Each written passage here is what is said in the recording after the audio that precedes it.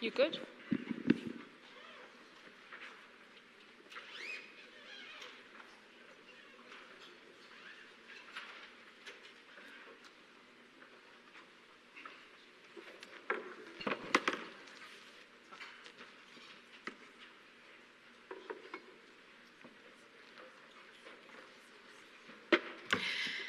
Well, a very good morning to all of you. I know some of you have been listening to my voice quite consistently for the last almost 3 days now, but some of you haven't been coming for the last 2 days. My name is Tami Nkadimeng. It's still Tami Nkadimeng, same as Monday and Tuesday, and I'm fondly known as the Message Architect. I will be your program director and facilitator for today. Today we land the plane on the Climate Resilience Symposium.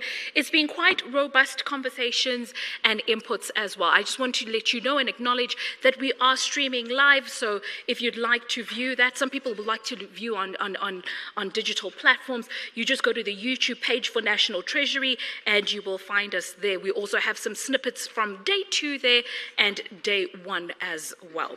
Now, if you'd like to see and view all the presentations that have been given to us for the last 2 days, please do scan your QR code on your name badge, and we have loaded the presentations from Monday and Tuesday, and a little later today we'll then load the presentations from today. I have the utmost privilege of going around the world and moderating conversations such as these for many corporates, but also for many public and private sector. And I always say we are not short of conversations. If you Google how many conferences happen per day around the world, you'll realize that we are not short on conversing. What we're short of doing is coming up with action plans and actually implementing the action plans of the ideas that we come up with as a collective.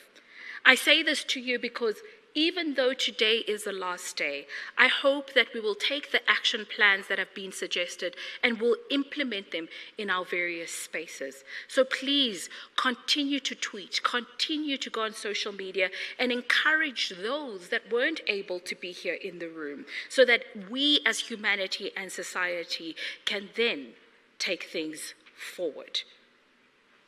We have to make sure that we continue with immediate movement, action, thoughts, and experience, because that is what change likes. So we'll go right into the program today. It's fairly jam-packed, but I will hold your hand and I will guide you. We'll start off with a message of support from none other than the British High Commissioner, His Excellency, Mr. Anthony Phillipson. A round of applause, please, as he makes his way to stage.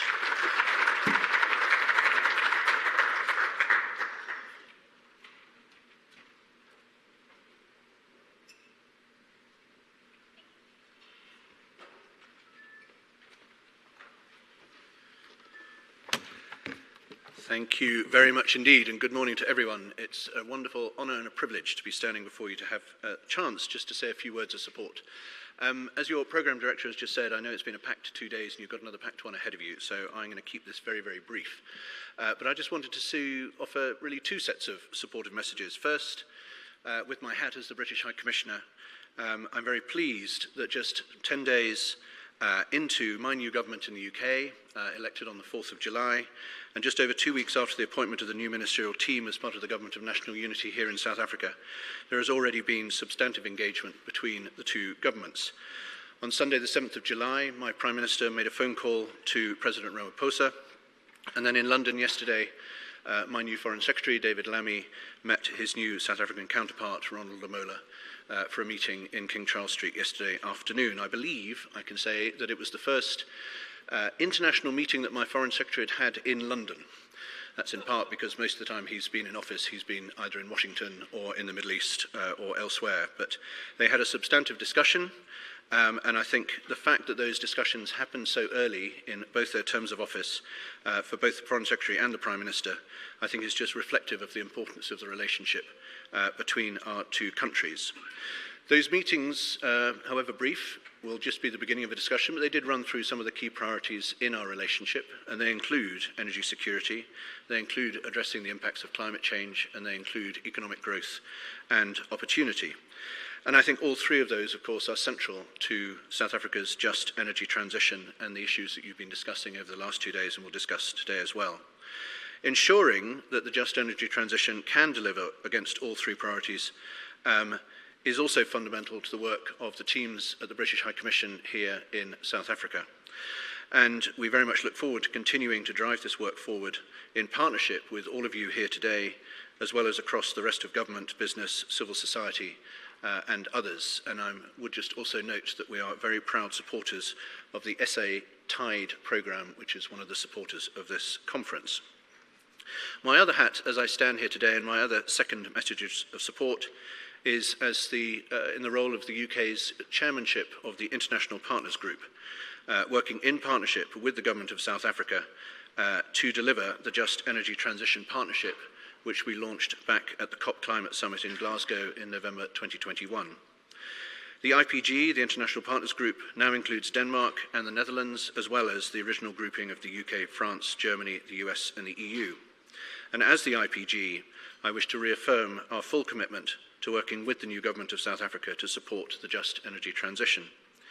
And we look forward to building on the progress that we have made to date in support of accelerating the decarbonisation of South Africa's electricity system, developing new economic opportunities in a low-carbon economy, as outlined in both the JET investment and implementation plans.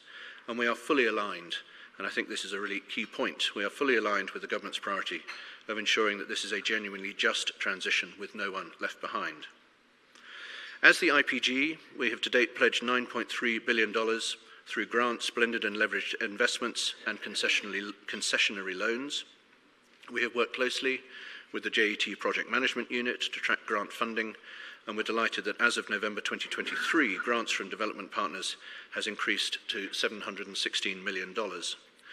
In terms of the UK's contribution, we have been working up projects for African Development Bank lending using the UK's guarantee, and specifically focusing on projects which address the issues of technical losses and non-payment or theft of energy and water in South Africa's municipalities.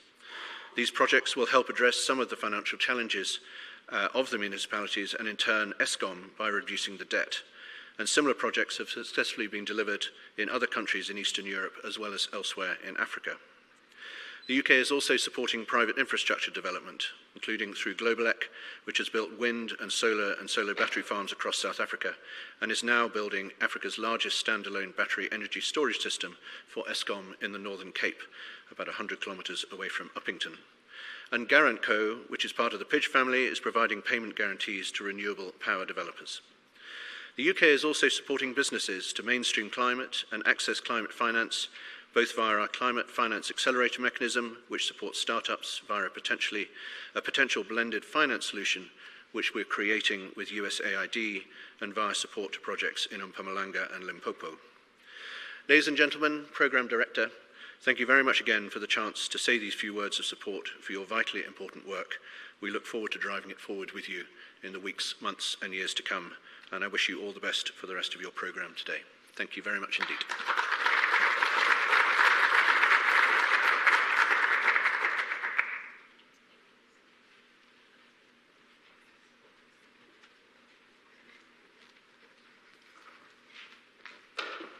I'll swiftly move along with another message of support, but this time it will be delivered by none other than Mr. Nelson Mufu from United Nations. He is United Nations Resident Coordinator in South Africa. Please, a round of applause for Nelson.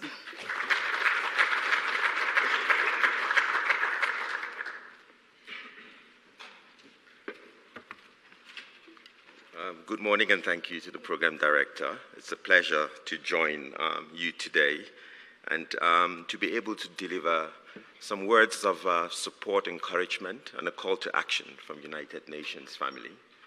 It is an honor as the UN Resident Coordinator and representative of the Secretary General based here in South Africa to be able to join all the other partners who over the last 2 to 3 days have taken part in this very important convening that seeks to identify and advance solutions that will address the transitions that we really need to embrace around the world as we look to safeguard our future and that of future generations. As we approach 10 years since the Paris Agreement was adopted, and as we also look at the journey towards 2030 for the Sustainable Development Goals, we need to face a stark reality that despite our best efforts and numerous international meetings, the conferences that the program director indicated, we are nowhere close to the objectives that we've set for ourselves to reduce global carbon emissions significantly below 1.5 degrees, and only 4/5 of the Sustainable Development Goals are currently on track. So that means we really need to take the necessary efforts to course correct and advance the solutions that will help us accelerate and achieve what we've set out ahead of us. And this symposium that focuses really on securing adequate, affordable, and accessible financing and advancing innovative instruments is really crucial, because without this, we will not have a just energy transition in South Africa and in other parts of the world. So it is important that as this symposium comes to an end and decisions are made and actions are taken forward, they focus really on structured finance instruments, directing investment flows, and securing the financing for sustainability writ large that is needed across the world. Otherwise, inequalities will deepen, and the implications of this reach far beyond national borders. As both the President and the Deputy Minister, who I acknowledge, said on the first day, the most impacted by climate change and inequalities are often the least responsible. We're talking about the poorest people in the most vulnerable countries, typically indigenous people, women, children, including girls. So it is therefore time, crunch time, for climate and SDGs action. There is an urgent need for robust actions, not only from leaders and partners alike, but all stakeholders, because we need a whole of society and whole of economy approach to be able to address this. And we have an opportunity to seize to advance economic prosperity and sustainable development through an energy transition and embracing a zero emissions economy. I am pleased that this symposium addresses exactly this, and it's about moving the needle on climate finance and just transition, and that through the financing of climate action and the management of risks, we will also be able to leverage the instruments that the National Treasury can advance, and to ensure that other partners and stakeholders in society and the economy play their part. Distinguished participants, it is important that we take note of the fact that investments in renewable energy are currently booming around the world, and therefore this makes economic logic. Over the last few years, onshore wind and solar are now the most cheapest sources of new electricity in most parts of the world. So we have an opportunity to embrace, but to look at the value chain and ensuring that all stakeholders across the value chain enjoy this opportunity. So the question remains, are we moving in the right direction and fast enough? Is the progress we're doing collaborative, ambitious, just, and inclusive? So you can certainly count on the United Nations to be part of this process and to play its part, because it is time for all of us to be in this, to take the action to slash emissions and advance a just energy transition, to build resilience and advance early warning systems, alongside the anticipatory actions that will protect people and nature from climate extremes, to boost climate finance, as we've said, and to ensure that the fossil fuel industry becomes part of the transition imperative. Alongside this, we also need to turbocharge our interventions on the Sustainable Development Goals, because they're all interrelated.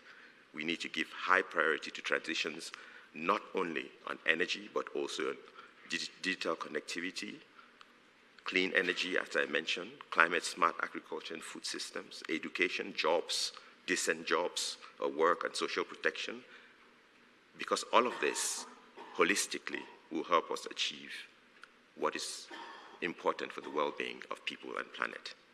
And of note in the South African context, the UN Family that spans from the Regional Economic Commission for Africa, the SA Tide program, which the UN is anchoring, as well as the work that the UN Development Program, the UN Industrial Development Organization, the UN Environment Program, the Food and Agriculture Organization, and many others, including the World Bank Group that is part of the UN system, are advancing. And so we look forward to working with South Africa and other countries as it also looks at preparing the next round of national determined contributions through our Climate Promise initiative, which the UN is already engaging with the government on. Because it is important that every municipality, province, industry, economic sector, company are part of this solution. And as South Africa looks forward to hosting the G20 presidency next year, it also has a responsibility and opportunity to lead the advanced economies in the world with the support, of course, of the UN and other partners in ensuring that they also advance adequate financing for sustainable development and embrace sustainably financing of the just energy transition, which is important. But we look at these advanced economies and heavy emitters to take the first step in reducing their emissions, slashing their emissions, in ensuring that they have tangible plans with the horizon of 2050 to reduce their emissions, and to also ensure that they capitalize the multilateral development banks and advance solutions that will help developing countries as well.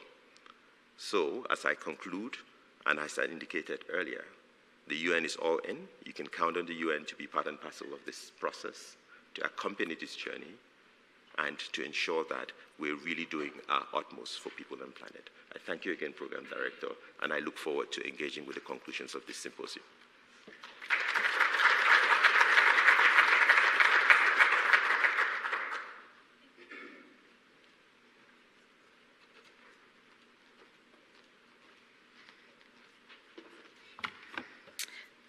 Thank you so much for that, Nelson. I just want to encourage you because I just remember, so I was moderating some conversations at UNGA last year, and it's very disheartening when you see how much we have not achieved, and I heard how you opened it up. And I think what really got my mind going was we must never overlook progress because we're trying to reach success. In order to reach success, we need to have continued progress. So let's always take time to also pat ourselves on the back. The fact that we are in this room and we're wanting to advance these conversations and actions is progress within itself. Please, another round of applause for Nelson. Now, before we continue, I just want to acknowledge a number of people. Of course, this event is brought by the National Treasury, so please give them a round of applause for all the work they have done to bring us all here together.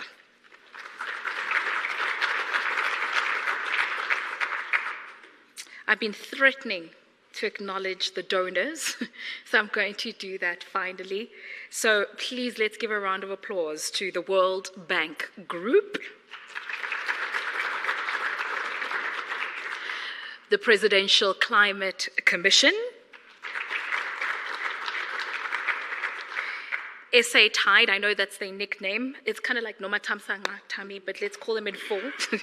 So it's South Africa Towards Inclusive Economic Development. A round of applause for them, please. The AFD, you know, can I give you a story before I pronounce this one? So I took French as a lesson in as a subject in grade 8. But the only reason I took French was because they said we had a trip to go to in Mauritius. And every time I come to these conferences, I wish I'd paid more attention because I'm always asked to pronounce French things whenever I'm in the room. But I'm sharpening my skills. So please, I'm going to try my best. Agence Française de Développement. Did I say it right? Yay! Then we have PINC, the Procurement, Infrastructure and Knowledge Management Capacity Development Program. A round of applause for them, please. We also have the Swiss Confederation Centers of Expertise. A round of applause for them, please, Seko. And making up the last donor for the symposium, we have USAID. A round of applause for them, please. It's a beautiful group of people who wanted to collaborate and put resources together so that we could all be gathered here. And so we are absolutely appreciative for the investment that you are making towards our people and our planet.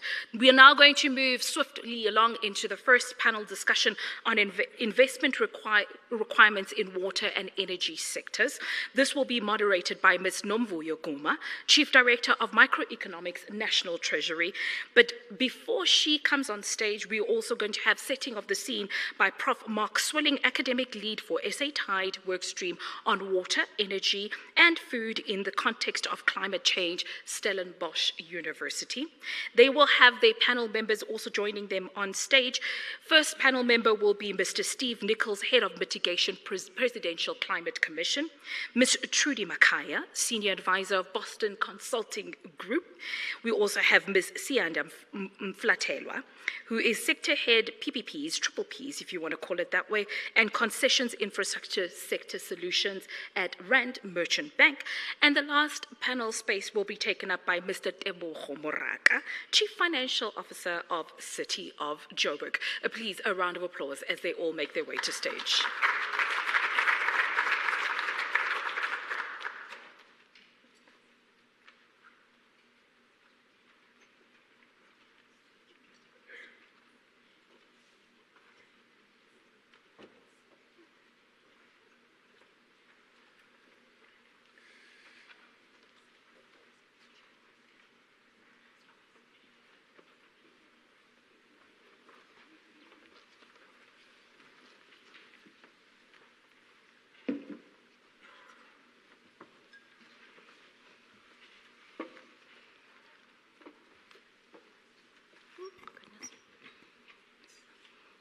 Thank you, Madam Program Director, and good morning, everyone. It is my pleasure to be moderating this very important panel this morning. The intention behind this panel is really to explore the critical investment requirements and strategies that might be necessary for advancing infrastructure development in water and infrastructure in the context of climate change. What we're going to aim to do here is to provide an understanding of the capital that's needed and identify effective methods to attract and utilize investments and explore the sequencing of these for maximum impact. We're also going to cover essential considerations like market design and what skills are required, and then also how do we overcome challenges to successful implementation. So the objective here really is to have a collaborative approach, or to arrive at a collaborative approach to financing and managing infrastructure projects that will contribute to climate resilience and sustainable development. And so without further ado, I'm going to hand over to Professor Mark Swilling for his presentation.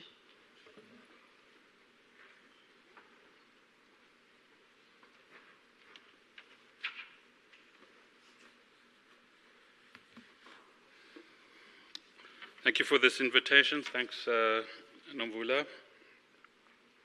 What I'm going to present is an overview of work that is centered around SA Tide, but has got a few pieces. I might not have time to cover it all. It's really just an ice cream lick of a vast body of work by a multiplicity of interconnected teams. So to start off with the knowns. The first known is that we have massive infrastructure backlogs. No need to say anything more about that, well documented. Secondly, it follows we need large-scale investments in the required infrastructure for economic growth, for a just transition, for social justice, for achieving the goals of the National Development Plan. Thirdly, what's known is the National Treasury's assumptions about fiscal austerity are probably not going to change. Fourthly, the SARB's assumptions about tight monetary policy are also not going to change. Therefore, QE is not an option. So how do we finance our infrastructure rollout? Fundamental questions, therefore, are how much is needed? Where will the funding come from? And what are the macroeconomic implications? So if I could just put up the slide, please. I'm going to show one slide. Yeah, just the whole lot. Yes, thank you. So at the center of this is SA Tide, which is a partnership between National Treasury and UNU wider. The projects that we are looking at essentially relate to, at the very core, water, energy, and food. And around that, we start to develop the wider answers to these questions. So when it comes to the water and energy infrastructure work, this is a partnership between the National Planning Commission, the PCC, the DBSA, and SA Tide / National Treasury. And the focus is on the investment requirements to achieve the goals of the NDP with respect to water and infrastructure, which were reinforced and clarified in the National Infrastructure Plan 2050, which was approved by Cabinet. And notice the way we formulate this. What are the investment requirements? So it's not a quantification of what's needed. It's not an assessment of policy with a budget at the end, which is the way we tend to do things, which is a problem. It's to focus on the money. What are the investment requirements? The DBSA is the funder of these projects, with some to complement the funding from SA Tide. And the water infrastructure study is complete and is on the NPC website, and I'll come to that as the kind of case study of this work. The energy infrastructure work, which is the most expensive project, should be done by September, October, around there. Both of those studies within the framework of climate change modeling, which is what Francois presented at the beginning of the conference. So Francois Engelbrecht's work at the Wits Institute for Global Change, in a sense, is the framing context of the work on investment requirements to achieve the NDP goals. And by the way, the DBSA is funding the water study as well. So that covers the red circle and the dark green circle. On the brown circle is a partnership between DBSA and the National Planning Commission to focus on digital migration into the 21st century, again funded by the DBSA, but it's primarily an infrastructure question. What are the investment requirements to achieve the digital migration? It's been very difficult to set that up, because you can find techies who can wire up a corporation, but you can't find strategic thinkers very easily in this sector. We eventually put a team together, and that is now only just beginning. Odi Simelane at the University of Pretoria, and the light green circle is just completing the study on the investment requirements to achieve food security. And that, together with the water and energy infrastructures, provides the core of what is required in the SA Tide project. However, we have to answer the other two questions. Where's the money going to come from, and what are the macroeconomic implications? The light brown circle you heard a little bit about yesterday. You heard the presentation by Antoine from AFD, which provides a lot of the non-equilibrium modeling framework that we require, because we want to endogenize finance and a climate change damage factor, which current CGE models don't do. So we have to build, in a sense, bottom-up within the GEMS framework. And Adele, who, together with my PhD student who's here, Mlondi and Devela, are the jockeys driving that process. And the core question that modeling process must answer is, if we do invest in the just energy transition as per our policy frameworks and the proposed and the outcome of the study that we are doing, what are the macroeconomic implications if we take into account financing rather than leaving it out? Because if you leave it out, you can achieve anything. You just assume debt levels that are completely unrealistic, and your model will tell you what you want. But if you endogenize finance, you're constrained by in particular, your cost of capital and debt levels. And that really means you have to focus on making strategic choices. And then finally, the purple circle on the right, which is also a National Planning Commission study, not with any other partners, because in a sense, I wanted to be completely unconstrained, which is to say, okay, if we're not going to get more money out of Treasury, if we're not going to print money at the SARB, where do we mobilize capital? We also know from all sorts of different kind of almost anecdotal kind of studies, but more than that, that there's a lot of liquidity in the South African in the South African financial system. But what we don't have is a map of what the architecture of the financial ecosystem looks like. And so what this study is, working with a conceptual framework developed by Stefan Moreau, who's based in Berlin, called the monetary architecture approach, makes it possible to document and map for the first time ever the architecture of the South African financial ecosystem in order to not only assess the various balance sheet reconfigurations that have taken place before and after democracy, resulting in the way in which our financial system is structured, but also to identify the elasticity spaces, which are essentially balance sheet reconfigurations with potential to unlock additional capital. And there's a backstory to this particular study, if I may share a personal reflection, which is when I was chair of the board of the DBSA, the Land Bank had some trouble, and the local financial markets turned their backs on the DBSA, said, well, you know, you're regulated by the National Treasury. They didn't back the Land Bank, and so, you know, can we trust you? So we had to rely more and more on dollars and euros, and so the question was, could we relocate our prudential authority to the SARB? The answer was yes. There was support from the minister, support from SARB, and it turned out that if that did happen, we might be able to, as DBSA, quadruple the size of our book.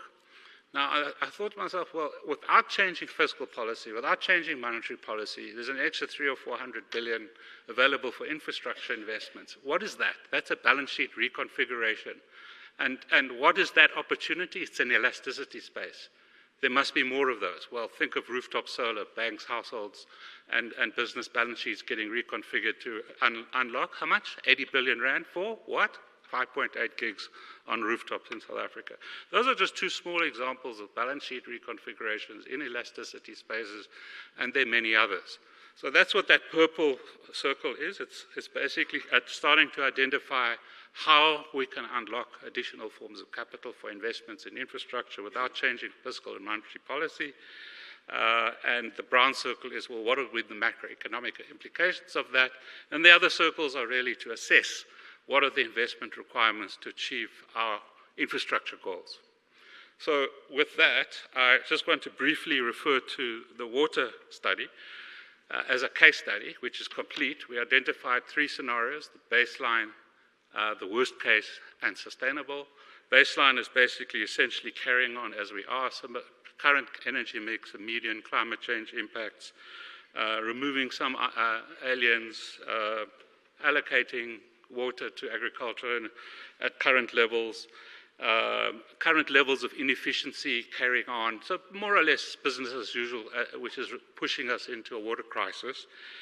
Even to maintain that, we need 91 billion rand more than we currently spend. We currently spend 165 billion on OPEX and CAPEX in the water sector, 91 billion just to stay on a course that we know is a problem. If you want to be worse than that, no alien clearing, more water for agriculture, greater inefficiencies, you know, blah, blah, blah, just kind of make things worse. You'll actually need 149 billion rand more than what we currently spend, i.e. 314 billion. A sustainable alternative would be a wetter climate in the east, a transition away from coal, sharing of taps in certain communities, aggressive water conservation and demand management, increased clearing of invasives, reduced allocations to agriculture, improved water efficiencies, and that's the cheapest option, 75 billion rand more than what is currently required. So where does it get us? Well, we have to now go into consultations with the financial sector and say, under what conditions can there be increased investments in the water sector? And that's the kind of conversations that the partnership of institutions that are involved here needs to now undertake in order to arrive quickly at solutions that will start to address our infrastructure challenges rather than just continuously talking about the problem. Restating the problem is the fastest way to make the problem worse. Thank you.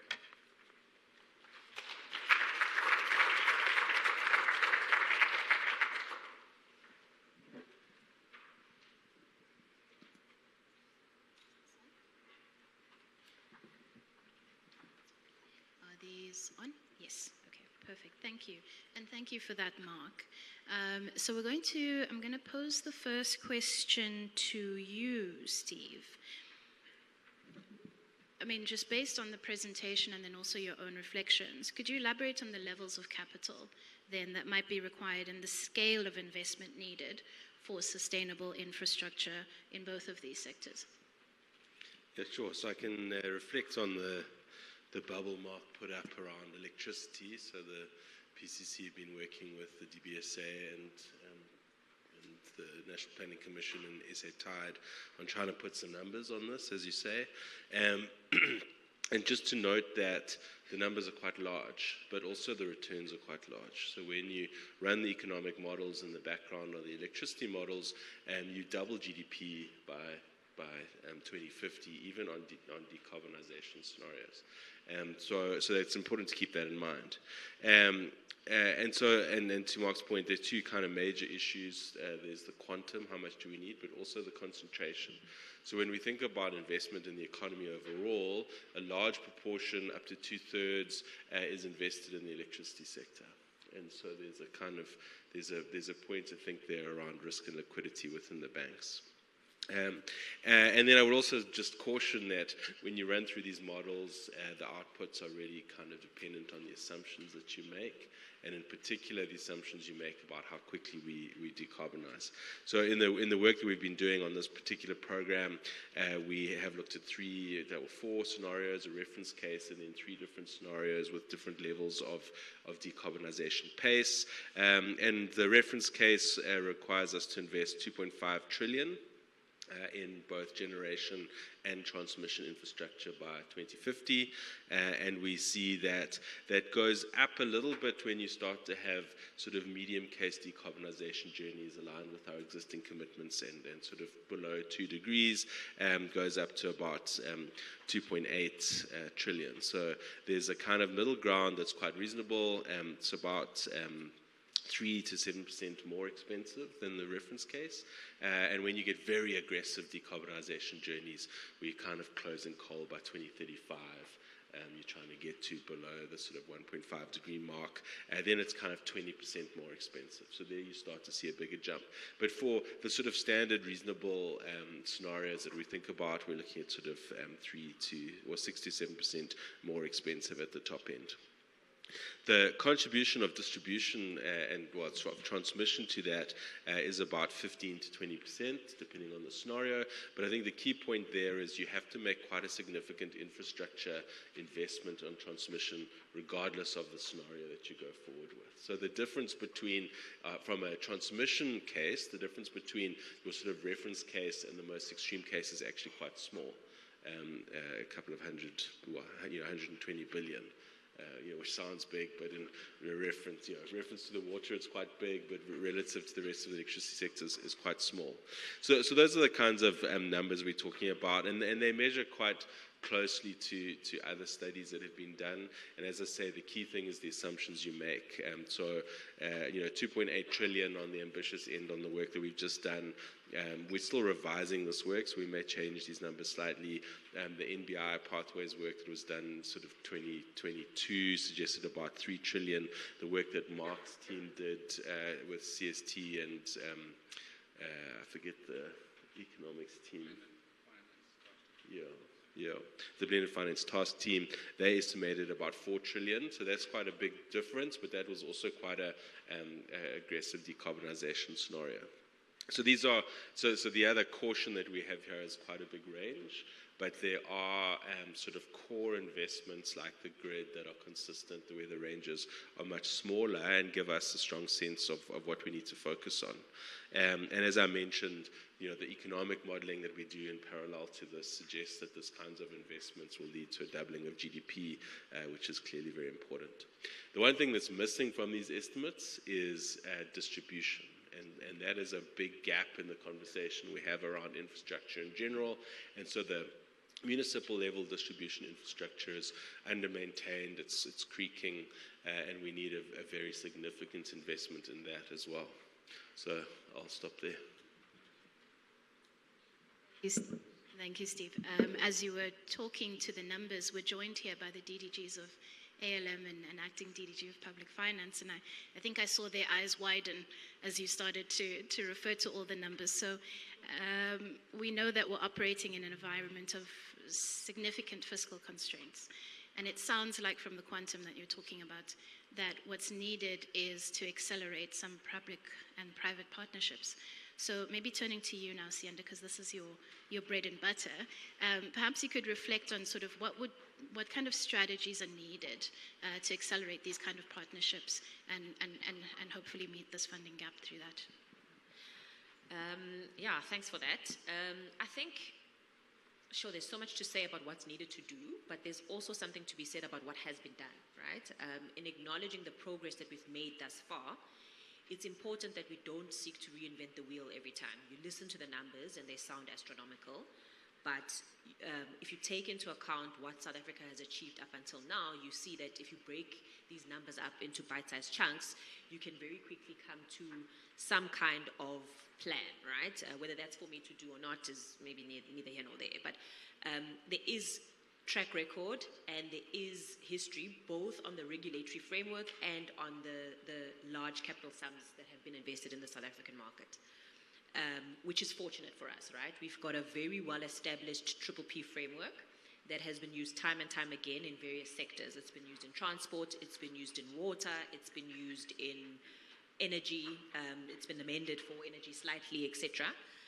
But the regulatory framework around energy has also evolved, right? So you started out with a government program that commanded and crowded in substantial investment in the energy sector with renewable energy.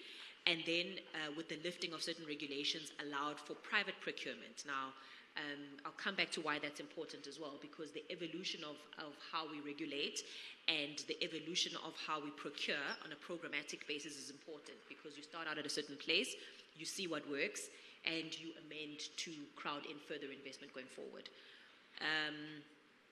If I remember correctly, the last number I saw in terms of how much infrastructure was procured in the public space, i.e. using private and public funding in the previous year, was close to 250 billion, right? And that's across programmatic power, renewable energy REAP. That's private power where you have high intensive users procuring on own balance sheet or some other kind of format. That's programmatic battery energy storage, etc., right? Across the board, gas to power, all of that stuff. That came to market and has fundable, bankable commitments behind it, meaning the SA economy and the liquidity is able to absorb and fund that, right, in partnership between private and public funds. And you expect that something similar will come. I think this year it's expected to be 300 billion, right? Which means that if you take the numbers in your report, the SA Tide report, it talks, I think, to about 200 billion or 250 billion, depending on which scenario you look at, annually until 2050. Is that absorbable in the South African market from a quantum perspective? Absolutely. How we do it is the answer. The programmatic stuff that we've seen in South African market up until now has been very heavily reliant on government support, so government guarantees. And as you mentioned, the fiscal constraints then become the blockage, right? Because you're starting to see within the programmatic space that there is a requirement to reduce the burden on the fiscus and to lessen those guarantees. So then you ask, how then do you find a model that still allows for substantial investment in the context of that? So the conversation doesn't need to be, can we fund the infrastructure that's required? It's the how, and how do we take and borrow from what's been done before? How do we take what's happened in the private infrastructure space, where you have corporates borrowing substantial amounts of capital for similar tenors and for similar quantums. I mean, I think the private power space in the last 2 years since the lifting of the regulations has procured close to 10 gigs, which is the same as what REAP had done in the last decade, right? So the speed of execution is there, and that doesn't require government guarantee. So how do you find places where you can replicate, even if it's on a smaller scale in water, right? Now, water has different nuances that may or may not lend itself to replication, but adaptations of certain parts of the regulations and can give you, a steer in the right direction. If you look at water in particular, the regulatory framework around it is quite complicated, and as you go through the various tiers of government and the various places where the infrastructure is actually required, it becomes a lot more complicated. So programmatic procurement, I think, becomes important, right? As a key element in crowding in substantial numbers of investment. You need something that's programmatic, where the risk allocation is understood and clear, and that can just be replicated year on year with minor tweaks, right? And that hits all of the other requirements like social investment, community involvement, all of these things that are important. But in the water space, it's not quite the same as power, because you don't necessarily have the same commercial model, right? So you need to look at, in the large intensive users as a grouping, and what they've done in power, how can we replicate that for water, right? Because there's a lot of the large intensive users are water suppliers in themselves. The current regulations allow for them to have water use license for extraction and for multiple other things. How do you make the regulatory environment conducive for them to then further invest and continue to become water suppliers, water providers, even beyond the useful life of their mines, right? That's one thing. How do you then create a programmatic space for the parts that are not linked to commercial users? So where you need government to come to the party, and you need some kind of fiscal support, how do you optimize that? The conversation in my mind needs to be around blended finance models, guarantee models that move away from the fiscus directly, but that provide some kind of credit enhancement that allow commercial banks to fund, but other institutional investors as well, to commit large amounts of capital behind programs like that. So, I mean, in a nutshell, I think there's a lot of it that's already happening, but there needs to be, as Mark says, maybe a clear plan as to how we hit these very aggressive numbers year on year until we reach, the goals in 2050 or in 2030, whatever timeline you're looking to. Maybe I'll pause there. Yeah. Thank you so much for those inputs. I actually want to bring in Debogo now. So, because from your perspective, from the city of Joburg, you're really kind of on the coal face of service delivery and grappling with all of these issues, from the regulatory frameworks, from the fiscal constraints, to still needing to deliver goods and services on the ground, not just now, but also for investing in growth, and now with the added pressure of having to consider issues around climate. So from your perspective, what do you think the critical investments are, and if you could perhaps speak to sequencing to add some additional flavor to what Sianda has just said. Thanks. Thank you very much. I think to set a context of where we are as a metro, as Johannesburg, but broadly speaking, all 8 metros in the country, we've seen an influx of people coming into the metros, obviously for any job opportunities and business alike. Now, the expansion, number one, of our infrastructure, but also the replacement of our infrastructure is critical to consider. Now, we are facing a situation where there's escalating electricity losses from a distribution point of view. I think Mark touched a bit on the investment that's needed on the distribution layer for electricity. But there's escalating losses also on water. that we need to really address. We know that South Africa is a water scarce country, and for me, I hear the numbers going into electricity, but water is an impending impending disaster waiting to happen if we don't invest in that sector. Now, what is key is also to understand an understanding from funders also, and it's something that we've been engaging on. Myself, my treasury team, and the banks, DFIs in the main, is that investment in infrastructure at a municipal level obviously has returns, like we've said before. Mark also touched on it, but we must understand the social or socio-economic impact of that as well. Making sure that even if we have to invest in our informal settlements, townships, where the return on investment might not be as great, but for social cohesion in any metro or in any country, we have to invest in those areas as well. So understanding and structuring finances or funding to municipalities in particular, based on that understanding of the context of the environment that we operate, that we have to service everyone, irrespective of where you're coming from, what class, and understanding that those returns might not only be monetary, but it's critical for social cohesion. It's something that we have been proactively engaging commercial banks and DFIs on, and I think we are getting to a level of winning. And I guess moving forward, it's all about how do we structure, and that's what your key question in terms of how do we sequence, in my view, some of the investments that are needed. I'm going to start with water. From a Joburg water point of view, they are sitting with a backlog of around 30 billion just for replacement of the current infrastructure, so as is at the moment, in terms of replacement of that infrastructure, refurbishment, and obviously taking care of the pipelines.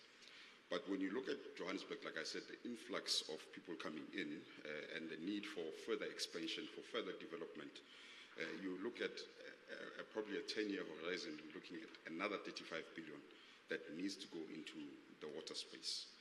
Now, if we were to talk about some of the key projects that we can start now, that we have identified in the city of Johannesburg, the first, and in my view, one of the easiest, is the fixing of our reservoirs. And I don't think this is a Joburg problem only, it's probably all metros. But from a Johannesburg point of view, we are sitting with reservoirs that are leaking close to 11,000 megaliters of water per annum. Now, that translates to around 145 million per annum that we pay to rent water, for water that we are essentially losing at a reservoir point of view.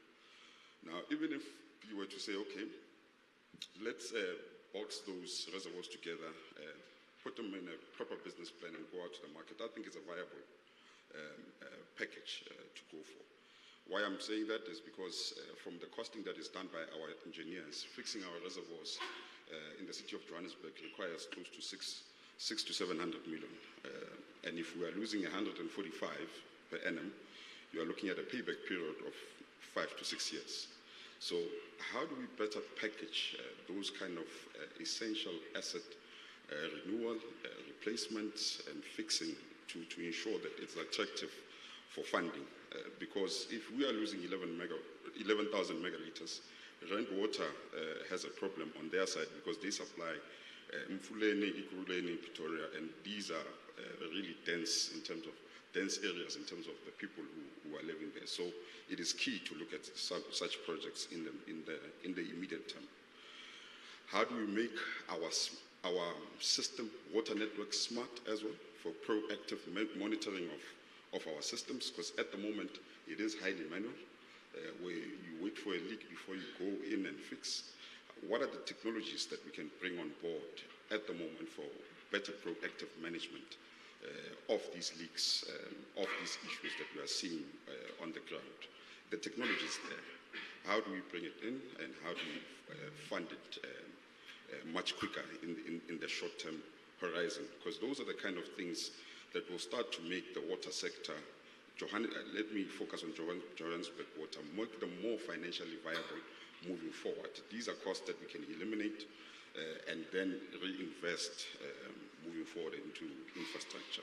So I've talked about reservoirs, pipe replacements, that is short-term, medium-term, and long-term in the main, because in Johannesburg, you're looking at 11,000 kilometers of pipes that are on the ground. So it wouldn't be a short-term fix, but I think there are targeted areas that we know where we are losing the most water that we can go in for in the immediate term for this funding. So those, in my view, and that's what we are doing as the City of Johannesburg in terms of how we structure our capital budget, which is not enough, and that's why we are looking at other alternative ways of funding.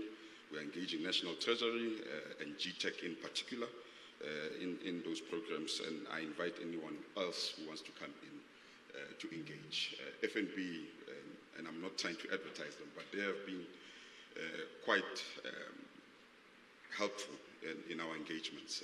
They seem quite keen on some of these projects, and I've always said I advocate for more of our commercial banks, but also other institutions of finance to also come in. Now, moving to electricity, where you have aging distribution infrastructure, which has a backlog for Johannesburg of around 44 billion, to really fix that.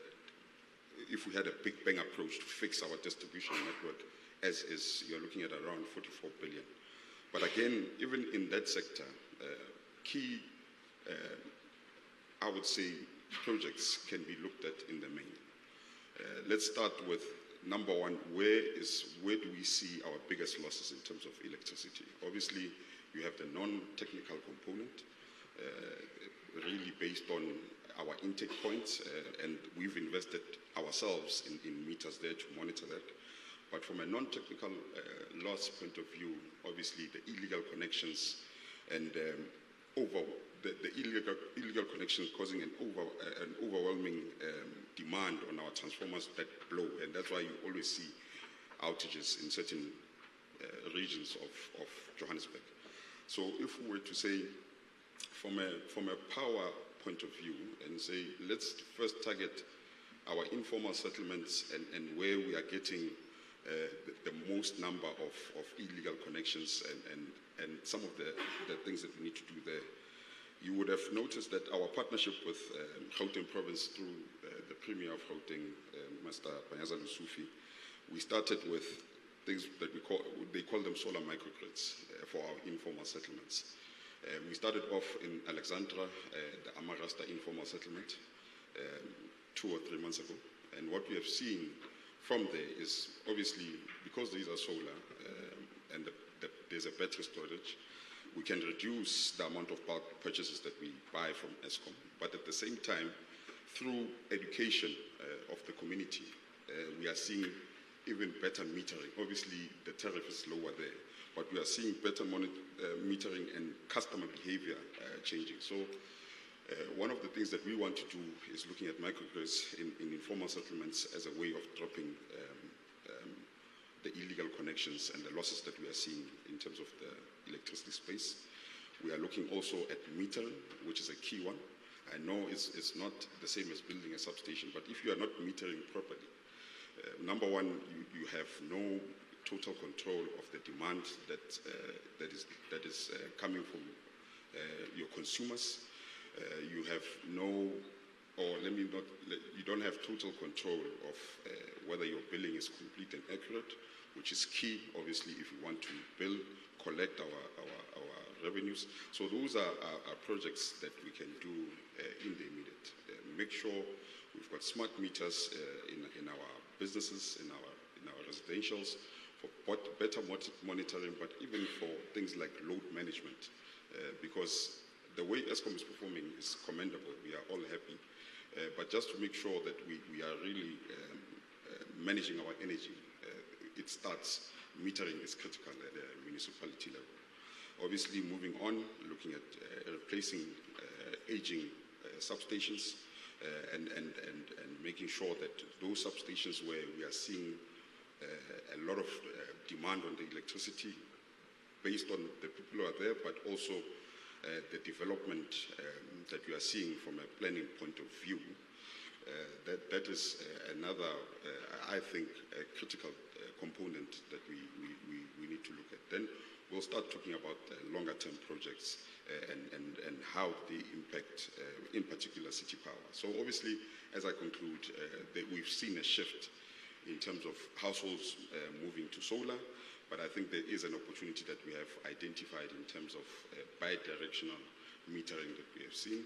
We can get some of the energy from households, from businesses that we can put back into our grid and then move it across our grid to ensure that wherever we lack in terms of a supply of energy, we can send that energy there. And also that also goes back to metering. So that is some of the things that we are looking at from a water and energy space. Thanks. Thanks, Tebogo.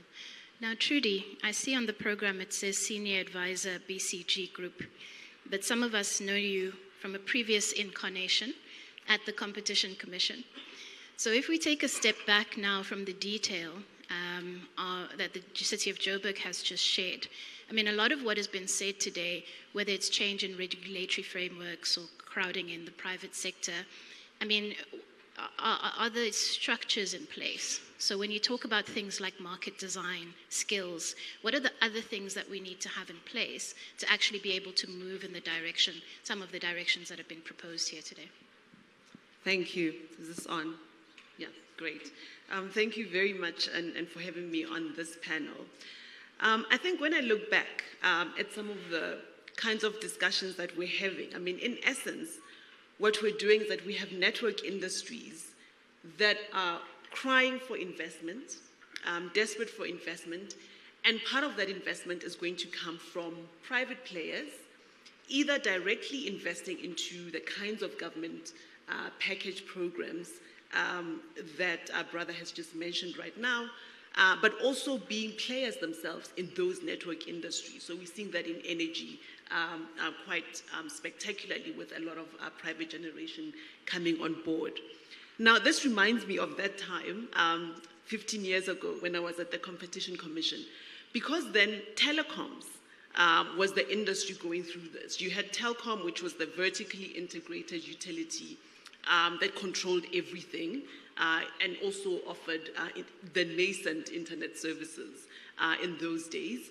And then you had value-added service providers coming in and being competitive, but needing to access the wire business, the wires that get into your home that Eskom controlled, that Telkom controlled.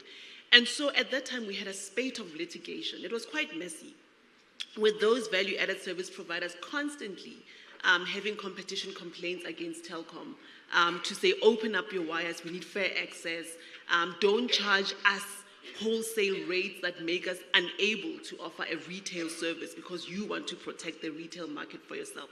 So it was a very long process that happened through litigation. Eventually, the Competition Tribunal ordered the vertical separation in terms of Telkom having to have functional separation at least of its accounts and transparency on wholesale pricing and all of that.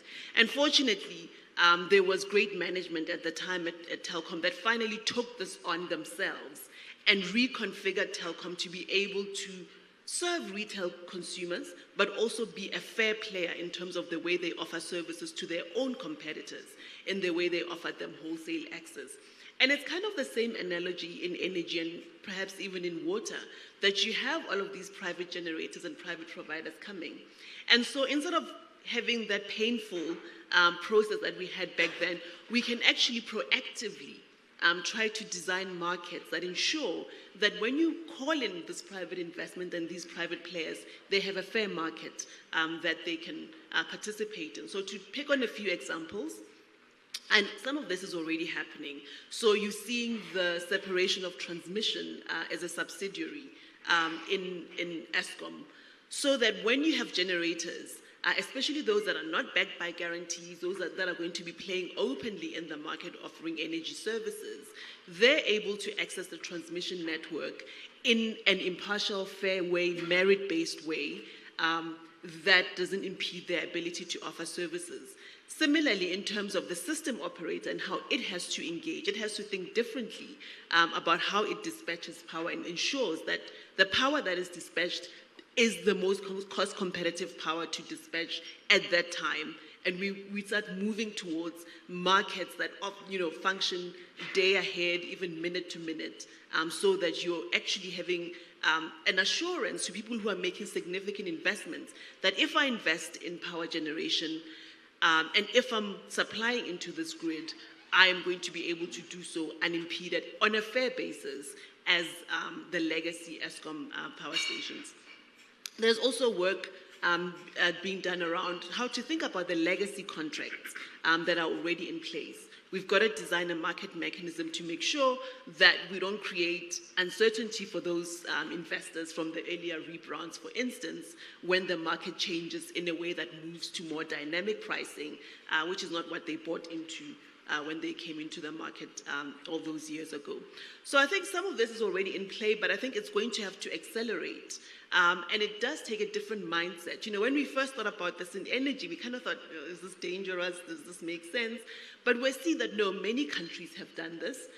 We're, in some ways, quite behind in catching up with this. But it's also a benefit because there are places where market mechanisms have gone a bit haywire. We've seen examples in Texas, we've seen examples in California. So we can also learn that this is not going to be like some casino. We're going to have to design this and regulate this properly and have the right instruments to do that, while also ensuring that we have openness and not excessive regulation. I think the second point I wanted to get to, away from the market design question, is around just the institutional work that's been done already to create a lot of investment pipelines that sit in different places in the state. In the sixth administration, 5 of those years I spent as economic advisor to President Ramaphosa. And one of the things that people said that stung me a little was that we created too many structures. But some of those structures are really useful. So there was the work around consolidating the infrastructure pipeline into the infrastructure fund under the auspices of the DBSA. There's the the Just Energy Transition PMU itself in the presidency that was set up, the PCC itself. Then there's work often in departments, in project management offices and DG's offices that look at investment pipelines. At sub-regional level, sub-national level, of course, as you've mentioned, there's projects that are being packaged at metro level, also at a provincial level. I think I mentioned all of this. And of course, at National Treasury, there's the budget facility for infrastructure that also kind of does this. So I mention all of this to say we've got a rich institutional architecture to actually bring projects to the fore, and we should be proud of that and really celebrate the work that's been done. However, the next step is really to get those projects over the line. And I think there is a bit of coordination, if I leave something for National Treasury, a bit of coordination of those pipelines that's required to make sure that we're learning across the different custodians of those projects are learning across them, across levels of government, across sectors, so that we're able to provide a compelling perspective. Because now from where I'm sitting on the private sector side, I engage with too many clients who still say, but we're not quite sure where to start, which pipeline, how to engage with it, even though we see all of the potential. So I think that visibility and coordination is going to be important going forward. Finally, on the point around skills development, if we look at the Just Energy Transition Implementation Plan, there's a chapter 9 on skills development. And I think a lot of thinking around infrastructure and investment often ignores the investment that you need in human capital to make this happen. We've learned the hard lessons with some of our mega infrastructure projects, I won't mention names, that ran over budget, delayed, etc., etc. And part of the problem would be having to import skills or having people doing the work but having to repair it, redo it over and over again. And so without a clear human capital strategy, we're going to fall short in some of these transitions. So some of the work we've been doing, for instance, as supportive of the National Business Initiative, is to think about having a comprehensive skills strategy that would draw in the private sector, because the private sector are the people who are going to be using most of these skills as contractors, maintainers, builders of this infrastructure. So we've set up a steering committee, 30 CEOs, 30 CEO champions, really thinking about how are we going to make sure that for the next 30 years, at least for the just energy transition, but I think I'm going to lobby also for water and other infrastructure elements, we have clear, all the stakeholders are in the room, and we develop a skills plan that is granular, that really looks at municipal level. These are the people that you're going to need over the next 30 years to deliver these projects. So let me pause there. Thank you. So much to panel for the very rich reflections, but we are running out of time. So actually, let me pull in the audience here.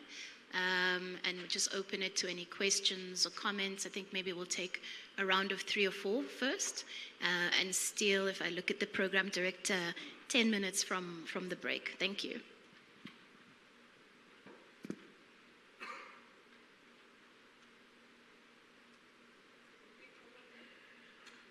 Hello. So I have a double question, if I may. The first is in this conference and in this panel, I've heard a lot about the money supply and figures about investment needs for these various applications. What I'm not hearing about is about the money consumption, and it's unclear to me precisely on what we are aiming to spend money on. Is it salaries? Is it hard adaptation? Is it maintenance and repair to existing infrastructure? What do we mean? What do we need money for? And I'm concerned that there's also, this is related to my second point, there's a set of assumptions in this conversation about what we're really talking about. So the second question is about, when we talk about climate change, what is in the minds of those that are looking for funding? Are we talking about a different climate in 5 years' time, 10 years' time, 20 years' time? Are we talking about next year? Are we talking about this year? Are we talking about seasons? Are we talking about extreme events? What is it that we're talking about when we're talking about funding for resilient infrastructure? So there are 2 things that are unclear to me, just in summary. One is about exactly what we want to spend money on and what we need the money for.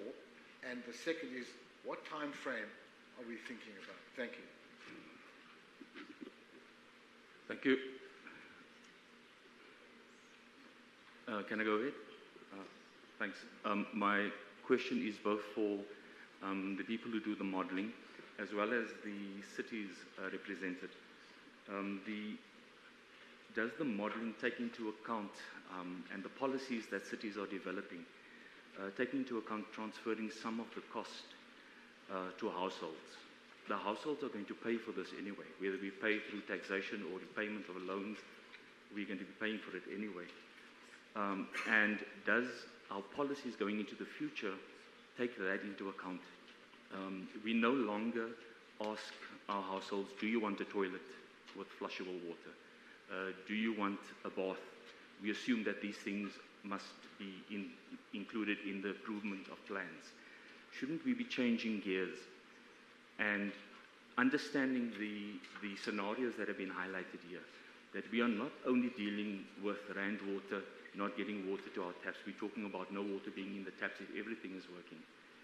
We're not talking about Eskom having load shedding. We are actually talking about the impact of using coal at Eskom. And so my concern is that we're still stuck, I get it from a perspective of how the municipalities are responding, that we're still stuck in responding to crises that we have now, and that we are not dealing with what is coming. When I heard the comment about water scarcity, I immediately thought that if I'm a household, I need to find a way of making sure that we put JoJo tanks everywhere. Because that is the type of gears that we need to change. And I think it will have an impact on the infrastructure and the nature of the infrastructure that is required, but also the scale. We have massive areas that we can utilize. We have sun virtually throughout the year in Gauteng, and yet we're not using that oil that's available to us in the households. Thanks very much. Okay, thank you. Apologies, I saw two up there. So 1, 2, then a hand to Steve, and then we'll come back to the panel. Thank you, Program Director. Yeah, it's a very interesting panel. I think I've got two questions. I've got lots, but I'll keep it to two. First of all, what thought has been given to the transparency framework of introducing new players in the private sector? So to what extent are you going to look at transparency specifically? And I think Tebogo sort of touched on it. In a lot of cases here, we're talking about public purpose infrastructure, which have social impacts. And I don't think we're giving enough thought to that. And also, I don't think we're giving enough thought, and I'd like to hear your comments on a conversation about what type of investors does South Africa need in a business unusual fashion. Because I do still get the feeling that we're having these business as usual kind of conversations and structures as opposed to business unusual. And I will raise the business unusual, especially in relation to the transparency framework as well, because I'm really concerned that this conversation that we're having here is great, but I don't think when we move out of the room that we actually have significant enough transparency and also involvements from civil society and independent experts. It's a bit of a niche environment, so I've raised a lot here, but I do think we need to look at transparency and how we're going to address it in the broader scheme of things. Thank you. Okay, thank you. One more, the final question. Yes, thank you so much. My name is Tukulu Khoratupetsane from Stellenbosch University. I think a huge thing for me that I'm hearing with all of these infrastructure pipelines of projects that need to happen is also that there's a huge opportunity then for domestic firms to actually be able to absorb all of this work that's essentially incoming. So my question is then, how do we need to, this is especially going for Trudy, and I'm thankful that you come from the Competition Commission, is how do we balance this need for visibility and coordination, as you mentioned, with also the need for to comply with competition commission's need for neutrality and not necessarily saying what's going to be happening in the long term. So how do you reconcile the two to ensure that local companies can actually capacitate themselves to absorb all of this? Because just in the first 6 months of 2024, South Africa closed over 600 companies, and therefore this infrastructure uptake is a big opportunity. So how do we relook at procurement from your perspective? Thank you. Thank you. So to the panel, we've got 5 minutes to respond to those questions and wrap up. So the challenge is to you now. So I heard a couple there that sounded like they were for you, Mark, around climate change, and climate resilience and the modelling outputs. Steve, I don't know if you'd want to come in on the question around the kind of investors, and I know that you had a comment as well. And then Trudy, I will come back to you for the question that was posed directly to you. Right, thanks.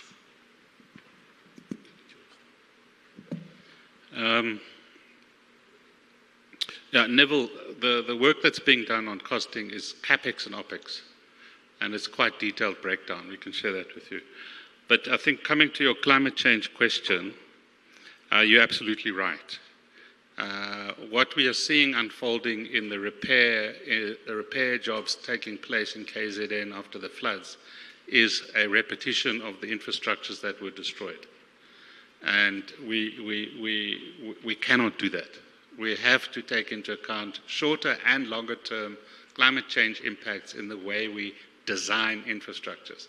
Now, there's only a relatively small number of companies that do the design of these big infrastructures, and there are learning curves. There's evidence of learning curves in these big engineering companies, but it's not steep enough. But I think the challenge possibly lies more with the funders than the engineering designers, for the funders to change their risk metrics. Because if a funder says, well, has this design been proven and tested? And if the answer is, well, not quite because it's new, in the light of new circumstances, and the funder kind of like raises an eyebrow and says, well, I'm not sure that fits our model, then you have a problem. So the learning curves have to be both, and I think the DFIs play a key role in de-risking some of those learning curves. Let me just add some detail to the modeling question. No single model answers all the questions, right? So what we've been talking about today is largely CapEx and OpEx and infrastructure. What kit do we need to make a network sustainable and secure? But we, at the PCC, for example, are starting to bring together academics who are researching different components of this, trying to get them to link their models so that we can ask much more specific questions about households, for example. What does a move out of coal in Mpumalanga mean for Mpumalanga households? At a national level, the impact's fairly neutral. But at a Mpumalanga level, of course, it's not, and trying to understand the distribution of that. As we move out of internal combustion engines into electric vehicles, what does that mean in terms of distributional impacts across the country? We're looking at things about costs for reskilling, the cost to improve institutional capacity, what kind of social support. On this idea of timelines and climate change, we're trying to introduce climate change over a longer period. So we know even by 2030 that there's some big climate impacts that could have as much as a negative 5% impact on GDP. But obviously, as you go out to 2050, you start to get bigger and more variable impacts. And so there we're looking at things like how does wind speed impact, or how does climate change impact wind speed? Will we get better or worse winds? Turns out we get slightly worse winds. What does that mean for our capital infrastructure investments? Just a point on electricity infrastructure that I wanted to make and follow on to Trudy's point about getting this pipeline sorted. There's also a long-term financial pipeline that we have to be thinking about. So particularly on the electricity side, these investments are kind of cash flow positive, certain de-risked investments. And ideally, we should be packaging those cash flows into long-term investments in pension funds and so on, which does two things. It frees up debt and private equity capital to invest in new things, but also it creates ownership. So, if we can do that properly, then we don't have to worry about the privatization of the grid because it'll be owned by us as pension fund holders. These are quite positive stories, even though the numbers are big, right? It's a very positive way forward for us. Thank you. I think let's get Trudy to answer because we're already on time, and then I'll encourage people to look for you in the break. Okay, thanks for that. I think that's an interesting question, and it really boils down to industrial policy and the different tools that influence industrial policy, like competition tools, but also trade tariffs and those kinds of measures. And I think that the question that we have to ask is, what are we prioritizing? Because in some instances, so I think the overall answer would be that we want to capture as much of the value chains that support all of this infrastructure as possible within the country. But that could lead to some counterintuitive conclusions, in that to enable us, for instance, to be superstars in a particular element of the battery value chain, we might have to import certain inputs. And so we have to be quite relatively relaxed and have very low tariffs and encourage imports on some upstream components so that we can win in the downstream market. So I think there's got to be that comprehensive view rather than just having one instrument and thinking, this is going to solve our problems. Let's put a tariff on this item and then we have a strategy. No, we have to think about how does it feed into the overall value chain and how does it support us. And also be willing to be flexible. So on competition policy, I do see, and we've had instances where competition regulation is suspended, where companies get an exemption to say, actually on this, you're allowed to collaborate because it's for the greater good for the country. But on other things, like the examples I was giving on energy generation, no, we actually want a completely fair playing level field, so no, you cannot cooperate. So it's about making those trade-offs, but being clear in mind, which parts do you want to win in, which parts can you realistically win in, and which parts do you have to liberalize and leave open more liberally to market forces. Thank you, Trudy, and thank you so much to my panel for a very engaging conversation. I would have loved to hand back for closing statements, but it's dangerous to stand between people and scheduled breaks. So I think let's leave it there, and my thanks to the panel again. Thank you.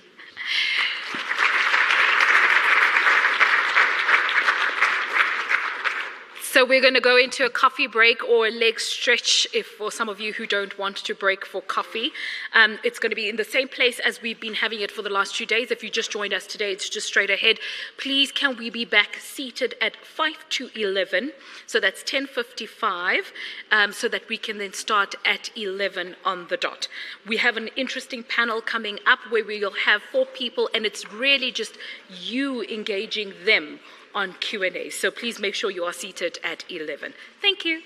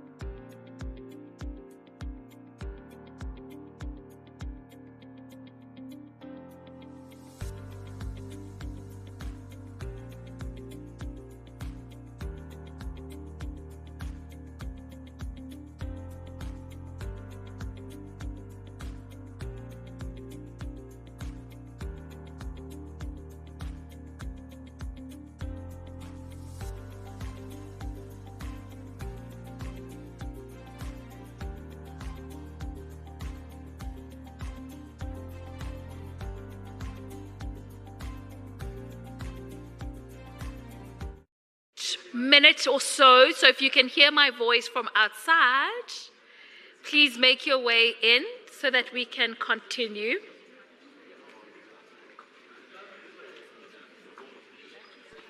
If I could please ask Keta to make his way to stage. I did that because I could see him right there in the corner of my eye.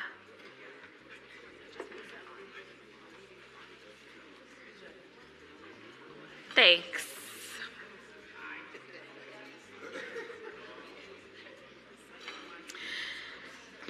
Great. So we're going to go into this next session. So on stage, let me just wait for the two to come back to stage. I want to make sure that we are just adhering to time. So on stage, I'm joined by 4 members of the leadership from National Treasury.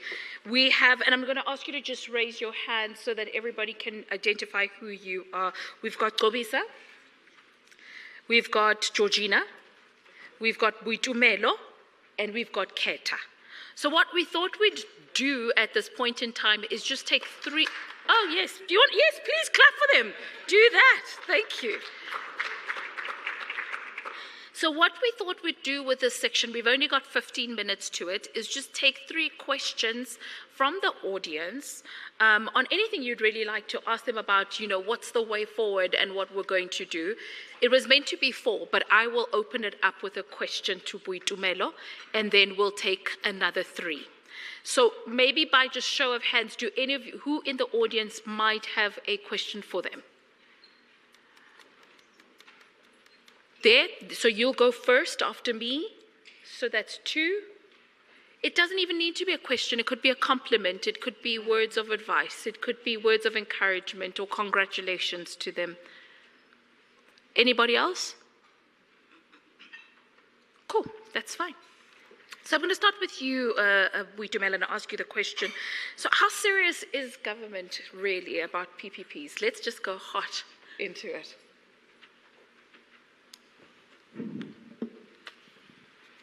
Thank you for the question, and good morning, colleagues.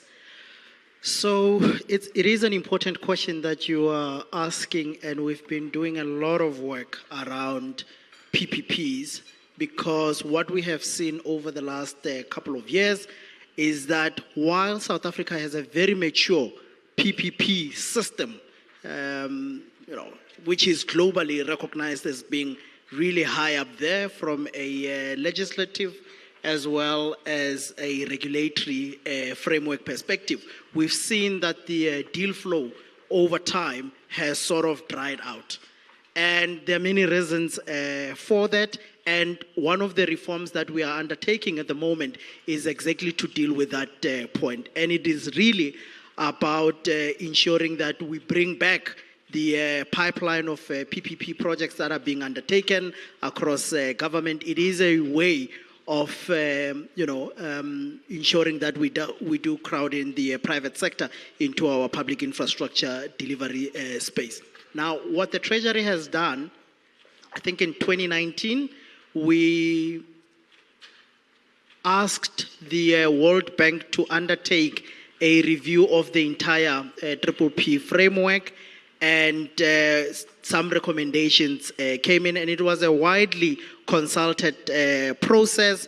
And earlier this year, we did publish the amendments, the proposed amendments to the PPP legislation, as well as the framework.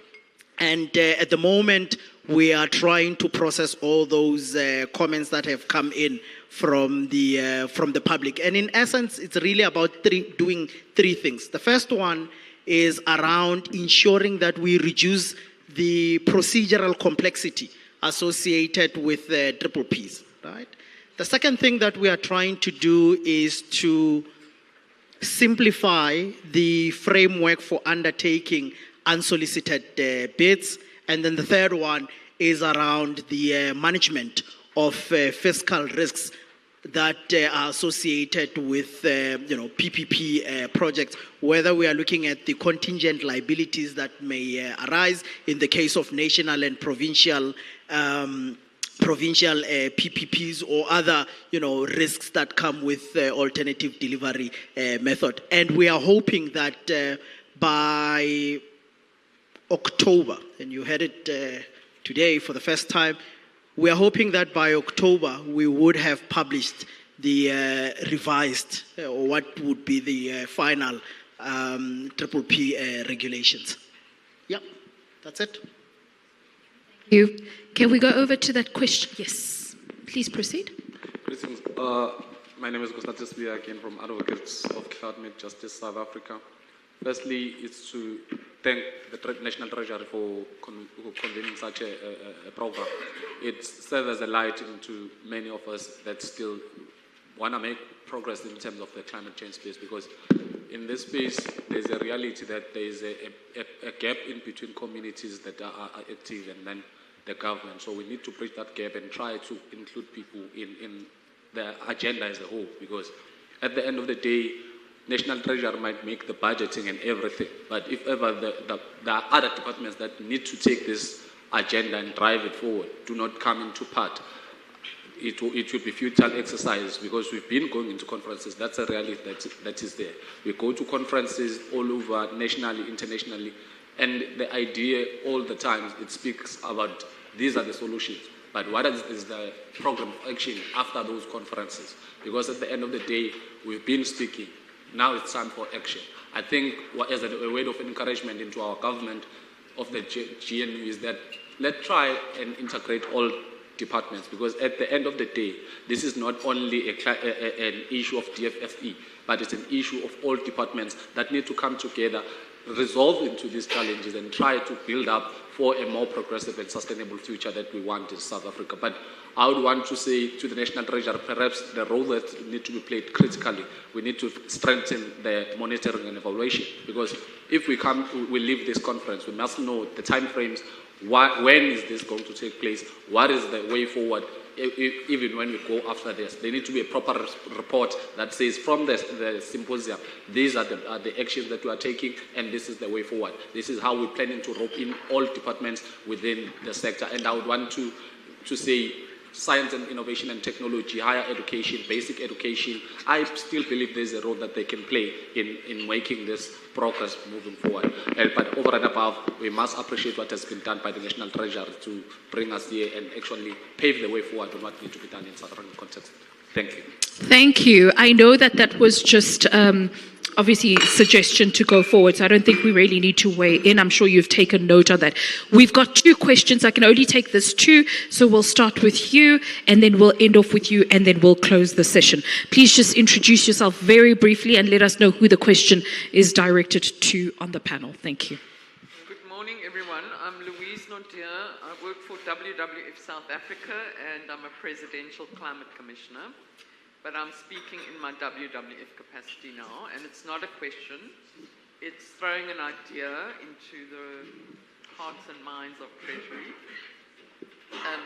Yesterday we had a discussion about the CBAM, and I would suggest that we can solve our CBAM challenges if we raise our own effective carbon price in the form of our carbon tax to levels that match the countries, because it's not just the EU, there's several others moving in this direction, that match their carbon price, and then the revenues will flow into our own fiscus as opposed to into some other country's fiscus. And we could then offer some kind of kickback for those very hard to abate sectors like iron, steel and cement. Thank you. It's the wrong word to use, kickback, but I think you know what I mean. Get it? It's okay. Thank you. Yes, can we go over to the gentleman on that side? Hello, thank you. Just firstly, congratulations, guys. This was such a great event. My only gripe is that I couldn't invite more people. My question is, what's the way forward with the event? Are you guys going to have another one? And really keen to see how we take it forward, because there's a lot of genuine stakeholders here. And, in other conferences, where we usually go with banks, it's really, you don't have the same energy. So would be interesting to see how you guys are going to take this forward next year. Thank you. I don't know, do you want to, Gobisa, take it? Okay, fantastic. I'm not sure if all of you heard his question. He was asking, because the voice went a bit faint, what's going to happen with the event? Are we going to have another one, or what's the way forward? Thank you so much, Tammy, and thanks for that question. To be honest, this is our flagship, and I mean, we're going through a trial and error, honestly, though at the center we do understand and acknowledge the significance of having maybe a reiteration of this sort of event going forward. It's something that would need and require decisions from the center. At this stage, we're not in a position to give clear guidance whether there will be continuation up until those conversations have taken place internally. Obviously, linked to the remarks that were also made earlier on, we do need a serious debrief as to really how we're going to take some of the recommendations stemming out of this exercise going forward. And many of you are aware that we are going to be taking up the presidency, the G20 presidency come next year. So that would be front and center of our focus for at least next year. To the extent that we can integrate issues specific to climate as part of the G20, that remains to be determined. But I think that's the only answer we can provide at this stage. But we are really quite thankful, or really in terms of the overwhelming support that we have received for the symposium, and this is things that we're going to reflect as part of a debrief internally. Thank you. So I'd hate to have Georgina and Keta there and not say anything. So I'm going to allow you to just give your closing remarks, anything you'd like to say. So let's start with Georgina. Great. Thanks, Program Director. I think I want to reflect on this issue of engagement and raising the bar in terms of action, because I think that's also one of the things we wanted to achieve here. Given the fact that there are areas where the Treasury is active and it's their mandates and responsibility, I think we continue doing the work that we are required to do, but we do need to take a joined up and collaborative approach to working across government. So as we head into this new administration, the set of priorities which we'll hear tomorrow, no doubt climate change will feature in that, and I think we will take up the responsibility as the Treasury, but also along with the rest of the government departments to set those priorities and set the plans in place that need to happen.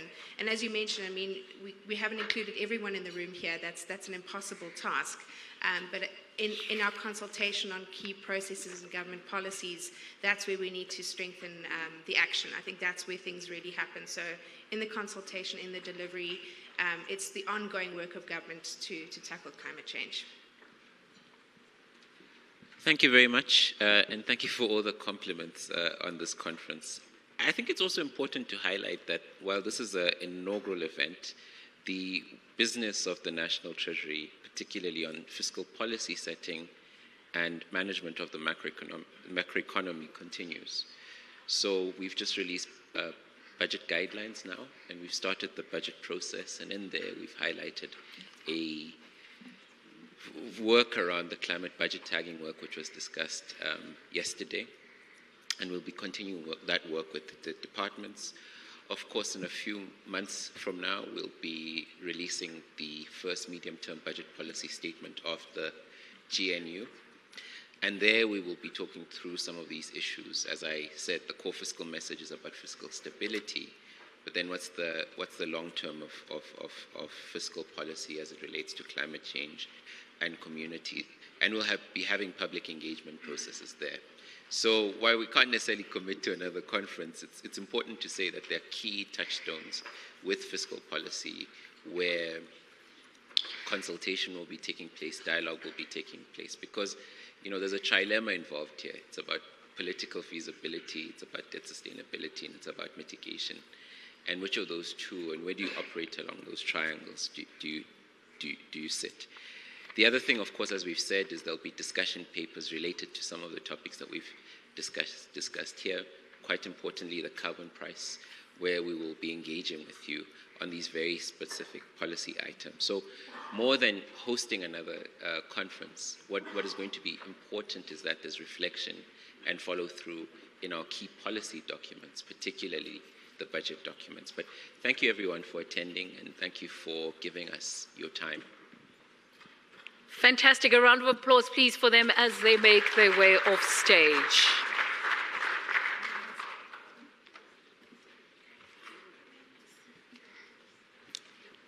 Don't worry, Boitumelo meant to stay. He likes it up here. So we're going to go into the next section where we'll have back-to-back speakers. The first one is going to be Mr. Boitumelo Mashilo. We just heard from him now. He's actually the Chief Director, Capital Project Appraisal. That's at GTAC, and he will be speaking to us about institutional reforms and governance for strategic infrastructure delivery, and he will be speaking to us on the recommendations. Sorry, I was just trying to clear my head on my thought process. Straight after him, we'll then be joined by Mr. Farai Kanonda, Regional Sector Manager, Energy Infrastructure, African Development Group, and he'll be speaking to us about just transition finance ecosystem in Africa, challenges and opportunities. So when it's time for him to come on stage, I won't reintroduce him. He'll come on stage. I'll ask then Boitumelo to also stay on stage, and then we'll be able to facilitate a quick Q&A after the both of them have spoken. Thank you. Over to you.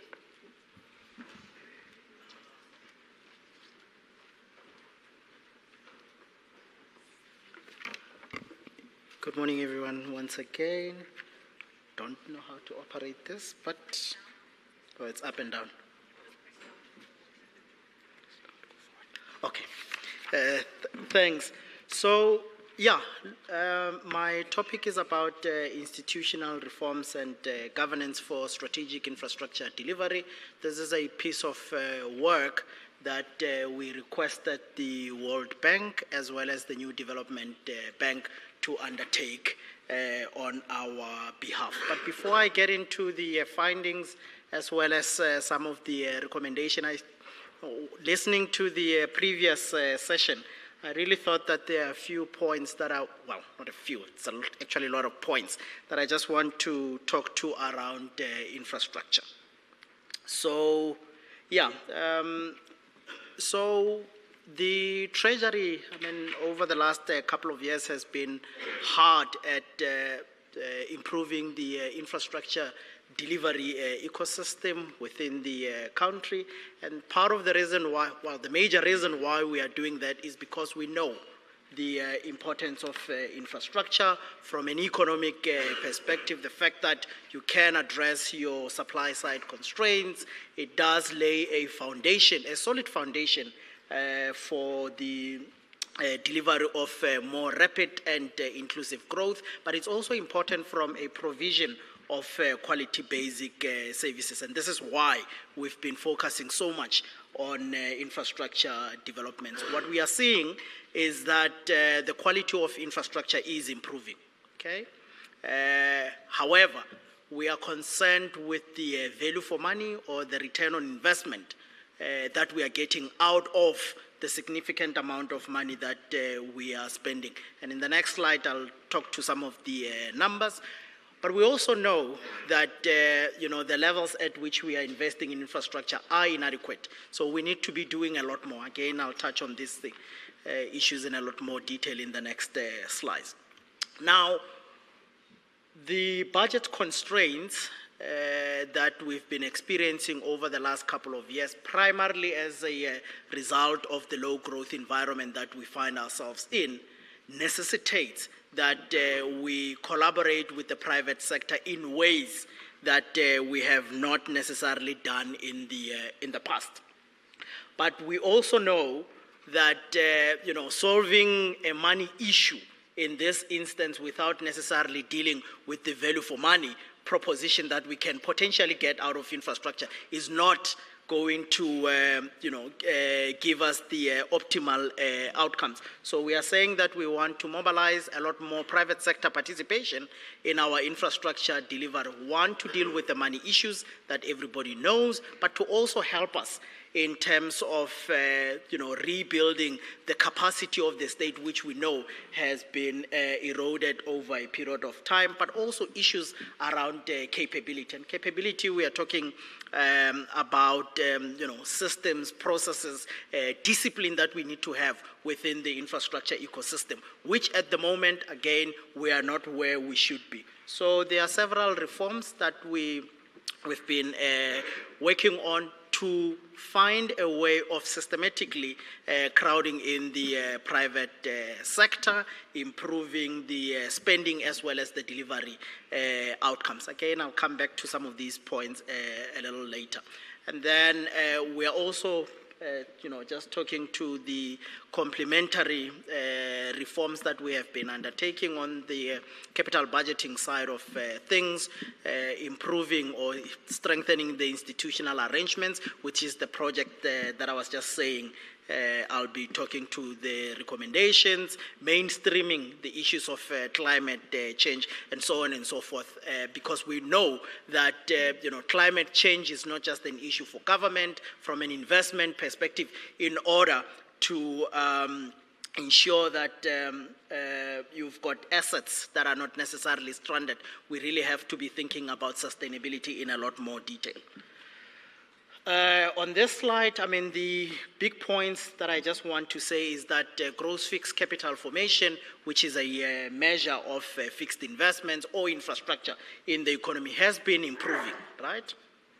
And what we can see from the graph is that 2/3 of gross fixed capital formation is actually being done by the private sector, and 1/3, only 1/3, is being done by the government. So from an economic policy perspective, what we have been doing is to undertake measures that will create certainty, that will inspire confidence, and so on and so forth, so that the private sector can come in, but also on the government side of things, the reforms that I've been talking about and that I'll keep talking about. In fact, for the most part, in this presentation, I'll be talking about the 1/3 rather than the 2/3. On the right-hand side of the panel, we just have a graph that talks to some of the aspirations that came from the National Development Plan.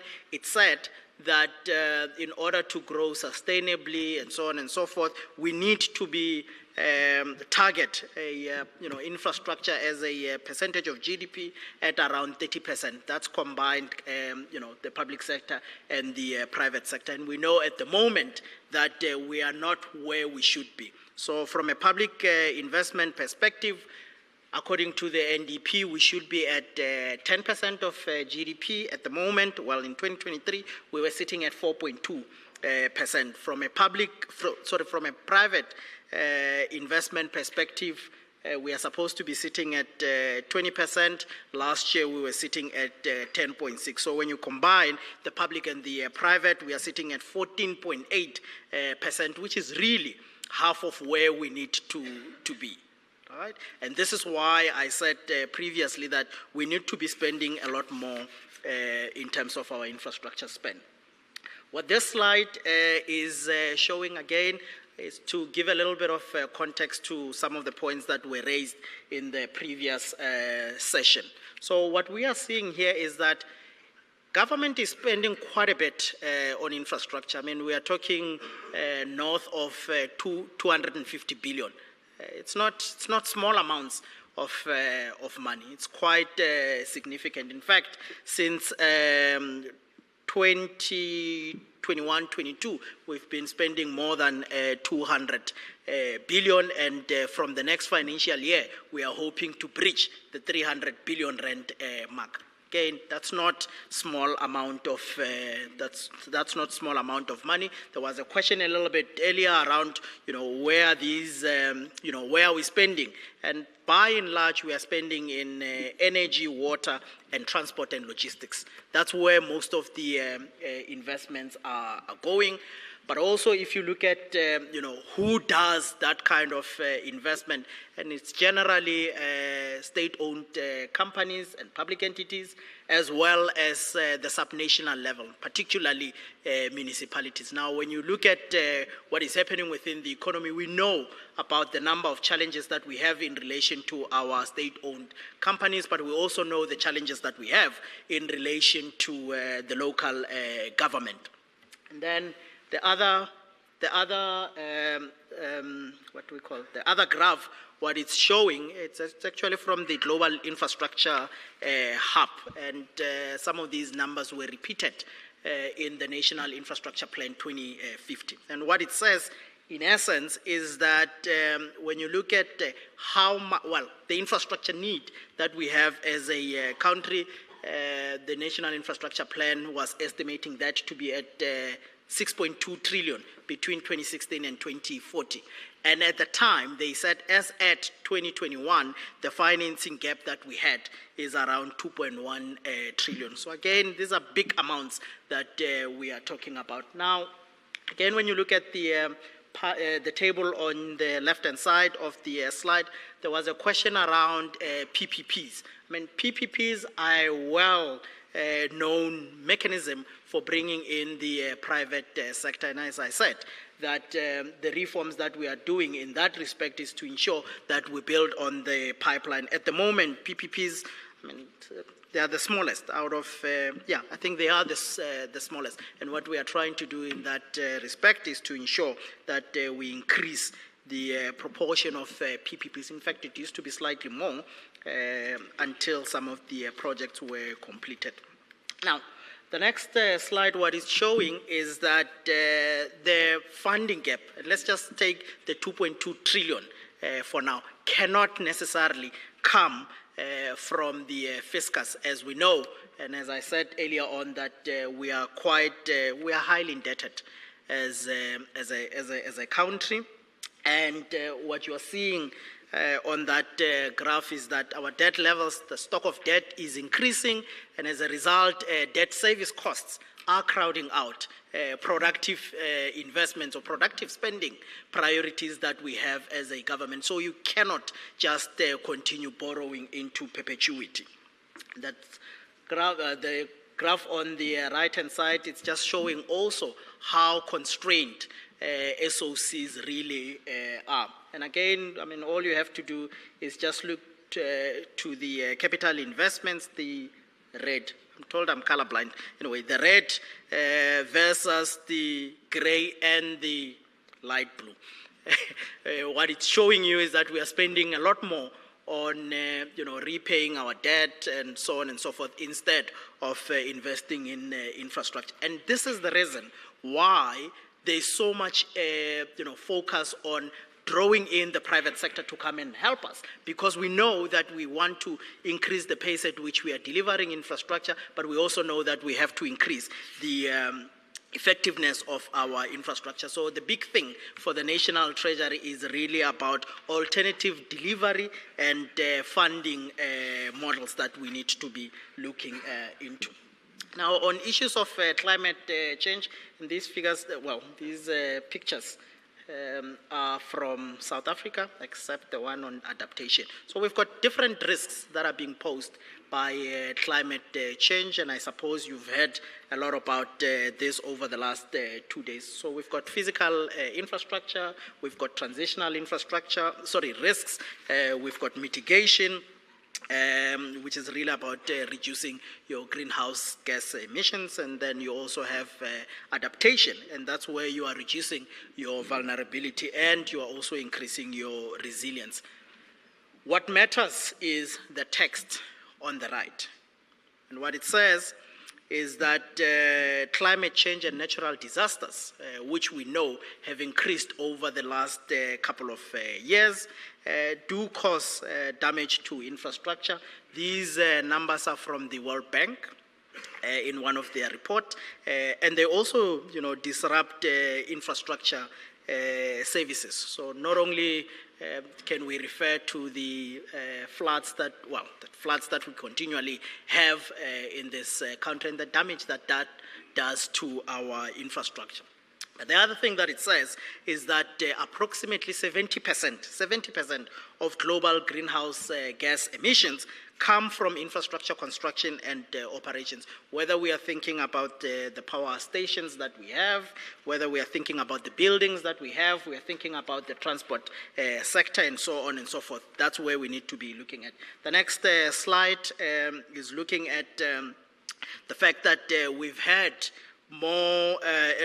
we've seen an increase in global reported natural disasters, most of which are in the form of extreme weather. Again, this comes from the World Bank.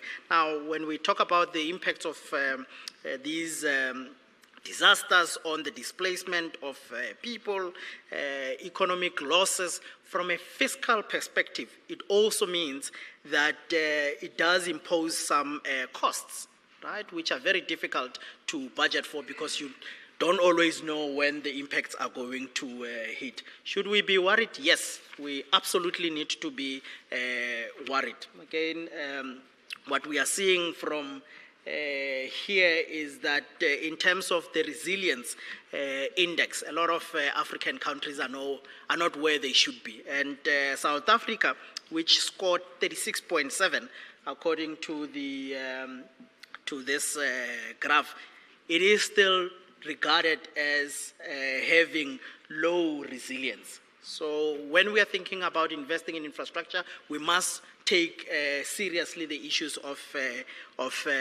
climate change. Just for your information, in Africa, the country that is found to be the most resilient is Mauritius, and Chad, on the other side, it's found to be the one that is least resistant. So all I'm saying is that our infrastructure plans, our infrastructure delivery ambitions really have to take issues of climate change into account. Now, the thing that they actually asked me to come and talk about. So what I've been talking to is really the background, giving some numbers on things that really excite me. Of course, this one also excites me. So we have a problem within our infrastructure ecosystem. And the big problem that we have is that in the upstream, what we've been dealing with is the fact that we don't have a credible portfolio, a pipeline of investable or shovel-ready projects. In fact, depending on who you ask, where's the pipeline? People will send you from pillar to post, but if you ask me, I will give you a pipeline. If you ask someone else in another institution, they'll give you a different kind of pipeline. So if we are talking about attracting private sector financing as well as expertise into the public infrastructure space, we have to answer the question, where is the pipeline? So from a PIM perspective, PIM, Public Investment Management System, we know that we have a big issue around the fact that we don't really have a credible pipeline. It doesn't mean we don't have projects. Lots of projects that we are told every year that exist. Are they credible is the question. Are they well prepared is another question, and so on and so forth. In the middle, in the what I call the midstream, we've got serious procurement issues, very, very, very rigid and cumbersome, to say the least. So, the argument here is that even if you had a credible pipeline, it will be very difficult for you to execute that pipeline efficiently, simply because of the procurement rules that we have. They are not specific, for instance, to infrastructure, but we also have funding and financing, issues, as I've been saying. And then downstream, we have weak capacity as well as capability to actually execute the pipeline effectively. So if you ask about a PIM system and say, what is wrong with our PIM system? I would say that as much as it has a lot of the elements that are important to move projects along, it does have some fundamental gaps that we were interested in looking into as part of this as part of this exercise.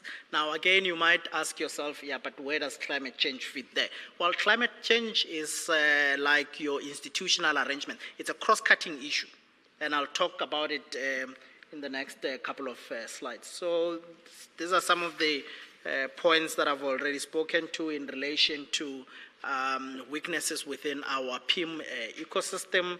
I've spoken about a lot of those. Well, maybe on climate change. In a lot of instances, we are seeing that climate change is considered, it's seen as an afterthought. So you do what you need to do, and you say, by the way, there's climate change, and then you go and say, how can I incorporate it? And the main thing that we are saying, at least from a Treasury perspective, is that we have to mainstream climate change, because that's the thing that is going to give us sustainability. The issue of life cycle costs is another one that maybe I can just talk to a little bit. The biggest cost in infrastructure provision is actually not the construction costs. It's not that. It's the operations and maintenance. So we are good at building new. We are not necessarily great at maintaining what we have. So what you see over time is that the asset base, which is quite extensive, South Africa's infrastructure asset base is quite extensive, but we are not maintaining it.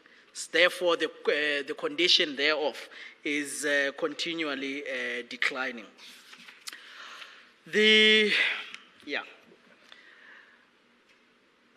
What this slide is showing, and I could do it in the long way or the short way.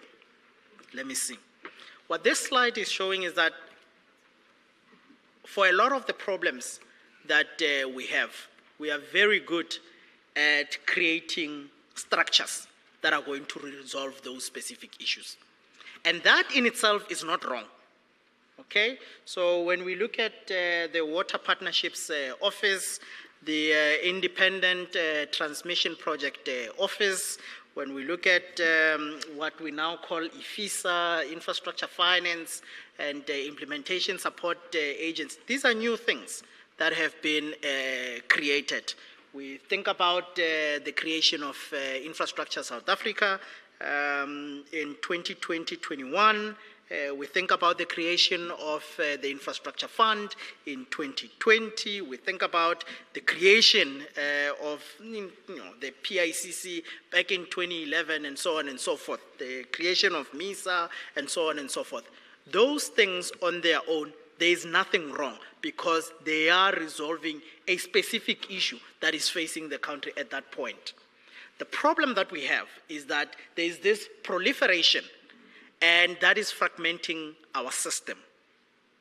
So these creations on their own are okay, but to the extent that they are fragmenting a system which is highly decentralized, it is becoming a problem. And this is part of the reason why we can't necessarily streamline some of the infrastructure and climate change issues that we need to be dealing with. So by and large, what this assignment to the World Bank and the New Development Bank was about was to look at the institutions across that continuum of a public investment management system to say who does what, right? And the intention is really to reduce duplication and inefficiencies. Secondly, it was to streamline and consolidate. And thirdly, it was about focus, to say that institutions that we have really need to focus on the mandate that they have, but we also need to be benefiting a lot more from the economies of scale. That is what we are trying to do. Of course, differentiation is important. So for example, if you decide that you are going to prepare all projects in one factory, right? All projects, strategic projects, you are going to prepare them in one factory. You can't use a general guideline, for health, for water, for energy, for transport, and so on and so forth. So while we are talking about streamlining, focusing, making sure that we consolidate, benefiting from economies of scale and the like, differentiation is important. Because if you go with the average, you are always going to have some issues. And maybe I can also just touch a little bit on the so-called IFISA.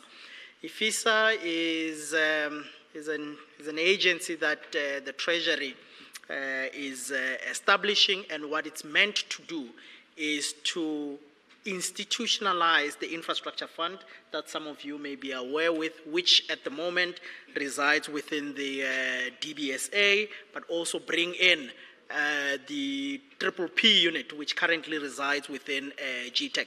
This was a recommendation that actually came from the PPP review, which simply said that you need to be a lot more proactive if you want the private sector to come in. You need to create what they called a center of excellence. So IFISA, in essence, is trying to bring that to bear. So what it's going to do is around project preparation, structuring for not only blended finance, the IF, the infrastructure fund. Whenever you talk or you hear about the IF, generally will use the word blended finance. We are saying it shouldn't just be about blended finance. It should also be looking a lot more into alternative delivery models, as well as alternative financing instruments that we may or may not be thinking about. So in a way, it's really about ensuring that this ecosystem is clear from those that are not necessarily in government. I mean, when we meet with a lot of investors, lenders, and the like, and you start throwing all these acronyms, IF, GTEC, this one, that one, they say, oh, we don't know what you're talking about, right? They really don't know what we are talking about. From a government perspective, we know these things because we work with them every day, but others don't necessarily know what it is that we are talking about. So part of this is really about cleaning the roles and responsibilities, making sure that when it's time for someone to come and invest or to finance a project that we want financed, they know who to go to. That was really the essence of this work. And at a high level, I just want to talk to some of the findings and the recommendations. Where's Madam Chair? Just so that I can get an indication of how much time I have. 50 minutes? 5. Oh, I don't think I'll do it in 5. I'll give myself 10. So very quickly, but I'll be quick. I'll really be quick. The first thing that we are saying there is that, I mean, this was not focusing on the entire infrastructure pipeline of the government. It was focusing on what we called strategic infrastructure. And strategic infrastructure initially was a combination of a cost threshold of a particular size, and that size was 1 billion rand in terms of capital costs. And these are supposed to be projects that are complex, that are also risky, and so on and so forth. So we didn't want to focus on a 2 million rand project. Not that it's not important. It's really about the ones where we are likely going to attract a lot of financing from the private sector. So it's really the big stuff. But that's where you also have the most risks. And one of the things that was found here is that you've got several pathways for seeing these strategic or large-scale infrastructure projects. As I said, I mean, I sit in the National Treasury. We've got something that we call the BFI. That's one window through which I see projects. Those that are dealing with PPPs, they've got another window of seeing projects. Those that are dealing with SIPs, they deal with ISA, there's another window, and so on and so forth. So, that's the fragmentation that is being talking about, and depending on how you want to fund or finance your project, then, you either have to follow these rules, those rules, and those rules. And these rules are not consistent. And the key recommendation here is that we need to have a centralized gateway mechanism. Centralized gateway mechanism that brings visibility into these infrastructure projects from when they are being planned to when they are being executed. The next point is around the legal and regulatory framework. Again, it's looking at the different guidelines that we have in government, a lot of which are not mainstreaming climate change. And saying that that needs to change. We have to mainstream this climate change, but we also need to ensure that we've got a level of coherence across the system. Issues of data, if we are going to attract the private sector, they're not just interested in how much should be invested in a project. So we sit up with a lot of data. But data that we are not necessarily using for purposes of investment decisions, but also, seeing the value for money aspects of a lot of the projects that we are spending on. And also, I mean, if we talk about, there was a big piece of work that was done by the G20. It was called Infrastructure as a New Asset Class. That big piece of work was done, and it said, yeah, infrastructure does lend itself to being a differentiated asset class. But the big issue that we struggled with was around the data and the information that investors need to consider before making their investment decision. So what we are being told in this respect is that we have to find a way of introducing systems that are going to help us be a lot more transparent, but also give information that will enable the private sector to see the kinds of projects that we are doing so that they can be better informed around what they need to be investing in. The issue of technical skills, it's well known that government does not always have the necessary skills, capacity, and capability to do what it needs to do. So in a lot of the reforms that we are doing, it's really about bringing in the technical assistance that needs to support us in terms of building the kinds of infrastructure that we are trying to do. So, and I'm about to finish. So this slide is talking about many reforms, well, several reforms that we are doing. There was a question to say, are we in a talk show or is there going to be some kind of action? And I'm not Papa Action, but I can tell you that these are reforms that we are doing, and these are reforms that will also these are reforms that will be giving updates to the public and everyone else as part of the medium-term budget policy statement. The PPP one, I've already spoken about it. I just want to,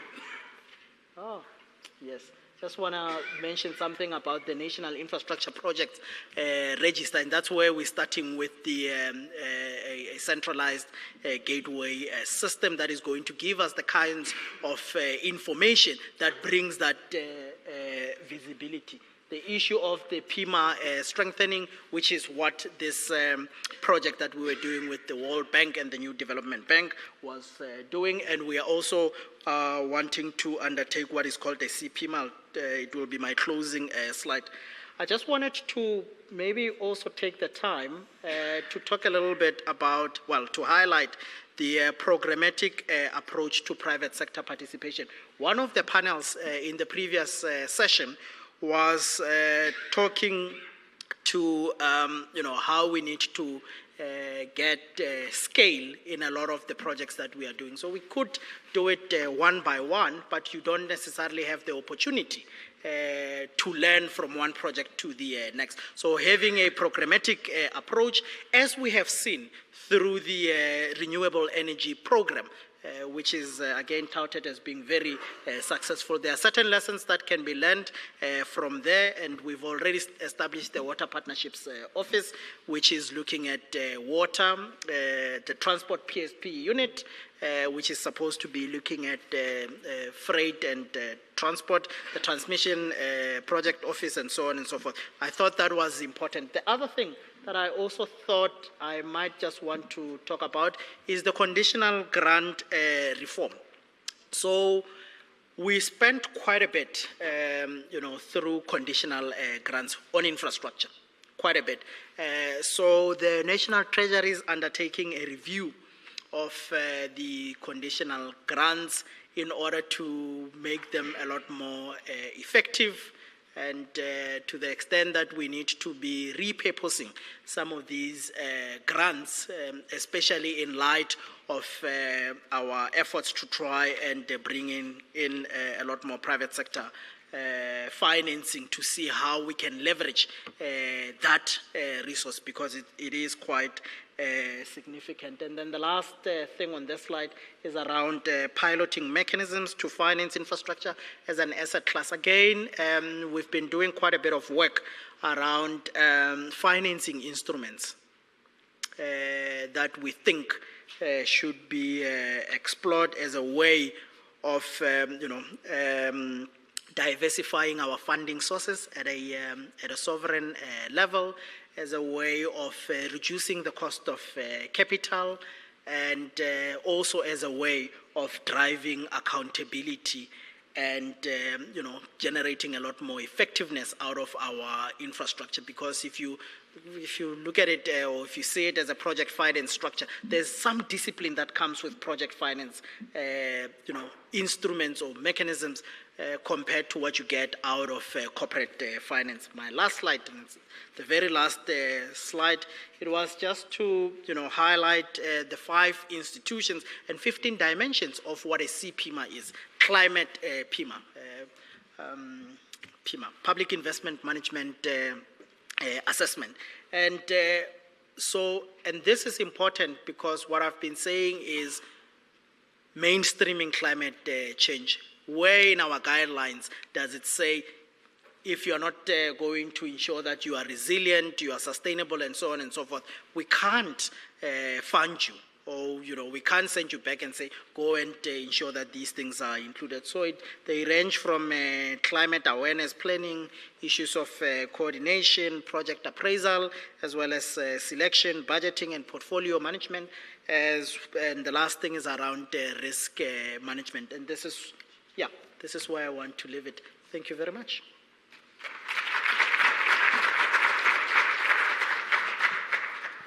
Thank you so much. We will then ask Farai to make his way to stage.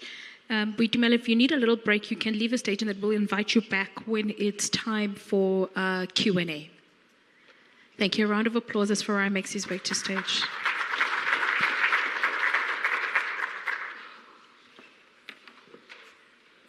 Good morning, and allow me to extend appreciation to the National Treasury and all the organizers for inviting myself and the African Development Bank to be part of this discussion. Okay, let me see. Okay, so I've been requested to talk about just transition finance ecosystem in Africa, focusing on the challenges and opportunities. Perhaps just to set the scene, as I don't need it. All right. Okay. I have adjusted the position. Okay. So, just to set the scene, and allow me to set the scene using the energy sector. Okay, it's not moving. Down for, okay, all right. Okay, I guess a different configuration here. Allow me to use the energy sector just to set the scene for what I'm about to say. Of course, fully noting that there are other sectors that play into the climate finance issues. I think we've heard about transport, water and sanitation. There are a lot of other sectors that also have an impact on what happens within the, in terms of requirements for climate finance. But if you allow me to use the energy sector, mainly because that's what I'm very familiar with, to be frank, but not only that, but when it comes to the impact and the need that it has in terms of contributing to climate change issues, energy, through the high level of greenhouse gas emissions, does also contribute a lot. So I guess it's a reasonably good place to start from. So the challenge that we face as Africa is that we still have 600 million people that need to be electrified. Again, it depends on the source that you refer to. Sometimes it's 500, but let's, for purposes of today's discussion, go with 600 million.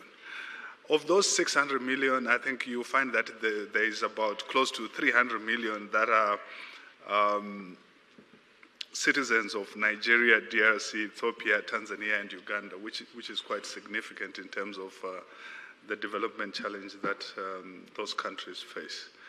I think it's also fair to say that when, for example, you look at South Africa, it's I think in terms of access, closer to 90% or somewhere there.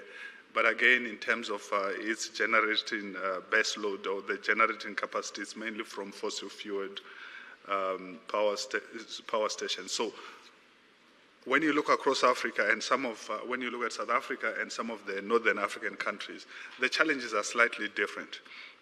For the rest of Africa, it's really a matter of catching up in terms of electricity access, and therefore a process that ensures that as you catch up, you don't actually do so in an unsustainable way, right? So you actually take into account the need to manage climate change as part of that process.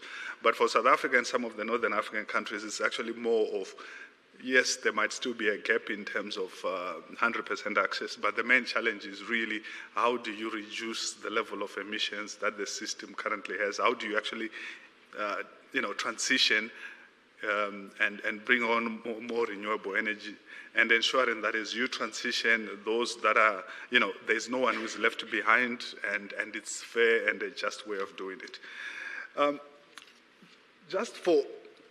To look at the other key points that are up here, by 2040, 1 in 4 inhabitants on this earth will be living in Africa, right? So, which is quite significant.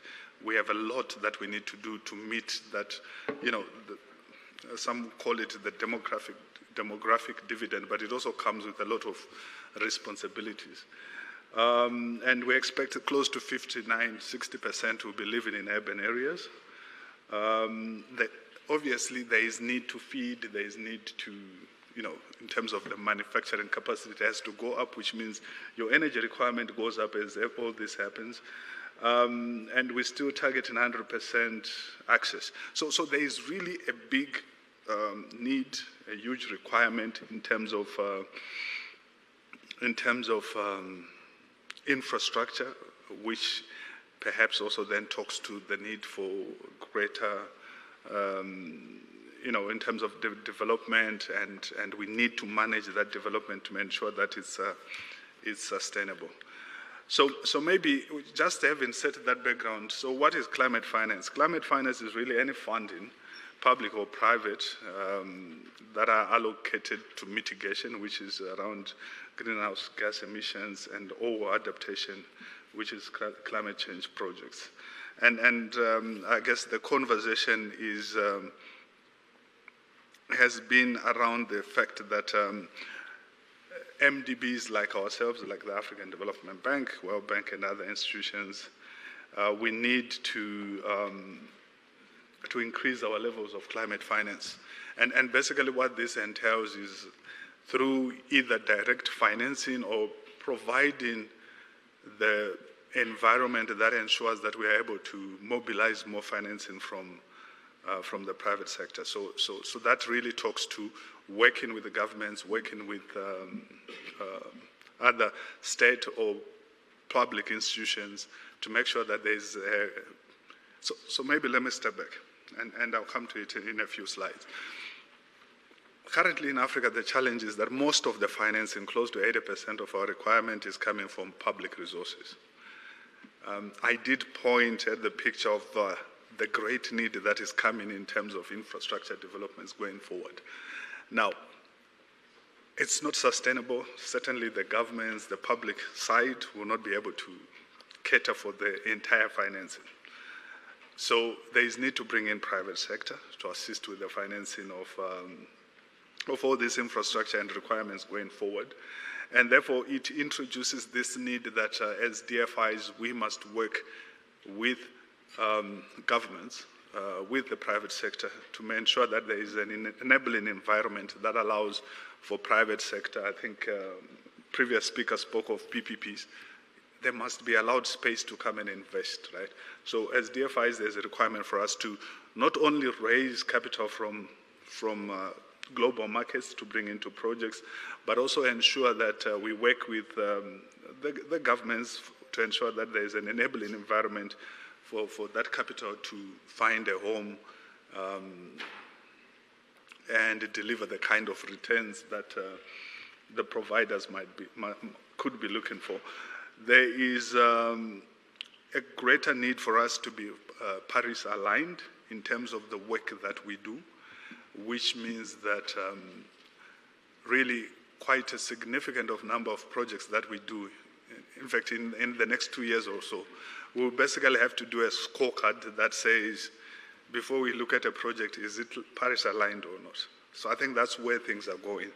So there is really greater need to ensure that, as we develop projects, the sustainability part of it is always looked at. And obviously, there's need to build trust and deliver in terms of the collective quantified goals on climate finance, so in terms of all those targets. I think this issue of making sure that we have a long-term emissions strategy and that we have all these just energy transition plans really becomes critical. So as we move forward, more and more, there is a greater requirement on DFIs to ensure that there's Paris alignment in the work that we do. So that becomes very critical. Now, so what have been the finance? So when we look at the requirements, so we are looking at, okay, let me start on the right side, where we have, this is from the Climate Policy Initiative 2022. And perhaps when you look at the whole of Africa, it's close to 2.5 trillion, which is required. Southern Africa requires just above $1 billion there. So when you look at, and this is this is on an annual basis. The information reflected there is on an annual basis, but over the 10-year period, up to 2.5 trillion will be required. Just a footnote is that this is not 100%, it's not 100% of the sample. In other words, not all the countries responded to the request for information. So it might actually be well, it is going to be more than what is currently on this picture. But I think it gives you a sense of the magnitude of the climate finance requirements going forward. And if you look at those numbers, it translates to 250 billion per annum, which is required, of which about 189 million is in mitigation, and about 62 billion, 189 billion and 62 billion is in adaptation. And I think it's also interesting just to note that in terms of the challenge that Africa faces, we actually need to be having more adaptation financing or more adaptation needs and less mitigation, just in terms of the challenges that the continent faces. And I think in 2022, for the first time, well, not for the first time, but there's over the years, there's been a significant uptake of adaptation finance. So 2022, I think it's getting there where it needs to be. But I guess, like I said, the bottom line is you would expect more adaptation than mitigation requirements for Africa, which are still quite low. So if I can move to the next slide, I guess starting again from the right side, I guess the main challenge there is the disparity between the requirements and what is actually flowing into the countries, right? So I think when you look at it, it's only about 3% of total 3% of total requirements that was received by, let's call it by Africa or by sub-Saharan Africa, which is very, very low. So that's about about 19 billion was received by sub-Saharan Africa. When you look at the whole of Africa, you're looking to close to 30 billion. And we are saying 30 billion in that year compared to the 250 billion that I spoke about, which is the annual requirement. So already you can even see the disparity in terms of those numbers. I've already indicated this issue that there is really need for adaptation finance to go up. Adaptation as of 2022 was sitting at about 39%, mitigation at about close to 50%. And again, I guess critically is still that last point there where we still need to get private sector to do more. And they've always said that one of the key barriers why our private sector is not kicking in is because of the high cost of capital and linked to credit ratings. But I think, the sad part is there is a high perceived risk in Africa, which is not matched by available data. If you look at it, I think they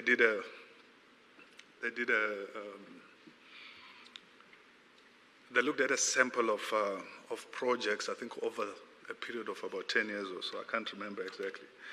And they were trying to look at the default rates of those projects. The African, or IPPs in Africa, the default rate was sitting close to, I think it was just below 2%. It was about above 12% for Southeast Asia. It was about 10% default rate in Latin America. It was about, I think it's 6% in Europe. But I think the point I'm trying to make is across all the continents, despite being penalized in terms of perceived credit risk, our default rate in Africa was less than 2%. I think the next best by average percent was about 4 point something percent. So that is just, again, perceived but not real. But unfortunately, this is where we find ourselves in. Yeah. So this tries to then say, okay, in terms of trying to map out this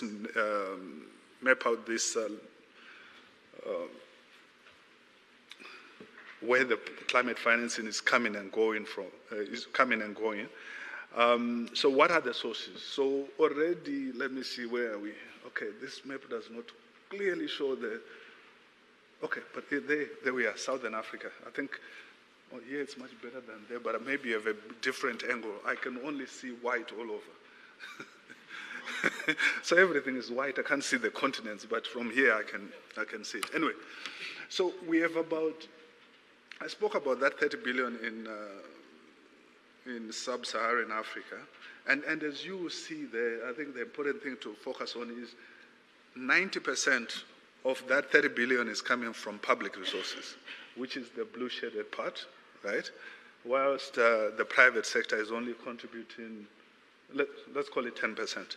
And you can also then see how it differs from when you look at US, which is close to 80% private sector, maybe more, right? When you look at even East Asia, you have close to 45 or so % from private. So one of the challenges that we need to be addressing is how do we increase the contribution of the private sector to climate finance on the continent. And so when you, on the right side of this, we are looking at, so when you look at the 90% that is coming from the public, where does it come from?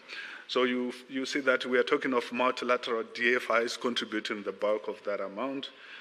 And then international governments, maybe through bilateral arrangements, also chipping in with quite a significant portion alongside bilateral DFIs, right? So that's where most of when you look at that 90%, the bulk of it is coming from those three sources. And then below, from the private sector, so where is the money coming from? That small 10%, where is it coming from? So it's coming from commercial financial institutions, right? And from corporations. So if one were to target, those would be the ideal places to start, where already there is a level of exposure in terms of contributing to climate finance. I think those are the main takeaways from this slide that is right before you. So what I've done here is, so two things. When one looks at, so I call them major because these are the climate funds that are known to most of us, and I guess in terms of the work that the volume of projects, etc., this would be the major funds, which are the Climate Investment Funds, Global Environment Fund, the Green Climate Fund, and the Adaptation Fund. I'm not going to go into details, but this was just to try and map out the landscape. So on the right side are what would be internally managed funds sitting at the African Development Bank. And I think in terms of the Sustainable Energy Fund in terms of the Sustainable Energy Fund for Africa and the Climate Action Window, these would be some of the biggest funds that are sitting at the bank that we have. This has been around, I think, now for the past decade or so, and they've done a lot of work in terms of providing climate finance. Wow. Can I do what he did to give himself?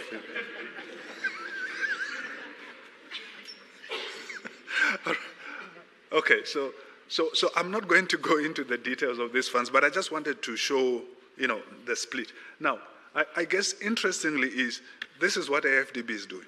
A World Bank would, whilst we okay, I don't know what I did. Okay, all right.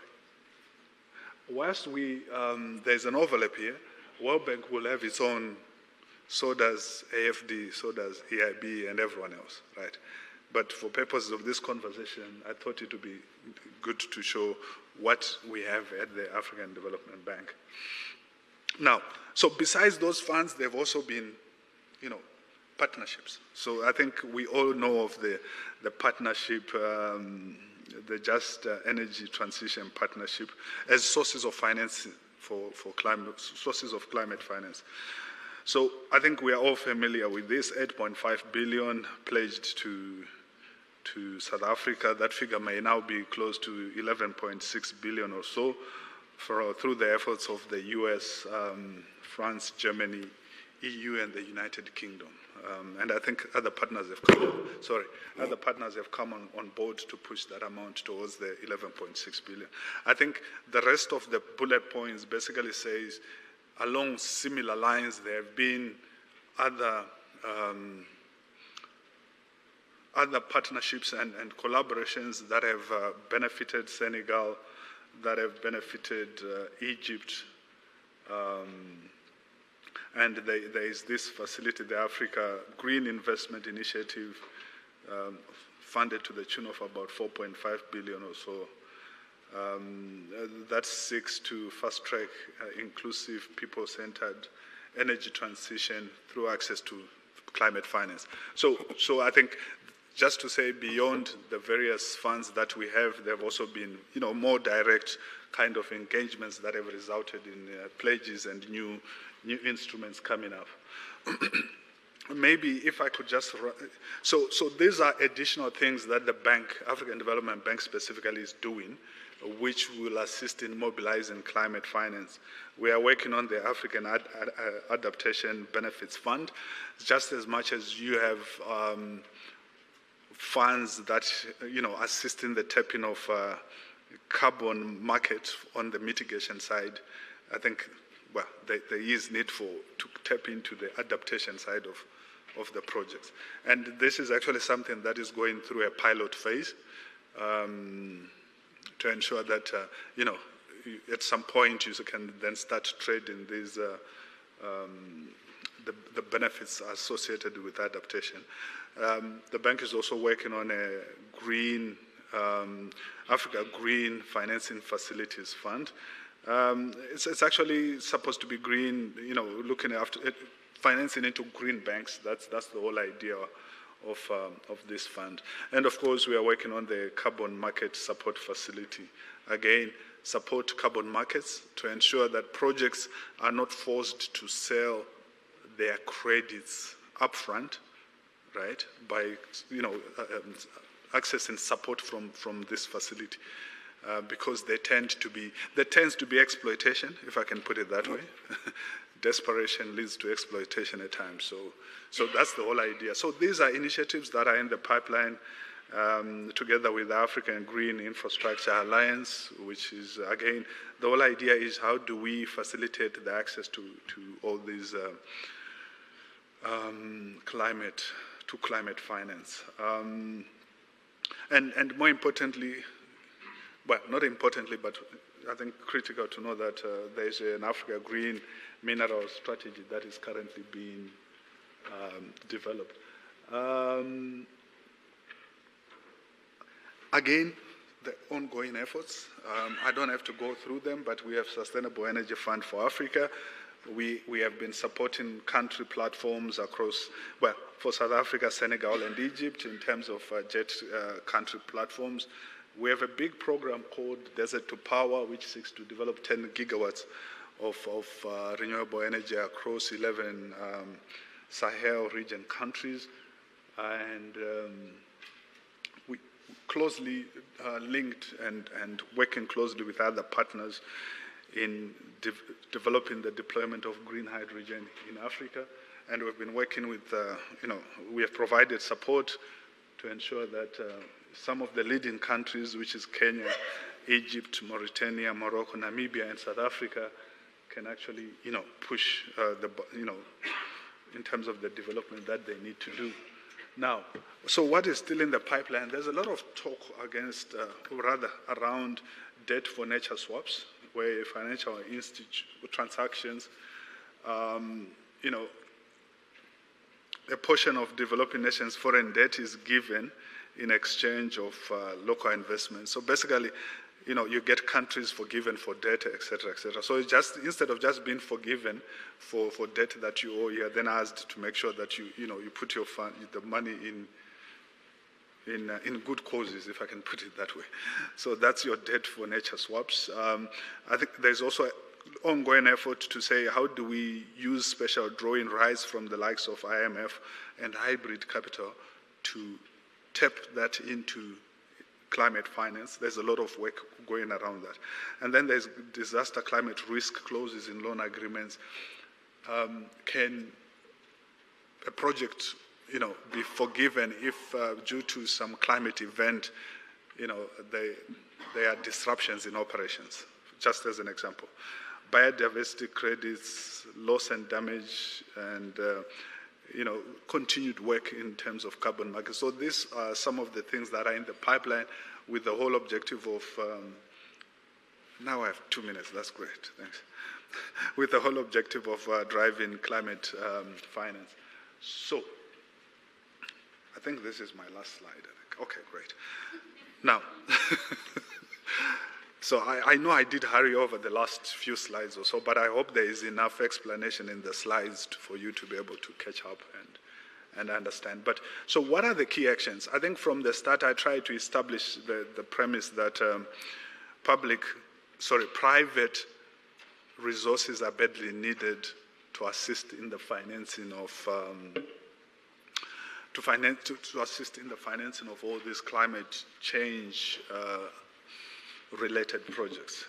So there's need for an enabling environment for greater private participation, and enabling environment is usually supported by effective planning and comprehensive regulation. I think that goes without saying. There's need also to develop bankable projects, and one can also look at, enhance in terms of risk mitigation, enhance that. So there's been talk around carbon credit price backstop, right? So to make sure that the carbon price can be guaranteed at some level. Climate shock insurance. So once there's an investment in some of these climate change projects or green projects, what happens if there's actually a climate event? Can the insurance then step in to safeguard the resources that are so invested? And then, of course, foreign exchange risk mitigation facility. I think this one, we have been trying to do it for quite a few years now, I suppose, because if you look, for example, at South Africa, part of the reasons, not part of the reasons, but some of the challenges that South Africa has in terms of contracting cross-border power is that power is priced in US dollars.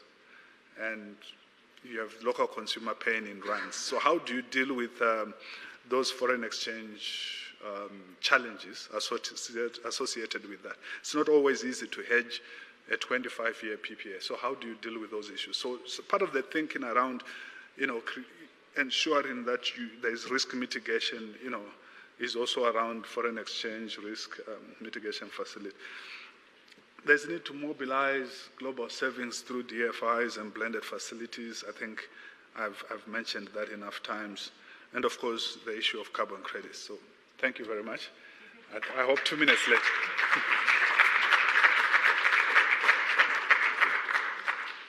I love how you both said 10 minutes. Can I have 10 minutes extra? And you took exactly 11 extra each. That's okay. So we're going to open up for Q&As. I'm just trying to get my timer out. We can only take one question for each. So one for Farai. Does anybody have a question for Farai? For Farai? For Farai. Fantastic. And then we'll take the top one there because you haven't asked a question before for Boitumelo. Can we do ladies first? Is that okay? Please proceed. Hi, my name is Mandisa Kava. I'm an entrepreneur in the O&M space.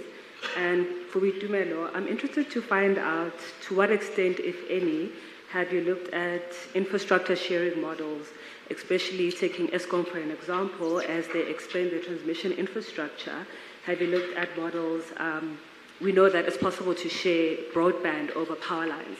So have you looked at those kind of models which would then be able to use the infrastructure of one SOE, share it with another SOE for revenue generation, and if not for revenue generation, there's also the extended potential of sharing the benefits of, when it comes to operations and maintenance, and of course for the environment, you're not dredging up all the time, you're doing it once, you're not disturbing the land over and over again, so yeah.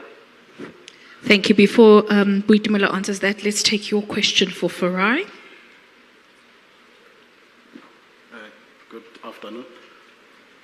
You touched on climate shock insurance. I think it came as an interesting aspect for me because yesterday we had two speakers, I think one from eThekwini speaking about underground infrastructure is not really insured, and that is why it is taking them too long to bring those assets back. But the point I want to drive, there was one lady as well yesterday who said these climate impact disasters will no longer be insurable events because they are expected. Apparent insurance only insures if it's unexpected. So I wanted to check, maybe GTEC can come in to say, in our space, instead of us waiting to get to that point where insurance won't cover us, can't we have some form of insurance like this climate shock insurance as an entity of government that can be, municipalities can be able to put some money away for those rainy days?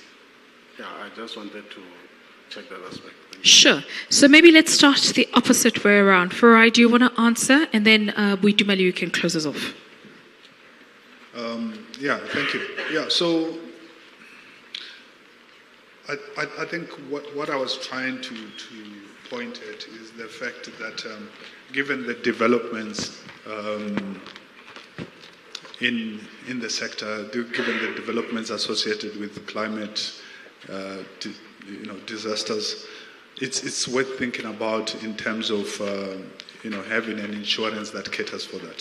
So yes, maybe there might be a move away from insuring those events, but I guess that's exactly the point. That to say, even if the industry goes one way, should there be no structures that ensure that this is catered for? Because yes,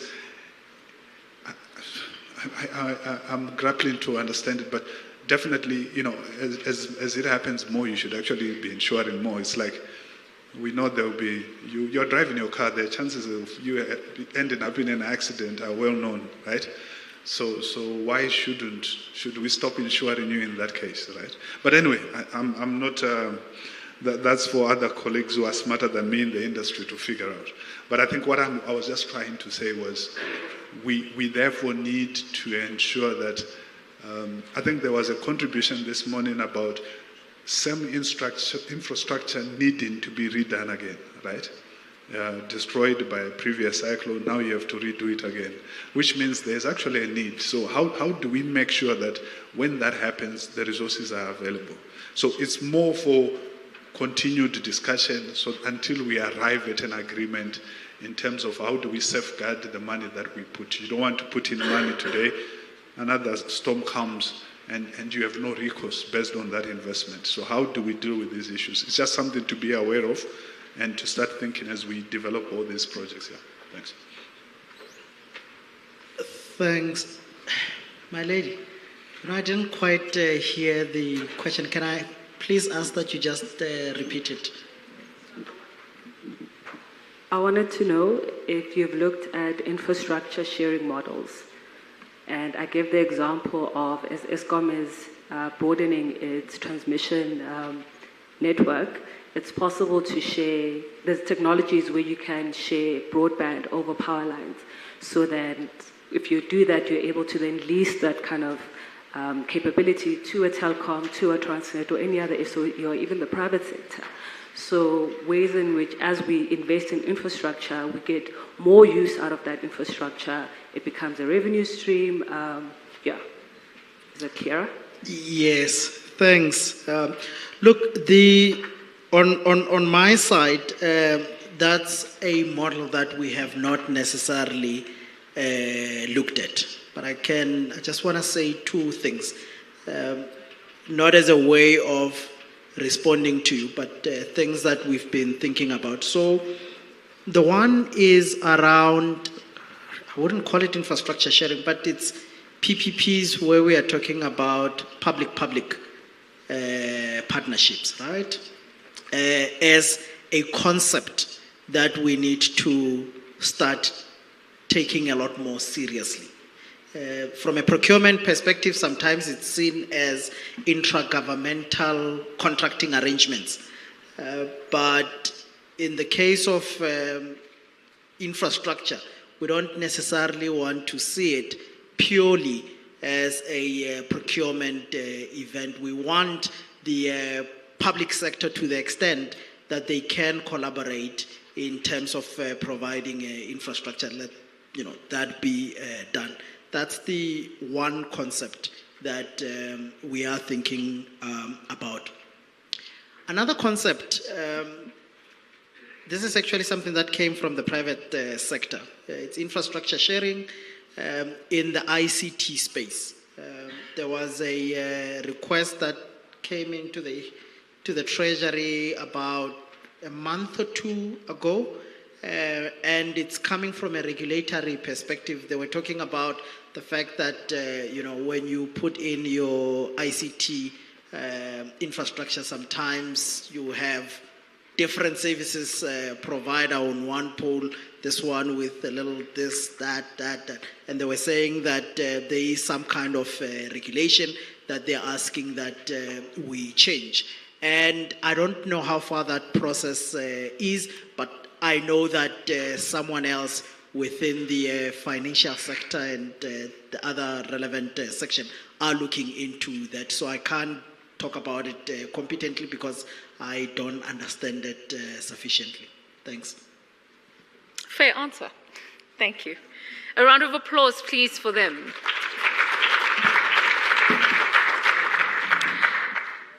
So we have caught up time. It's now time to go to lunch. It is 12:30. If we could please be back here and seated at 1:20. 1:20. So we'll start ringing the bell at 1:15, just because it takes quite a while to get everybody in here. We're hoping that it'll go faster because there's not many of us now in the queue for the lunch, so it should go a little bit faster. But enjoy lunch, and I'll see you back here. Thank you so much.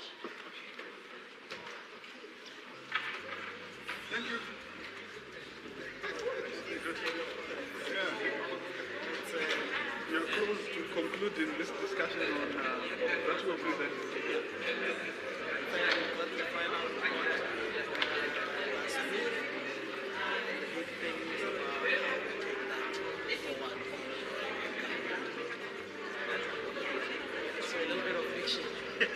Indeed. All right.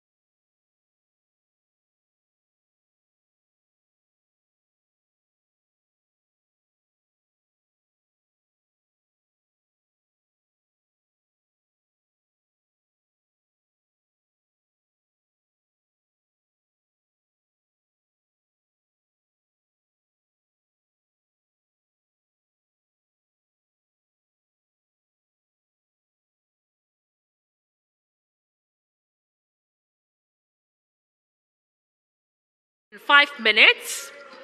So for those who are still busy with their dessert, please start making your way back to the room so that we can start in the next 5 minutes. Thank you.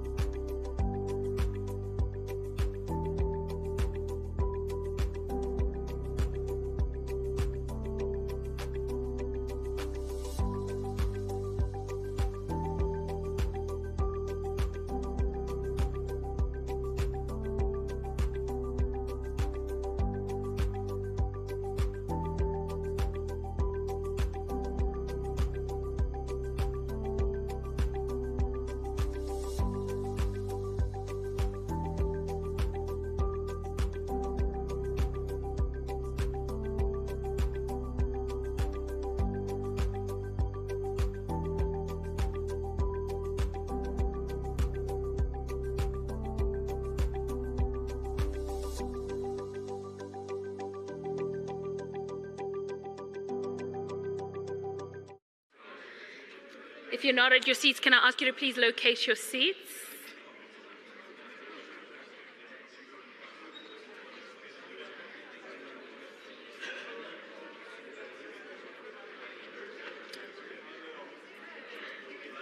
ask all of us to please pause with our conversations and just cast our eyes on stage? Did you enjoy your lunch?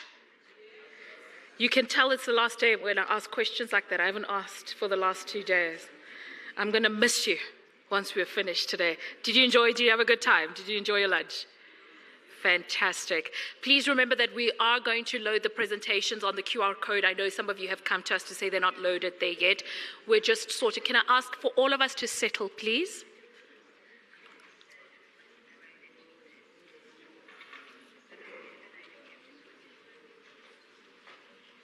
We are streaming, so I just need the noise levels as low as possible.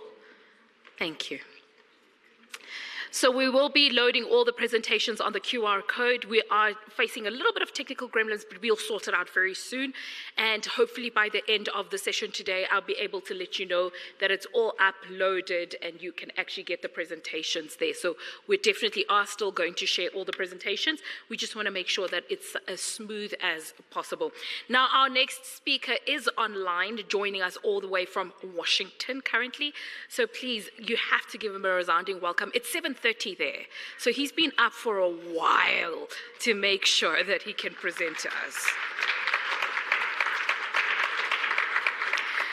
It's, of course, none other than Dr. Junaid Ahmad, Vice President of Operations at Multilateral Investment Guarantee Agency. So over to you, Junaid. Can you hear me? I can, and I hope you can hear me. I can hear you and I can see you. Are you going to be presenting? I will, but no PowerPoint. No power. Fantastic. Over to you. Thank you very much. I do hope your lunch was a good one. I'll grab my breakfast as soon as we're done this morning, I assure you. To begin with, Malweni Nonke, it's wonderful to be reconnected to South Africa. I say reconnected because I had the privilege of being in South Africa from 1993, 94 to about 2000. And during that time, it was quite astonishing to see a economy in transition, an economy trying to make significant shifts in how service delivery was being done, how the economy was moving, and the word transition was certainly underlined. But what was also very interesting was this issue of, does that transition get financed with public finance, or does it leverage private finance?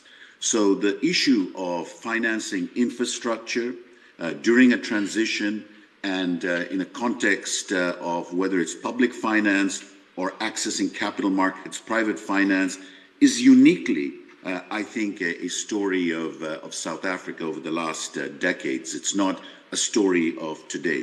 So today what I will focus on is I will use the energy sector and my understanding, as much as I understand the energy sector in South Africa, to talk through the type of sectoral transitions that I understand is happening, may happen, needs to happen, and whether that transition, how do you finance it? How do you finance it with both public finance and how do you leverage private finance? But let me refer back to a little bit the history to make the point that what South Africa is going through now is not new to South Africa or new to South African policymakers. I remember starting my work in South Africa in the housing arena, and during the government of national unity, it was Joe Slovo who was then the Minister of Housing, and I had the privilege of engaging with him. And what was fascinating was the challenge: how do you deliver housing in the new democracy that had emerged out of apartheid? And if I remember correctly, Madiba's challenge of delivering 1 million houses within 5 years, and how does one do it? Now, South Africa it was in the middle of a transition, but so was a very different part of the world, which was Eastern Europe. That too was in a transition. But these two transitions were very different.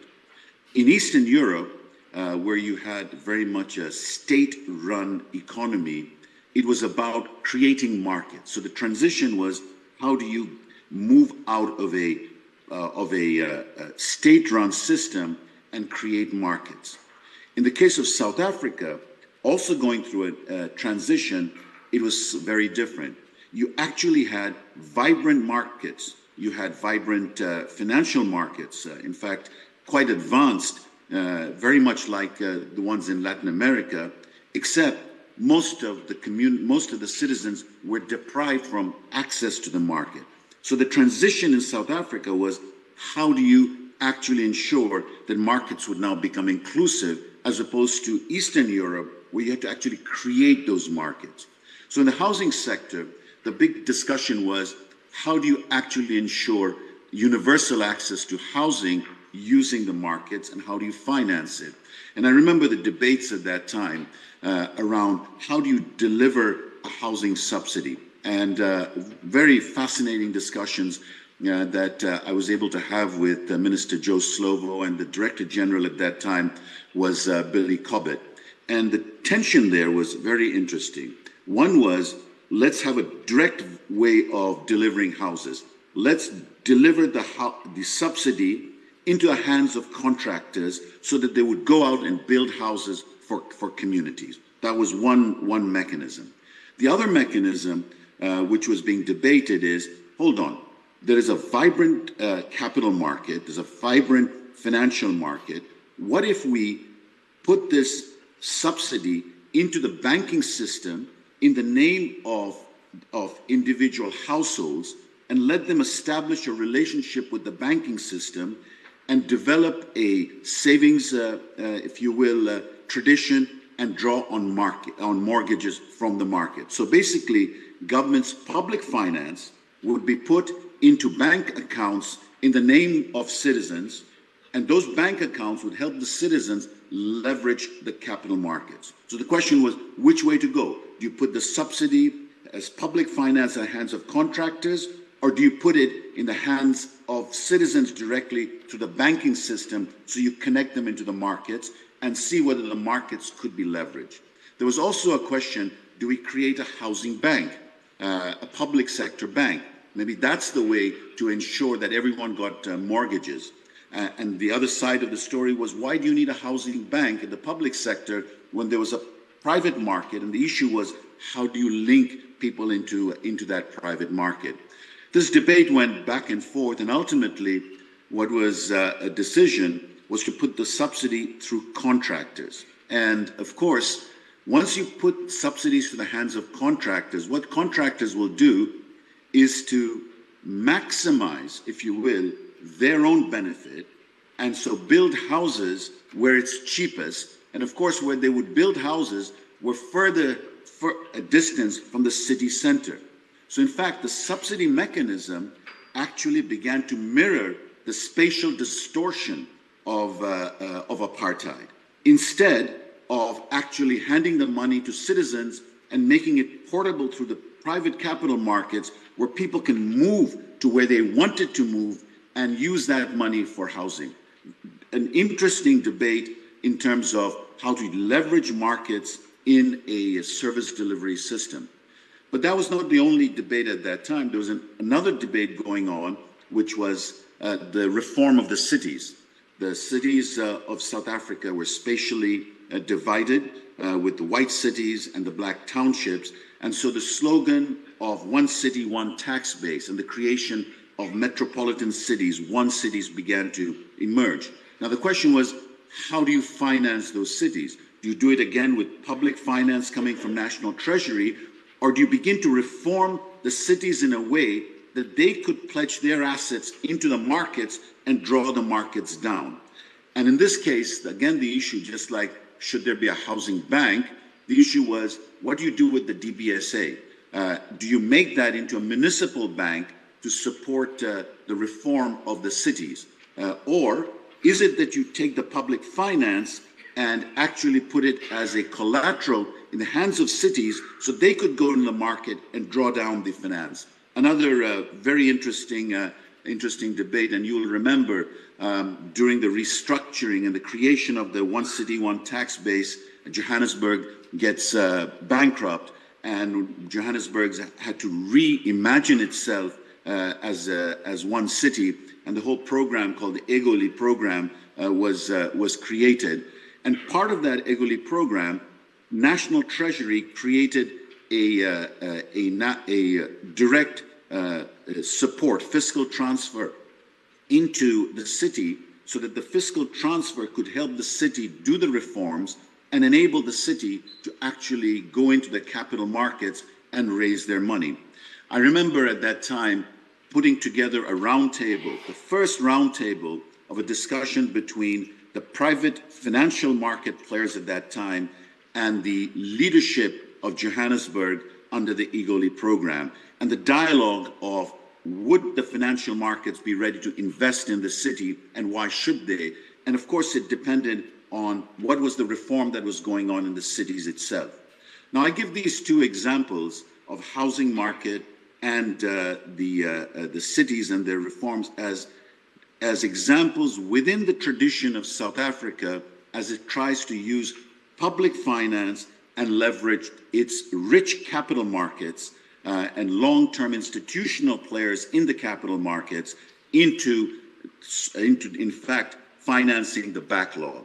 Now, fast forward to today, the story of the energy sector is exactly the same. The question in front of South Africa is how do you actually transform the energy sector? What kind of reforms do you do? And will those reforms enable the energy sector to actually tap into the deep capital markets of the country, draw in private finance? And what is the role of public finance in there? Now, the energy sector, of course, is fundamental to the whole issue of a climate resilient society, climate resilient economy.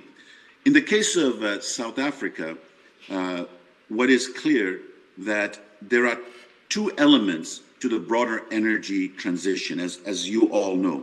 One is making the energy sector more efficient. That means your generation sector, your transmission sector, your distribution sector, all of that has to be made efficient. And the other is that South Africa has to go through a climate transition and change its energy mix. If its energy sector, the generation, the transmission, the distribution, were it very efficient, then the shift of the energy mix from a purely coal-based system to a much more climate-friendly energy mix would have been easier. But today, South Africa has to do both simultaneously. It does not have the time or the luxury to say, no, let's restructure our energy system first, and then we will shift our energy mix later on. It has to do so jointly. And the amount of resources it will need is significant. And public finance is not going to be sufficient to do that. It's the story of how to use that public finance as a collateral to draw in the capital markets, to leverage, right? That's the name of the game that's going to be in the financing of climate transition and the energy transition. Just a few words first on the sectoral reform. What is very clear in terms of the sectoral reform is Eskom as this giant monopoly, which should have been reformed many, many years ago. And I remember in 1996 doing a presentation to then the board of Eskom and explaining that they would need to unbundle. And of course, at that time, when I made the presentation, there was sort of a quizzical look at me to say, who's this world banker saying that the giant called Eskom needs to be reformed? But the world example has been when you create a monopoly, it's very hard to create a monopoly that remains accountable, and its ability to be efficient is questionable. So today, Eskom is in the throes of being re-looked at by government and being improved at the generation side. And out of it has come the transmission, the key storyline. South Africa needs a transmission company that will be delivering 1,200 kilometers of transmission lines every year, right? It needs to bring in the money and it needs to invest in transmission. And that transmission company has to be open source so that anyone creating generation can use that transmission system to finance, to feed cities and industry in terms of the distribution. So South Africa today is in the process of creating that transmission company, And the more it makes it a commercial, creditworthy system, the more it'll be able to go into the market. The third is the Constitution of South Africa enabled distribution to remain at the city level. And there's a fascinating history as to why it remained at the city level rather than becoming a national system. So today, because it's at the city level, the distribution system and making it efficient is a function of how well the city is managing this distribution system. And here, if one looks at the way National Treasury created a program of public finance to support city reforms many, many years ago, there is really a case in which South Africa Public Finance National Treasury could set up a program of incentives to actually support cities to reform their distribution system. This will be very important. Today in India, for example, India has a fantastic distribution and a transmission system, but its Achilles heel is got a very weak distribution system, as a result of which the future of India's energy system will depend on the reform of the distribution system. South Africa is at a point where it can actually already take what is a reasonable distribution system and make it even stronger as the transmission company is beginning to be strengthened. Now, the question that will emerge is, if public finance is put into generation, Eskom, transmission company, as well as the distribution, how can it leverage the capital markets? And in this context, we in MIGA, the Multilateral Insurance Guarantee Agency, Investment Guarantee Agency, which does the insurance, has been talking with South African stakeholders and government about creating a risk-sharing facility that would actually provide some level of guarantees against policy uncertainty, regulatory uncertainty, to crowd in the private finance into this energy system that is reforming. Let me just step back and talk to you a little bit about MIGA and then come back to the energy story. MIGA is the part of the World Bank that is not a lending entity. It's a leveraging entity. And in fact, today, one of the deep reforms of the World Bank Group is it's beginning to complement its lending powers by becoming more of a leveraging entity. Why? Because today we recognize that there isn't a world which is divided with development finance on one side and market finance on the others. What we recognize is that there is market finance writ large, and there are different levels of risks in where the market finance will go. So in development, there's risk is of a certain type, and if you can de-risk it, you can bring that market finance into development, rather than saying there's something called development finance, which is separate from market finance. So MIGA was created in 1988 to bring in foreign direct investment, foreign capital into developing countries. And today, for every dollar of our economic capital that we use to de-risk private investment into development, we crowd in around $25. So $1 of our capital crowds in $25 of private finance. But we don't stop there. Every dollar that we guarantee, we then reinsure with the private reinsurers at 65 cents. So every dollar, 65 cents is then reinsured. So we syndicate the risk. So we not only bring in 1:25, the private finance, we then de-risk ourselves by sharing the risk in private markets. As a result of which, when MIGA was created with $366 million, that $366 million actually has delivered $75 billion of private finance into developing countries. Let me give you a few examples. In Egypt created a solar park of private investors.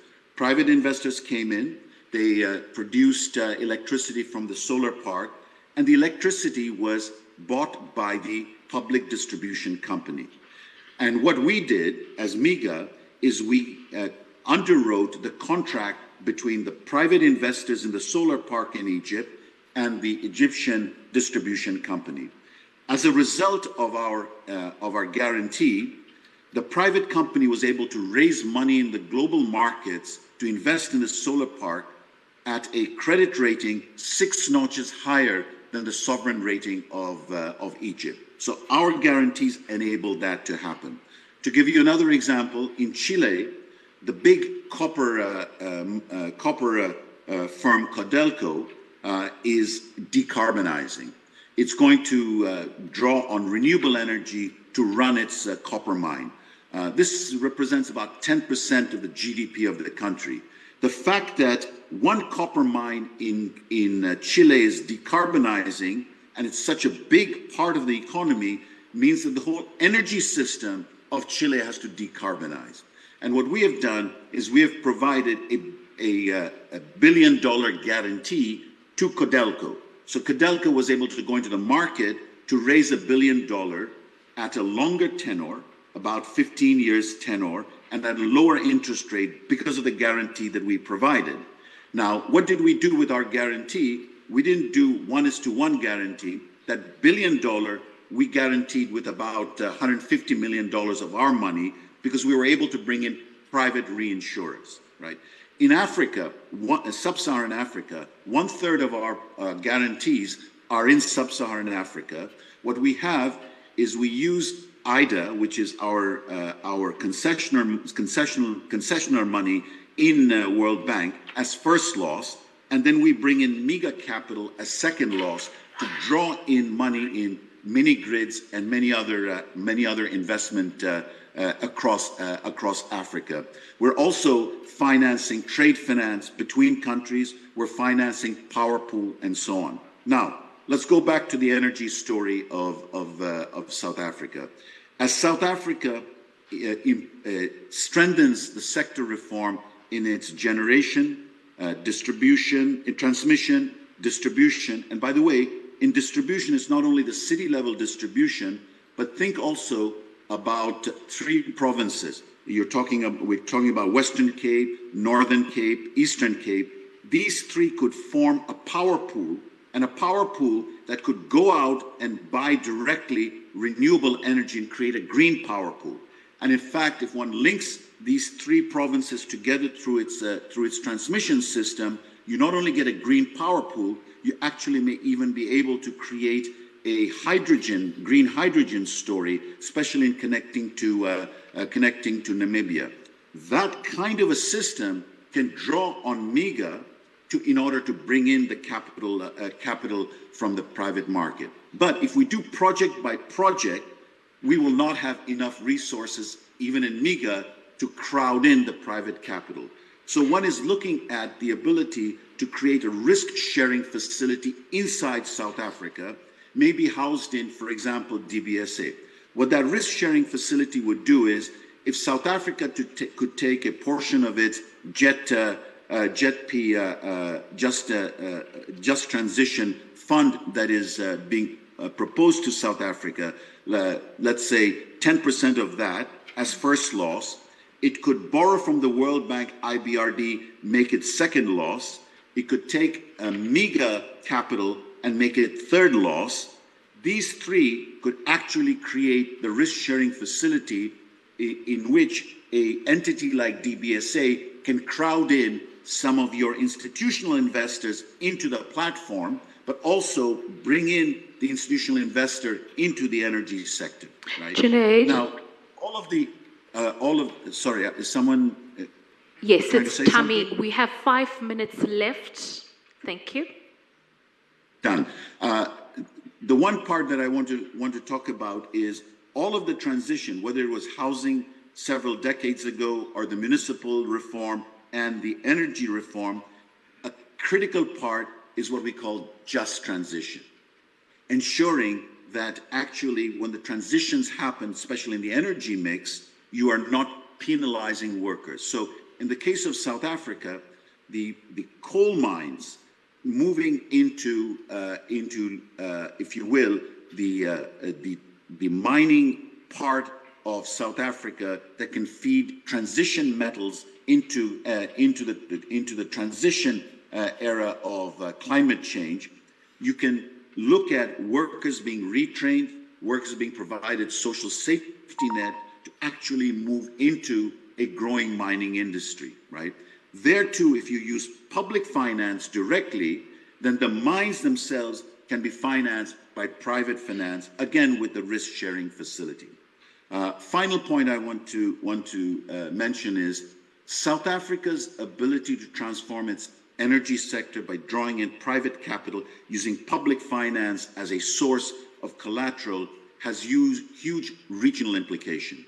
South Africa is a big player in regional power pools. These power pools will drive Africa's energy. So the world of Eskom, 60% of Africa's energy, today turns into South Africa helping finance power pools, which will then help finance the energy of Africa as a whole. Bottom line, ladies and gentlemen, is South Africa is right now at a cutting-edge point where its reform of the energy sector can not only draw in private capital at scale, but its reform of the energy sector will create a resilient system which not only will be pro-climate and development for South Africa, but it'll indeed be one for sub-Saharan Africa. That's how big the stakes are.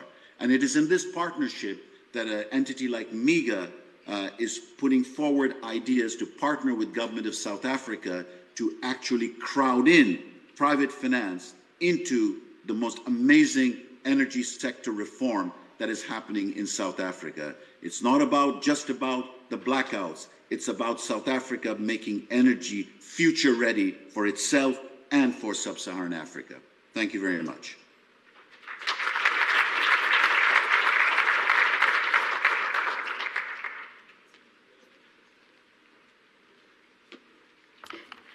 Thank you so much, Junaid, and thank you for coming online. I know you've been online for quite a while, so we'll release you to go have breakfast now.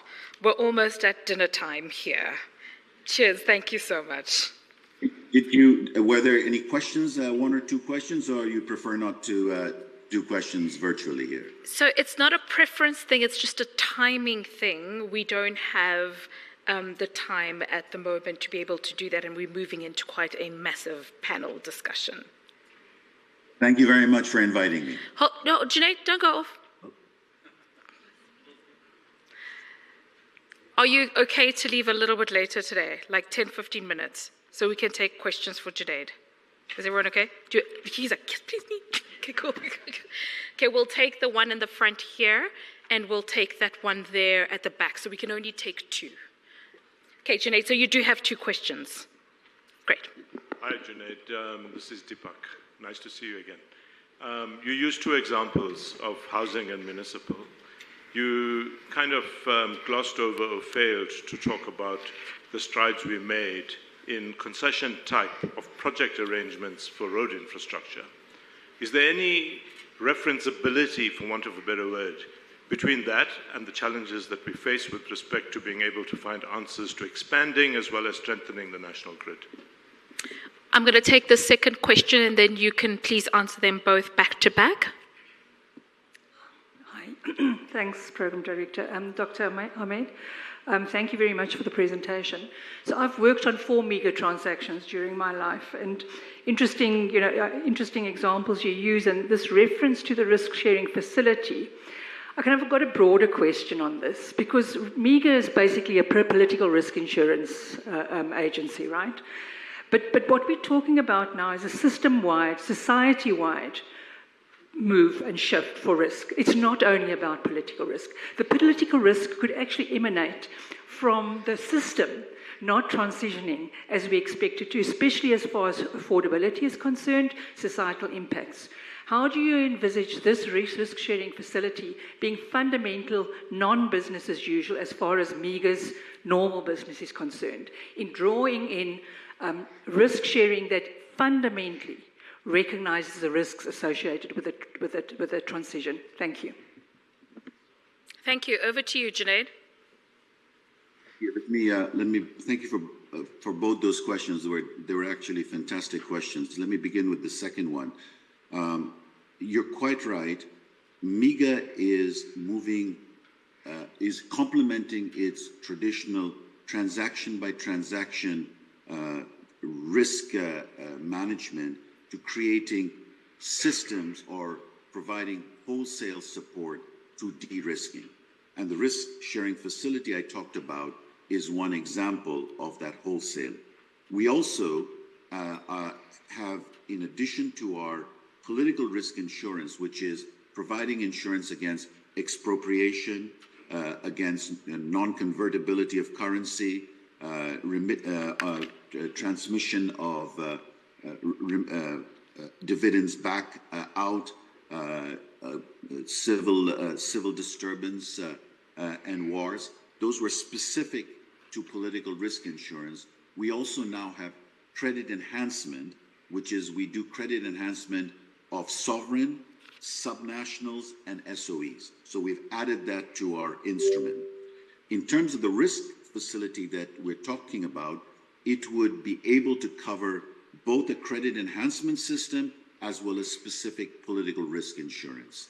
But the key here is really providing insurance against policy and regulatory uncertainty. And one can do it at a wholesale level, and one can do it at a transaction level. If we went transaction by transaction, there would not be, for us, there would not be enough resources.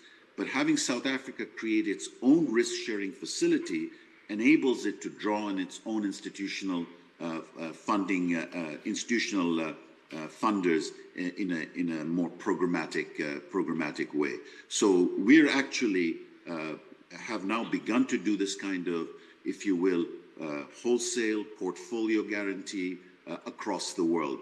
And in the world of energy transition and climate transition, we need more of that if we're going to draw in private capital at stake.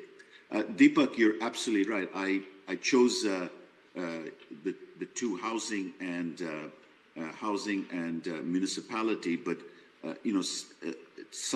first of all, South Africa must look at its own experience, very rich experience in the last several decades of how it has invested in infrastructure in different ways, whether it's municipal or whether it's sectoral. And the road agency of South Africa at one point was the leading road agency in the world. And the way you actually financed and brought in capital markets, there's a lot of lessons to be learned there. And I would say that we should look back at those lessons, and see where you have used different mechanisms to leverage capital markets. Your access to tax base and how you securitize that. Your access to tariffs from toll roads. How you secured that. All of those are great examples to be used in a transmission company story, and the facility I'm talking about could easily come in to provide that guarantee. Point well taken that the road agency itself has a history that has to be looked at. Thank you so much. Please, another round of applause for Dr. Junaid Ahmad. Thank you. Thank you. Now, a little bit later, we'll be hearing from the DG from Department of Forestry, Fisheries and the Environment. And I want to just take this opportunity to acknowledge her in the room. That's Nomfundo Shabalala. But before we get there, we're going to go into quite a large panel. So I anticipate it's going to be rather robust in format and fashion. The panel discussion is going to be on blended finance and de-risking instruments. This will be moderated by none other than Mr. Mark Schrijver. Got it? Senior Financial Sector Specialist from the World Bank Group. And making up his panel are the following. So there's 6 names. I'm going to ask you to clap at the end of the 6. We've got Mr. Gert Kruger, Chief Risk Officer, First Rand Bank. Mr. Daniel Sullivan, Director Risk and Brazilian's City of Cape Town. Mr. Musa Mabesa, Chair Asset Owners Forum South Africa and Chief Executive Officer of Government Employees Pension Fund. Dr. Deepak Patel, Head of Climate Finance and Innovation, Presidential Climate Commission. Ms. Dorcas Kyle, Director Infrastructure Finance, National Treasury, and making up the last space is Mr. Jared Moodley, Just Energy Transition Project Management Unit from the Presidency. A round of applause, please.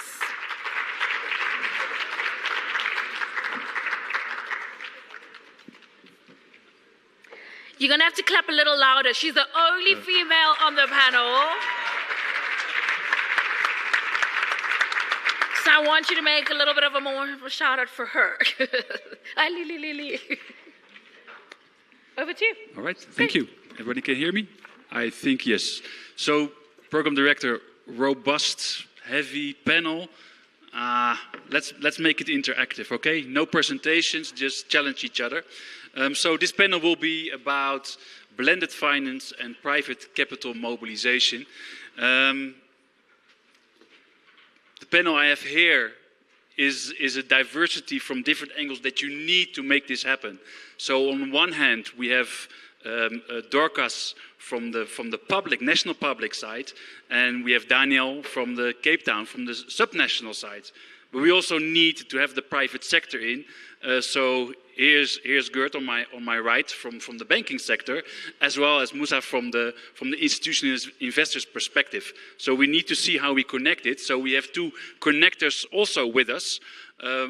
One is Jared there on the right, connector from the JET IP PMU, looking at the 12 billion plus of concessional finance that needs to go somewhere. And we have another connector here is Deepak, who is not only a connector, but I think coming from the PCC, it's also, I think, the conscience of this group. So let's start with him. Deepak,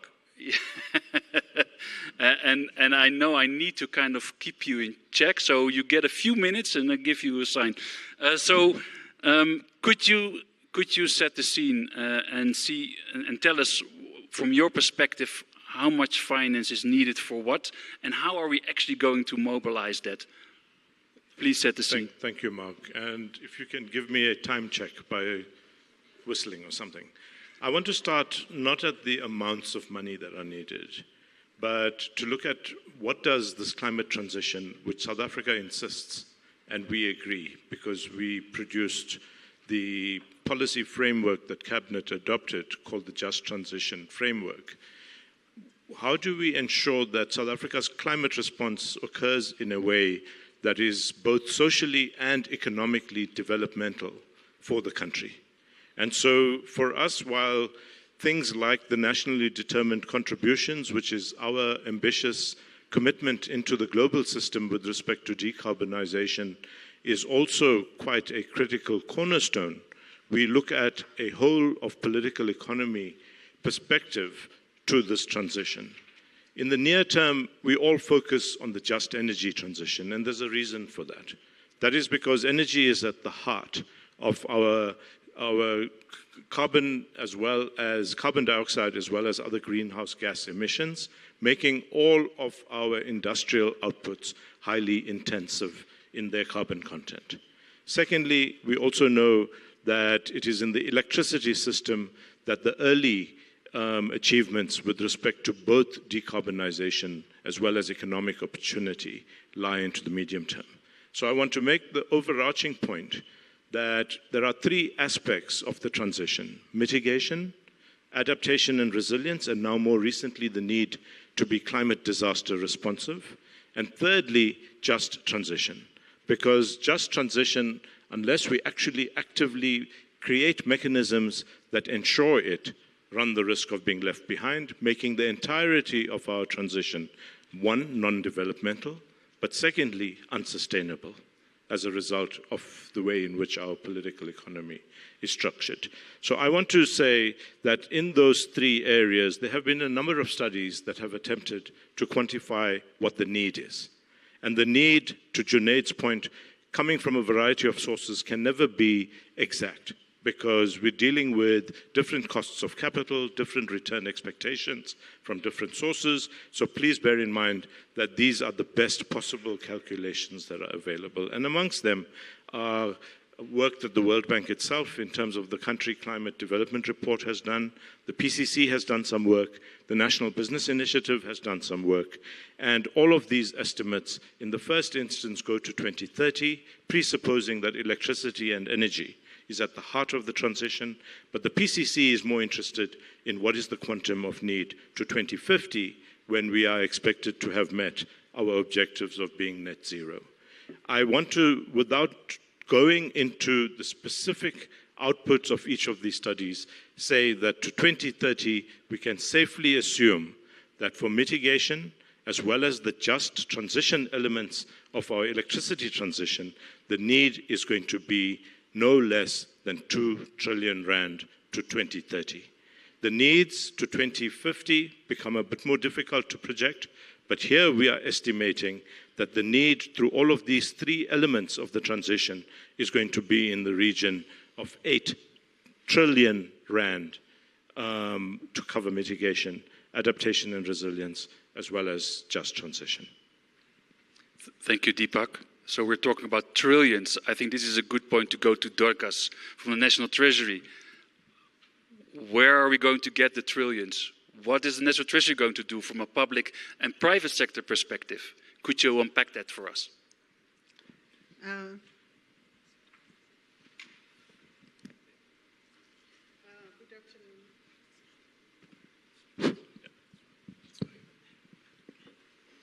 Good afternoon, and thank you, Mark, and for the introductory remarks.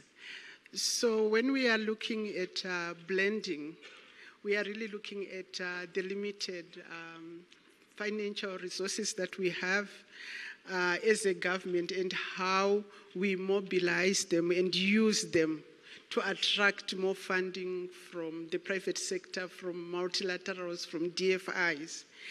And I think as National Treasury, we also recognize that there are opportunities to even integrate climate change into these infrastructure investments.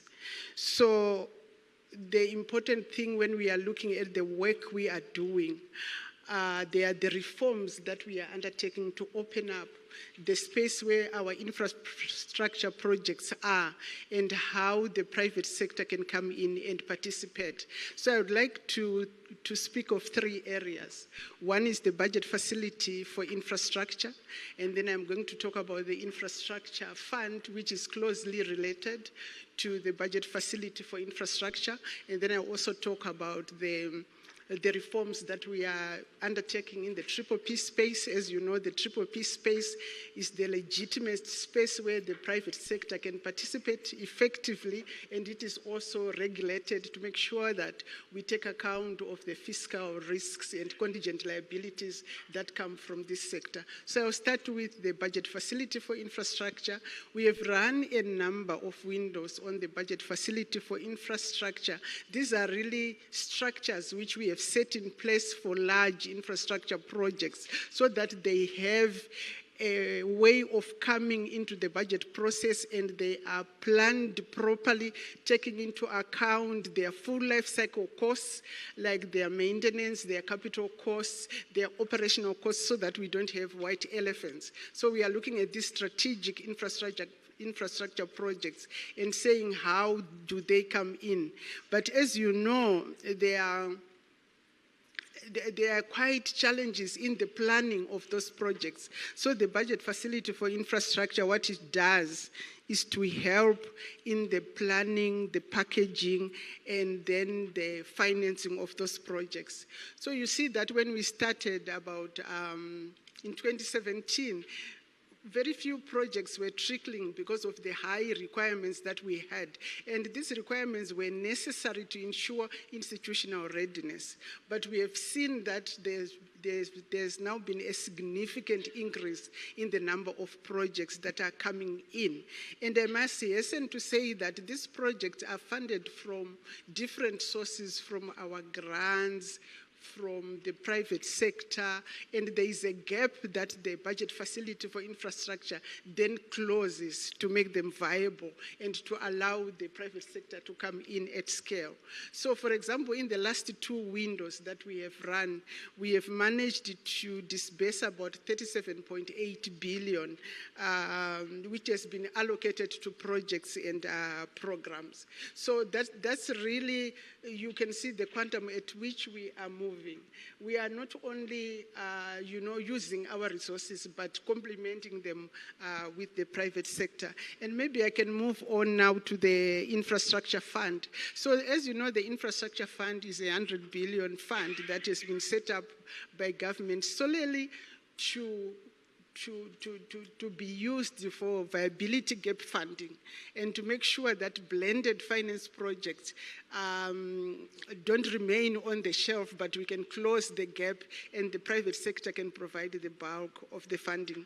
So you actually see that since the infrastructure fund started operating about 3 years ago, they've managed to prepare about 14 projects, and of the 14 projects, I'm just checking the numbers, of the 14 projects with a capital value of about 57 billion, about 25.7 billion has come through the infrastructure fund, and they are expecting to, increase participation of the private sector by about 34.4 billion, which will be raised from the private sector, and then the remainder will come from other sources.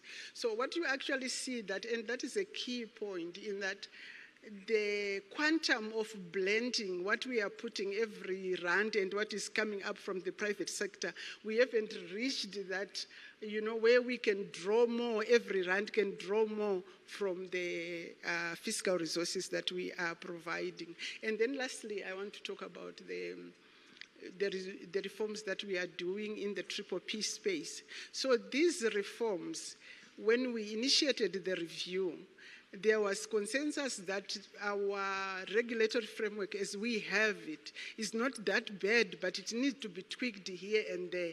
And one of the key areas was in improving the ease with which the procurement process happens, to quicken it. Another part was also, how do we allow the private sector to come in at scale? And what we have done is to come up with an addition to Treasury Regulation 16 on unsolicited proposals, where the private sector now has got a way of coming in strongly and participating and looking at investments in the private sector in a well-regulated, open manner. And we are also setting up guidelines for our government entities to be able to entertain and process unsolicited proposals. So this is a very key area, and we are moving very fast. We issued the regulations for public comment. We are hoping that on the Treasury Regulation 16, we should be having the regulations before the end of the year, and we are also hoping to move quite closely with the municipal regulations. I'll stop there. Thank you. Thank you, Dorcas. Oh, well, that sounds more than a day job. That's an impressive agenda of activities that need to happen and are happening. Let's see what's happening on the subnational side. So Daniel, could you tell us how the city of Cape Town is mobilizing or is increasing its public and private investment for critical infrastructure? Great, thanks, Mark. So my story seems, in my mind, and in any case, it seems relatively uninspiring, but it really comes down to the basics. In order to, and this is sort of very, very basic sort of economic modeling and economic theory, but essentially, subnational level is at that level of service delivery and direct funding from the private sector in terms of rates that we accumulate and fees for services. So there's, if we want to call that blending, that's directly sourcing money from residents that goes towards funding projects for residents. So not the same blended finance that we're talking about in this concept, but that is our rate space, and that's an important component of the City of Cape Town being able to do what it does. Essentially, the delivery of that services, or that infrastructure, or the services, sorry, requires infrastructure, and that infrastructure itself needs financing. So this is sort of going very quickly into the financing space. But not only is that infrastructure being designed or developed in the city that just delivers services, we now need to start thinking about how we deliver resilient infrastructure so that those services are reliable into the future. And we have two basic concepts of resilience within the city as it pertains to infrastructure. One of them is that resilience to climate change. So when climate change events happen, our infrastructure can continue to deliver the services. And the other is resilience to climate change essentially is the opposite of what I was saying. It's if a climate change event happens, we are able to continue delivering services. So if we take our water infrastructure program, for instance, we struggle with water scarcity. We need to be able to ensure that we can continue to deliver services despite droughts in the future. And then we also talk about the resilience of our infrastructure, and that's for any engineer, that's the typical over-engineering, do the calculation, add on 10%, to ensure that if there is a climate event that is going to impact on the infrastructure, a road, a pipe, it is able to withstand and still deliver the services under those shock circumstances.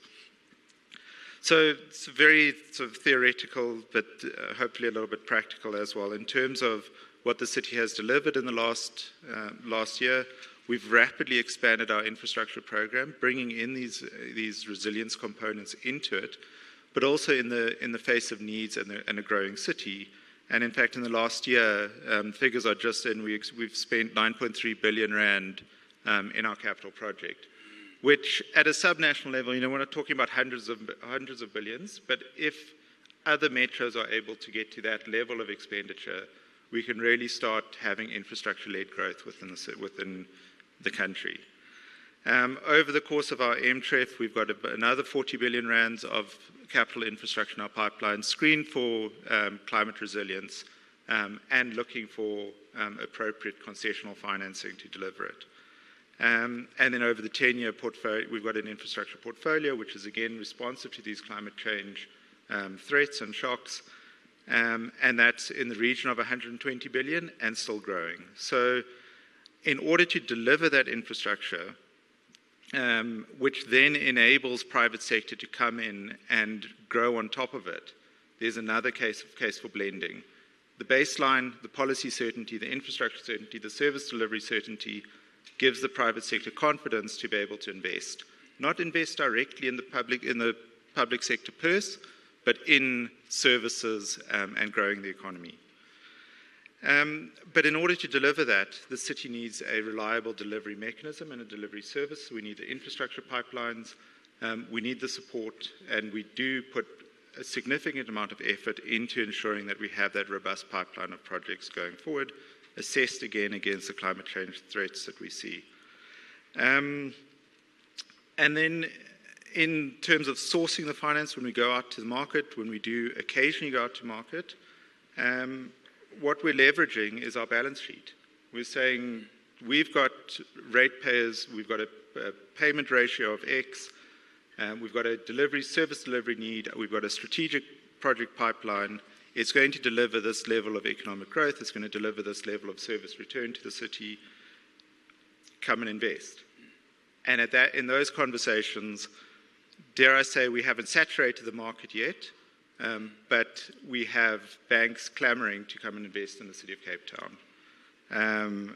And in that, it gives us leverage to start looking for concessional financing and cheaper sources of financing, which means we can do more. So we create this virtuous cycle of infrastructure delivery through cost-effective and effective governance and management of our pipelines.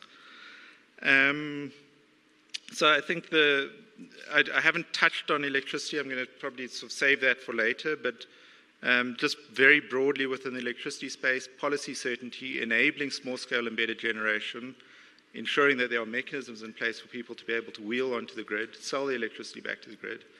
Private sector pays for that SSEG on their roof. We get the benefit of extra electricity generation capacity within the city. We're exploring IPPs again with our strong balance sheet, but looking at how we can possibly even get guarantees in that to make it even more an excitable proposition for investors. So essentially the ask from the subnational level is to help cities to do what they do, and the private sector will come in and that finance will be blended. And it will hopefully come in at cheap rates, and I say cheap, that's the word that our Treasury team used, not me, appropriate rates that allows us to do more of what we're already doing. Thanks. Thanks, Daniel. I think this is an excellent moment to go to the private sector side of it.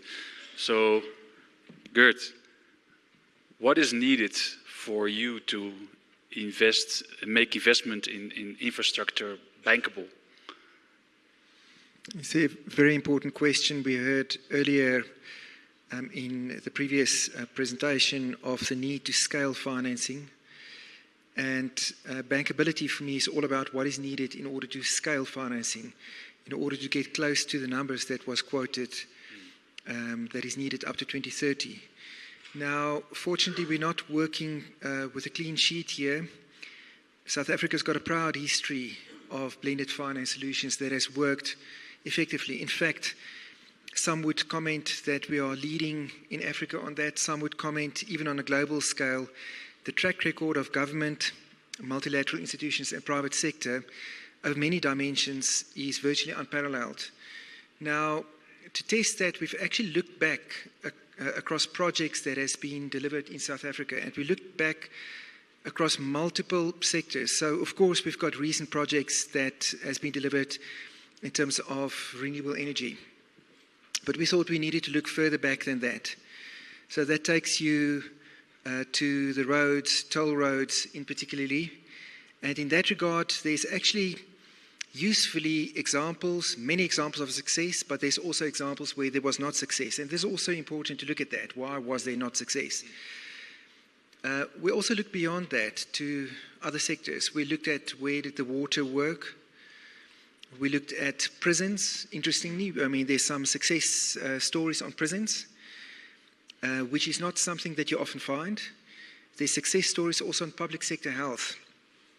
And we try to understand what are the common factors that made those bankable, what made those successful, how can you draw from that success in this process and say, all right, because we've been successful in the past with these attributes, and because those that were not successful, we do not carry forward those attributes, we put all the entire construct together and make it bankable. And essentially, cutting through the detail, there are three elements that we've isolated that we think is important for bankability. Those three elements you find in the conceptualization or the early design stage, when you set up these programs, then when you structure these programs, and then when you implement these programs. And you need bankability across all three of those. So let me briefly touch on some of those success factors. You need to recognize explicitly that if you want to get scale financing and you involve many different players, that there's a trust deficit that you need to overcome. And you should not skirt around the issue. You should understand that it's normal. And it's all about understanding where are the trust deficits and how can you overcome those trust deficits. And the trust deficits often arise from information asymmetries, different stakeholders, different delivery mechanisms, different profitability metrics and others. So we should not treat that as being a problematic. We should treat it as a normal part of the setup process. It will arise when you cross private sector and public sector. It will arise when you cross domestic sector, international sector. It will arise when you cross banking sector to institutional sector. It will arise when you cross commercial sector, development sector. It will also arise when you're dealing with multiple departments. And we should appreciate that multiple departments is not only at governmental level, that you will find that it's also at financial institution level. Sometimes you cross different departments. So you might cross a sustainability department and infrastructure department and a risk department and many others. So these multiple departments manifest at different places. And then you need to get a mechanism which you overcome this trust deficit. Now, you can actually summarize it with good governance arrangements, but you need to be far more specific than that because it's too generic. If you want to get to specifics, you need to get to different elements, many of which we already have. Good, clear regulation to say what is our objective and what is it that we want to achieve. That shouldn't be generic, that should be specific to the problem that you're solving. Standardization, and with standardization, I don't mean one size fits all. Standardization in terms of overall process. You can still tailor, but within a standardized regime. You shouldn't try to conceptualize it in each instance. And then you need to have correct institutional arrangements, of which we've got many examples referencing past projects. But in short, there need to be sufficient independent bodies at different levels that applies the right level of oversight, and that overcomes the trust deficit between these different parties. For example, when you are in syndicated loan markets, you typically have got a lead syndicate member and somebody managing the payments, a payments agent. Now, that's also to overcome a trust deficit between institutional markets and banking markets. Now, it's the same concept here. It is informational equalization, so to speak, that you need to create. If you look at the second area, structuring, in a nutshell, it is to let the person that can manage the risk best own that risk. It is all about risk allocation. What is the right risk allocation to government? What's the right risk allocation to the multilateral agencies? What's the right risk allocation to banks? What's the right risk allocation to institutions? Now, let me make it concrete. It is not always all that complex. It is, for example, short-term risks best sit with banks, construction period risks sit best with banks, long tenure risks sit best with development finance institutions or with the institutional markets. That's an example of risk allocation. But it's also when you speak about tariffs, you shouldn't look at it binary and say who takes all the risk. It's rather to say who gives a minimum underpin to give certainty and who takes risk on volumes, maybe on volumes of electricity produced or volumes of water consumed or anything like that. And then it's about what's your structural underpins. And the conversations that preceded me have mentioned a number of those. I mean, these risk-sharing structures is very much needed. Development finance institutions is needed. Public sector and government is needed. The scaling is achieved in the financial markets and also the banking markets. The banking markets in itself is a scaler. The banking markets is not going to give you your scale. It is another leg that gives you scale then into the international markets and domestic markets. And then briefly at the end, implementation sometimes is overlooked. So you have a wonderful initiation, you've got a great structuring, and on implementation it falls flat. Implementation need to prove that there's value for money. If there's not value for money for government, it will fall flat. If there's not value for money for the consumer, it will fall flat. If there's not value for money for the investors and the risk takers, it will fall flat. And if you look back at some of those areas where we haven't had success, it often sat in the value for money side. It was a perception that somebody benefited too much. We do have institutional arrangements that we can overcome that. A lot of that has to do simply with transparency and setting up the expectations of what is reasonable returns upfront and having mechanisms that if you move outside of those boundaries, that you can correct it, whether it's for the consumer, whether it's for the government, whether it's for the investor, and lots of precedent that we look at that. But in a nutshell, if you get that initiation right, if you get the structuring right, if you get the implementation right, and if we carry forward those attributes that we've had in past programs, there's no reason to believe that we cannot get the scaling that is necessary in this. And in scaling in energy, in transmission, and in water, all of those, same common building blocks. Thank you. Thanks, Gert. That's a lot there. You mentioned trust, risk, short-term risk more for the bank, long-term risk more for the institutional investor. Musa, what is needed to get institutional investors invest in critical infrastructure? Could you unpack that for you? Thanks, Mark. I think the last speaker covered one aspect of what institutional investors are looking for. So bankability of projects is very important because that's where we'll derive our returns. So maybe let me preface my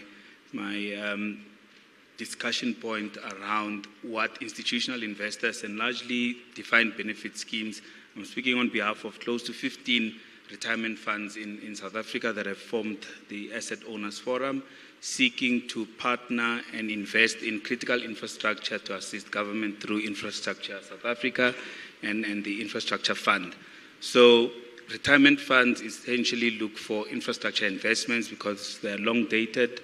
We have patient capital to the extent that we are defined benefit schemes, so we are able to invest for the long term. So it does cover that last point around being able to absorb risk over the long term.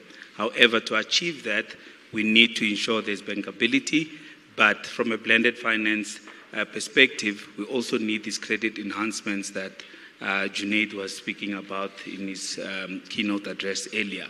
These credit enhancements will also provide us with the de-risking mechanisms to ensure that we're able to put our capital in these projects that are required. There is a trust deficit that has been mentioned. Largely, people believe that you cannot invest in infrastructure projects that are government-driven, which we don't believe in that. Hence, we've pulled together as the retirement fund industry to make available resources to invest in this critical infrastructure.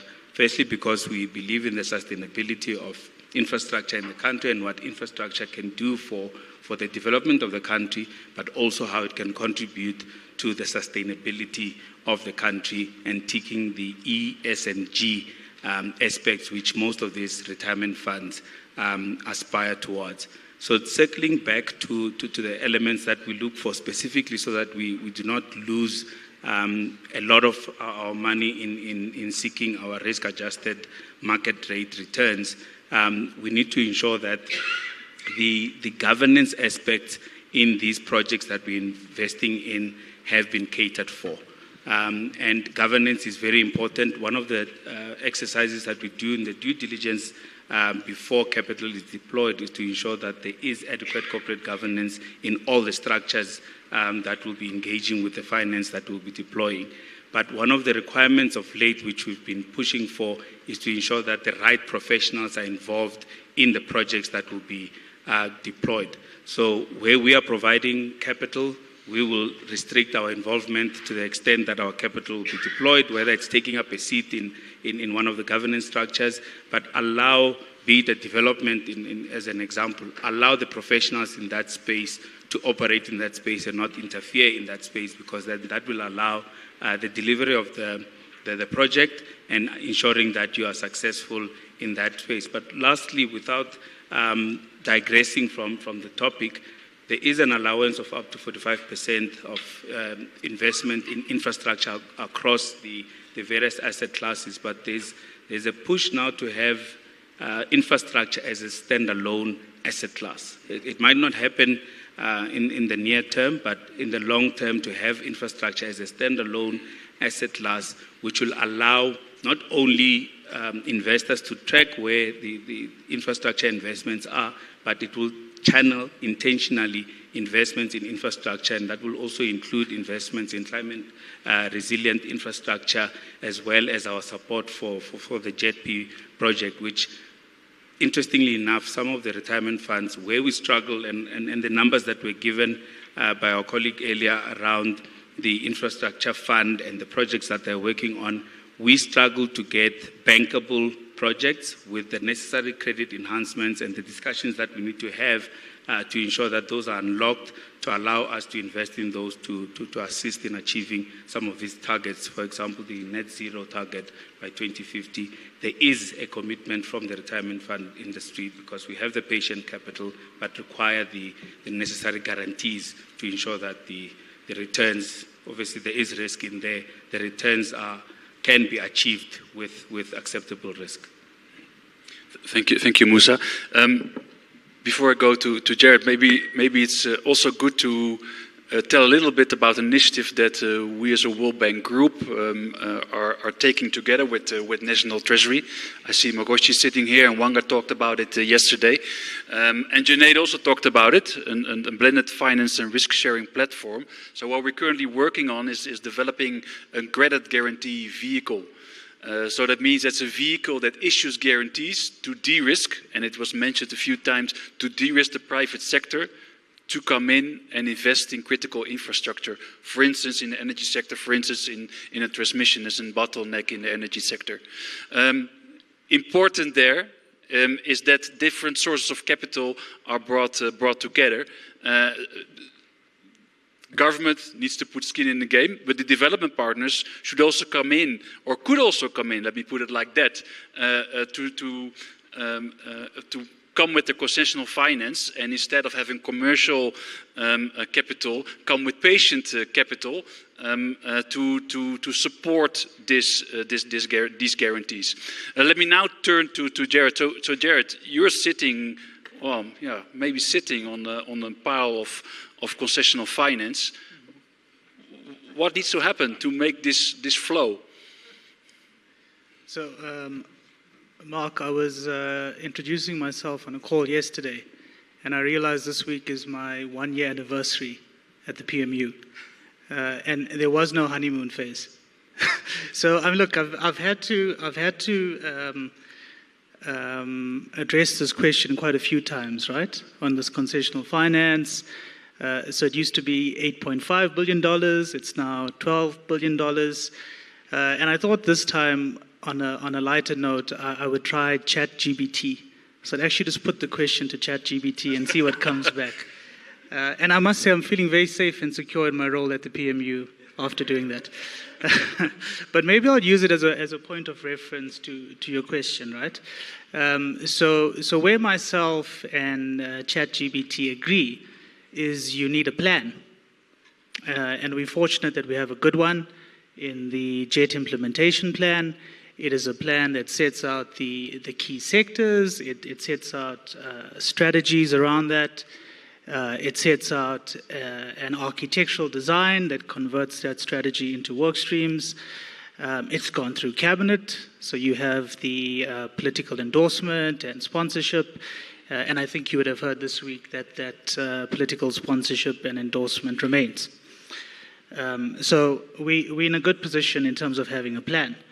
Unfortunately, the AI didn't mention the 1.5 trillion rand investment budget that exists within the implementation plan, and I think it's very important to speak about that, because when we talk about the concessional funds, it's critical that we use it in a way that unlocks the 1.5 trillion. That's really important. And so there was an expected use of proceeds in terms of the concessional funding, and that expectation, I think, has come up against a few headwinds. So if I just list them out quickly, if we think about the debt moratorium at Eskom, that was a headwind that met this sort of expected use of proceeds. If we look at the establishment of the National Transmission Company of South Africa, already positive, but it certainly brings in a level of complexity in terms of using that concessional funds that you refer to. And then finally, I think on Monday, when I attended at least, there was a lot of really good input, from a financial or from a fiscal discipline point of view, why the appetite for sovereign guarantees has reduced. Now, because of these headwinds, I think it's fair to say that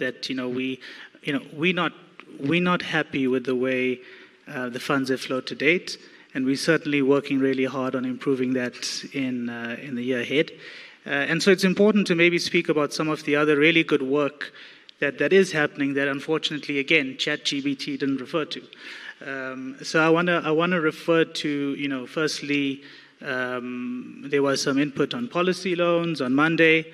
I think that's been positive, and it's clear that that instrument will have to evolve if it's going to be more relevant in a 1.5 trillion rand investment case. There's also been really, really good work around introducing the private sector opportunity into transmission, which we know is going to be critical. There have been some really interesting meetings and structures that I've seen, and I think just reform work done around supporting municipalities and metros around the infrastructure requirements that they need from a distribution point of view. And then finally, there have been these really innovative, Mark, really innovative ideas. I mean, I think you've just touched on one. And I think for me, this other stream of work that I'm referring to is actually setting the rails towards a 1.5 trillion rand investment destination. And by doing that, you're creating the opportunity to bring on board private sector. And I think private sector in two ways. We've mentioned the challenges around project pipeline, and I think private sector will have a huge role to play there in terms of project pipeline and project development. And maybe as important, the role of private capital. And I think we're really blessed in this country to have strong sources of private capital, a really sophisticated financial market, and by setting out these rails, we can then bring them on board. So I'm really positive about that. One final point where the ChatGPT and myself agreed on was the focus on just. I think it's been mentioned a few times. It's going to be a really critical enabler to the implementation plan. From our point of view in the PMU, we're doing work around setting up a jet funding platform. It is very much aligned to the work that the PCC have been doing on JTFM principles, which is something we embrace. And if you look at the funding platform in concept, it's looking to be a matchmaker between projects and grant funding. But I think it goes, far beyond just financial transactions. Because for me, I think when we refer to the just energy transition at this point in time, we often speaking about these topics where we're really far apart, coal versus renewable energy, etc. And I'm hopeful the funding platform will actually help us identify topics where we're a lot closer together. So find these really credible jet projects that will benefit communities, that will benefit SMMEs, and will really give a great opportunity for our development partners to contribute at a meaningful level. Thanks, Mark. Thanks, Jared. Let's see how the interaction between the panel members goes. So one topic that is on my mind and I'm wondering about, also because of the credit guarantee vehicle we're working on and issuing guarantees, and it's also an issue that comes up with the IPP programs that are backed by sovereign guarantee, is the level of de-risking. So you talk about trust and de-risking, and you say, we want 100% guarantee. Now, I said in the conversation with you, Deepak, and you say, no, not needed. 80%, no, let's go. No, it's done now. They can do it by themselves. What is the right level, and how is that determined? And I think this is a question for you, Gert, but also for you, Deepak. And Musa, maybe you also could come in there. May I go first? and throw the cat amongst the pigeons. So, Gert, we understand that commercial banks, with their understanding of risk appetite, risk pricing models, etc., would want to see a particular hurdle rate of return against the risk profile of a particular thing. I found Junaid's comments earlier on quite interesting. And he made the comment that what we need is a programmatic approach to our transition. If we had to handle this project by project, it's not going to work. And therefore, what we really need and what we in the PCC advocate for, firstly, is a common narrative that all social partners buy into. And within that common narrative, find the kind of soft levels of trust that are obviously lacking when it comes to actually structuring a particular project. And here I want to argue that there are different areas of risk mitigation that are required for different parts of the program. And I think we are near consensus. Jared referred to it and other speakers referred to it as well, of what is our just energy transition investment plan. It is the next 5 years of critical actions that we need to take to start decarbonizing the base of our economic and social structure. And in order to do that, we all know that through the REAP program, unfortunately, there was an interruption for reasons that I won't go into now, but it had gone smooth sailing for at least 7 to 8 years, where through a combination of government guarantees, through a PPA set of arrangements with Eskom, the private sector, in my opinion, from a renewable energy point of view, has been de-risked. What is required? What is required is a transmission company that creates fair and level playing fields in the market so that the price signals that come from that fair trading capability that the transmission company eventually will possess should unlock private capital for renewable energy. But we also know that at a physical level, the constraint is the grid. And so we need to find mechanisms through which we, in the absence of full fiscal capacity to fund the extension and expansion of the grid, find creative solutions. And that is also underway. Personally, I would like it to move faster, but it is underway. Once that happens, I think we have, at least at the top level of national infrastructure, a set of factors that make for an appetite for the private sector to come crowding in. Jared talked about just transition, and we are particularly keen to ensure that that's not left behind.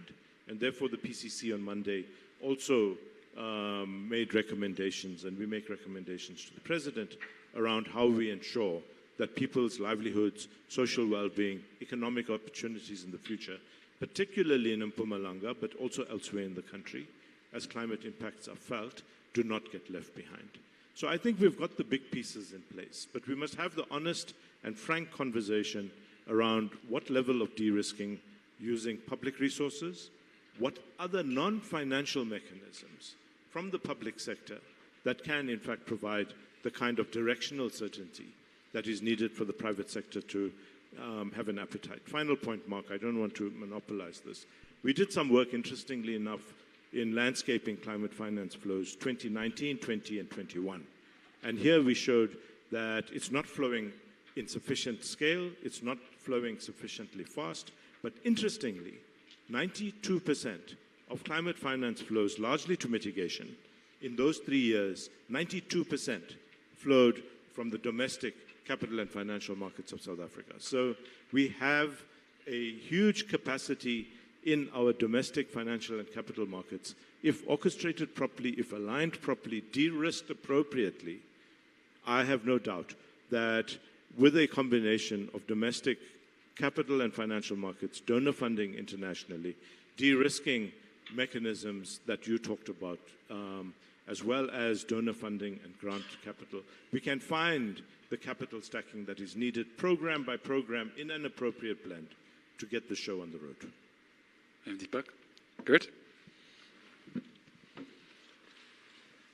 The question that you pose is a very relevant question, and certainly a question that we do believe that it's possible to answer that objectively. Why do I claim that? It is because if you look at the energy sector, we've had, as Deepak has said, we've had a very successful IPP program underpinned by a government guarantee. When the IPP program stopped, energy generation didn't stop. It moved to the private market. So we've got a parallel private power market where on a bilateral basis you needed to establish, depending on who's putting up the renewable energy and who's buying it, what kind of mitigants did you need. So you had to cater in that instance the whole spectrum from whether it is a mine setting up a structure for that mine only, or whether it is a large retailer setting it up on their rooftops, or whether it is an independent private party setting it somewhere else up and selling it to one person or multiple persons. And for each one of them, there has been a landing in terms of what is the appropriate level of mitigant needed. Now, we need to extrapolate back from that and say, right, so where does that leave us now? And my answer would be to start off to say that we should get away from these extremes to say it should be 100% guaranteed by government or there should be no guarantee whatsoever. You should rather say, all right, what are the risks that you would like to mitigate? At the outset of the IPP projects, there was technology risks. People didn't understand the technology, so that needed to be de-risked. There were concerns in terms of who's buying the electricity. There were concerns in terms of the contractors. There were many of those. Okay, lots of those have disappeared by now, so you don't need to have a guarantee underpin for that. So ultimately, is it for Eskom that you're setting it up? That would require one level of thinking. Is it for the municipalities to buy it? Is it for one municipality? Is it for a grouping of municipalities?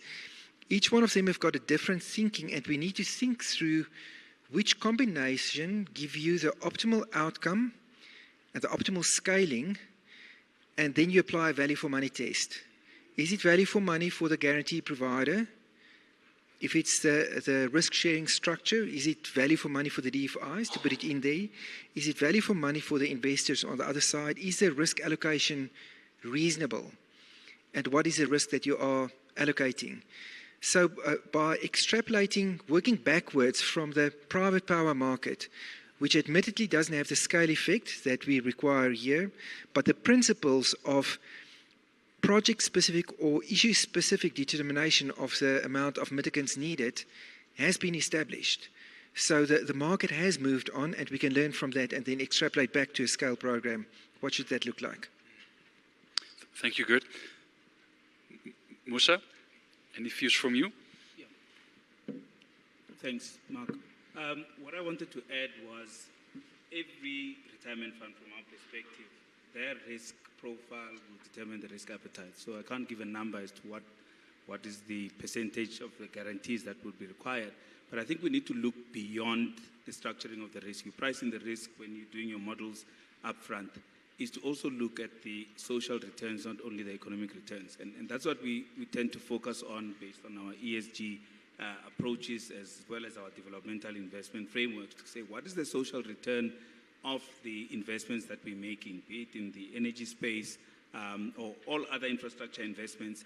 What is the social impact on the community's livelihoods? I think, like you spoke about it earlier, and to try and quantify that impact and not necessarily the economic returns and match that against some of the shortfalls in the returns that we would have earned from an economic perspective. And that's how we'll balance the risk that we're taking. The higher the risk where it cannot be mitigated by a guarantee, then we make up for it in one or other form through these social returns that we get from our project investments. Thank you. Yes, please. And I see that we have 3 minutes left. So let's go. Just free speech. Yes, please go. I just wanted to speak on the issue of trust between the public and the private sector in the different partnerships that we have. So what you notice is that I think there are softer issues to trust, which we don't ordinarily pick. And my experience in working with the triple Ps is that... Still on? Yeah. Maybe I should speak louder. My experience in the triple Ps is that you find that when a triple P project moves nicely at the feasibility study, it has got value for money, the envisaged risk transfer is very good, and you can actually see the value for money that is there. When it comes to negotiation at the procurement stage, we have got a disparity of skills between the public and the private sector. And then because of this disparity of skills, there's then a skewedness in the allocation of those risks. And when we then value them at the end, then you find that it doesn't look like there's so much value for the public sector. So I think training, skills, capacity, when it comes to the procurement stage, is also very important to ensure that we have got a balance of skills and we build the necessary trust that we need. And then I just also wanted to comment that on these projects, that we do and where we are offering blended finance as a government, one of the most important issues is to transition from the financial analysis to the economic analysis, and for government to clearly see the economic benefits, because this is the justification of why we allocate fiscal resources, having seen the economic benefits that are coming from the project. Thank you. Thanks, Dorcas. Yes, Jared, I think 30 seconds, quick. and then Daniel, and we close it out. Yeah, Please, no, yes. just I'll try and be quick. I think on this point on trust deficit, we need to factor in visibility on project pipeline. It has a material impact on pricing. So I know guarantees are important, but if pipeline is not visible, then institutions will price in a certain way, which could then have a really negative impact in terms of, for example, accessing the institutional investor market. Assets need to be appropriately priced, and in that context, we really need to focus on delivering on a consistent project pipeline. Thanks. Thanks, Jared. Daniel. I think, can you hear me? I can't agree more. I think that was actually going to be the point that I was going to end on as well, as having that, and I mentioned the sort of believable project pipeline. And, just if you're looking for a cheat sheet from the City of Cape Town, one of the big things that we have done is we've started to introduce an infrastructure report, which is every second year we publish this, and it demonstrates what infrastructure the city is going to be investing in. And that obviously comes from our IDP and our integrated planning processes. So it's not a surprise, this infrastructure, but pulling that segment out and demonstrating what that is responding to. I mentioned the climate change risks that it responds to, but also the demand needs for services that it's responding to, does start to build that conversation, not just with the investor community who are maybe looking at Cape Town as a place to locate their new plant or their new business or to fund the balance sheet, but also from the perspective of residents, so that they know services are going to be delivered here and they can hold the city accountable to the delivery of those services. And then the final thing just on that infrastructure pipeline is, I mentioned the work that's gone into project preparation and project delivery. We've got a crack squad on that initiative within the city who ensure that what we put in the budget is essentially delivered, packaged, contracted, and starts to deliver services as soon as possible. And we won't get project delays. We get things through that pipeline as quickly as possible. So it's all in the name of trust building and sharing information and showing that a credible plan can be delivered. So I hope that that's of use. But thanks very much for the panel. Thank you, Daniel. And I was interesting to listen to all of you and see this dilemma from a public and a private perspective, where we need to talk together and build trust to make this happen and explore innovative ways.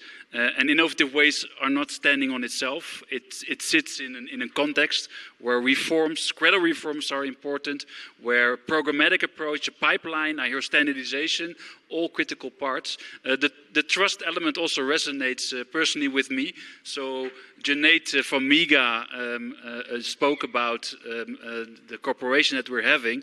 So within the World Bank Group, it's also about trust. So I'm from the finance family within the World Bank. That's totally different than the energy family. I needed to spend time to kind of understand each other. And then MIGA with the guarantees, what the hell are they doing? We come from direct labs, so that's a completely different world. And then the IFC talking about private sector, where we are working mostly with public sector. So there was a lot of learning to do, and I think that's essential when I also listen to all of you. So thank you all, and maybe a round of applause for the panel.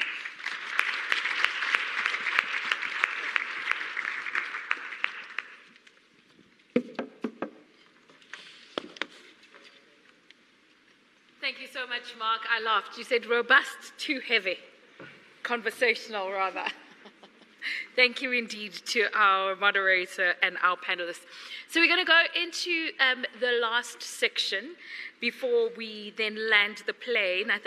I believe we're going to land the plane in style. I can't say much yet, but you have to wait until the end to find out.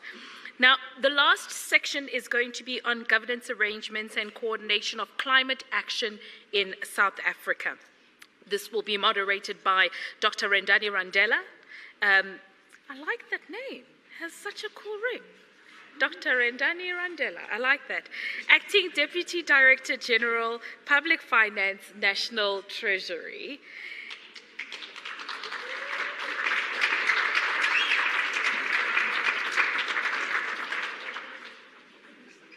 Are you just going to go up there? Okay, great. Fantastic. He will have then back-to-back people that will be speaking. The first will be on positioning the National Treasury in the multi-level climate governance arrangements. That will then be delivered by the Deputy Director General of Department of Forestry, Fisheries and the Environment. I can't believe I got this wrong, and I just introduced and acknowledged her a little bit earlier on. This is Ms. Nomfundo Shabalala.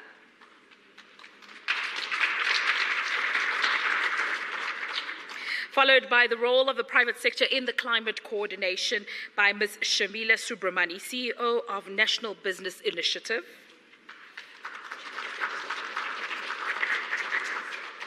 The interface between the National Treasury and the integrated planning system of the to strengthen climate and just transition outcomes. This is by Mr. Zakhele Mdlalose, Chief Sector Expert, Environment, Department of Planning, Monitoring and Evaluation.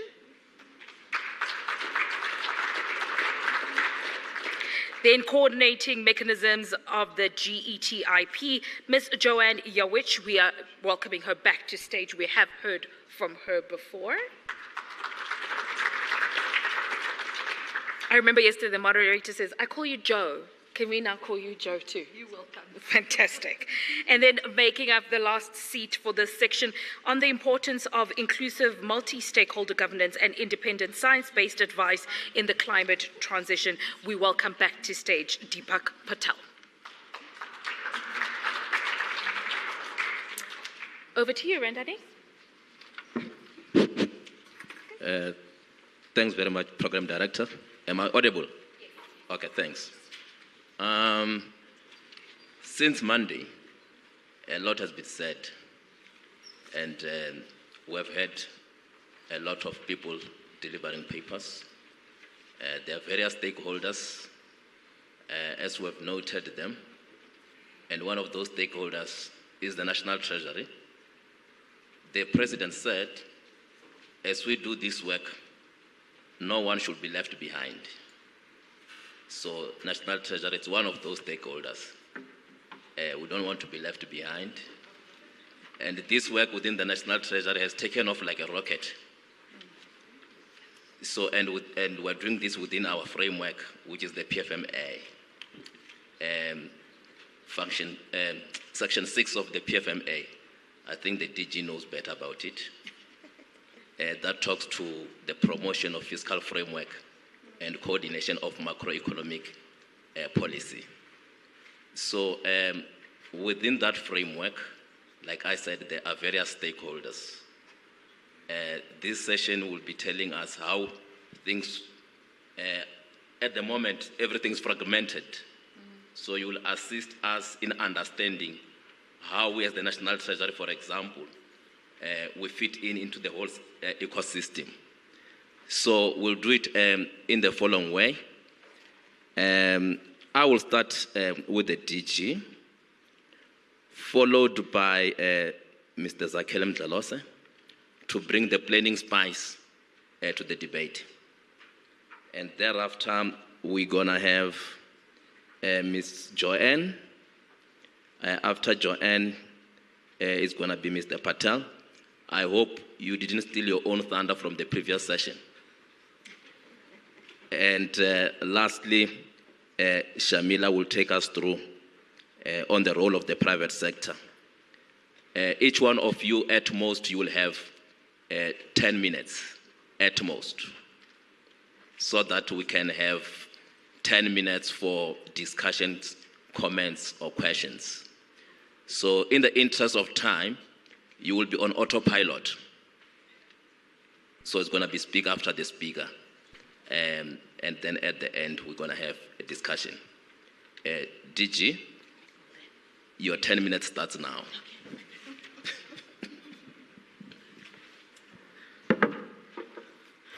No, thank you very much, moderator, Dr. Rendelan. I would prefer to do it from here, given that I do not actually have a presentation per se, but I'm just reflecting on this topic that you've just highlighted, which is very important in terms of locating National Treasury in the multi-level climate governance arrangements in as far as climate change is concerned. Firstly, I think I would want to allow me to convey the gratitude to National Treasury for organizing this much needed symposium on climate resilience. As a Department of Forestry, Fisheries and the Environment, we are working very hard to enhance the climate change governance that the country needs, but also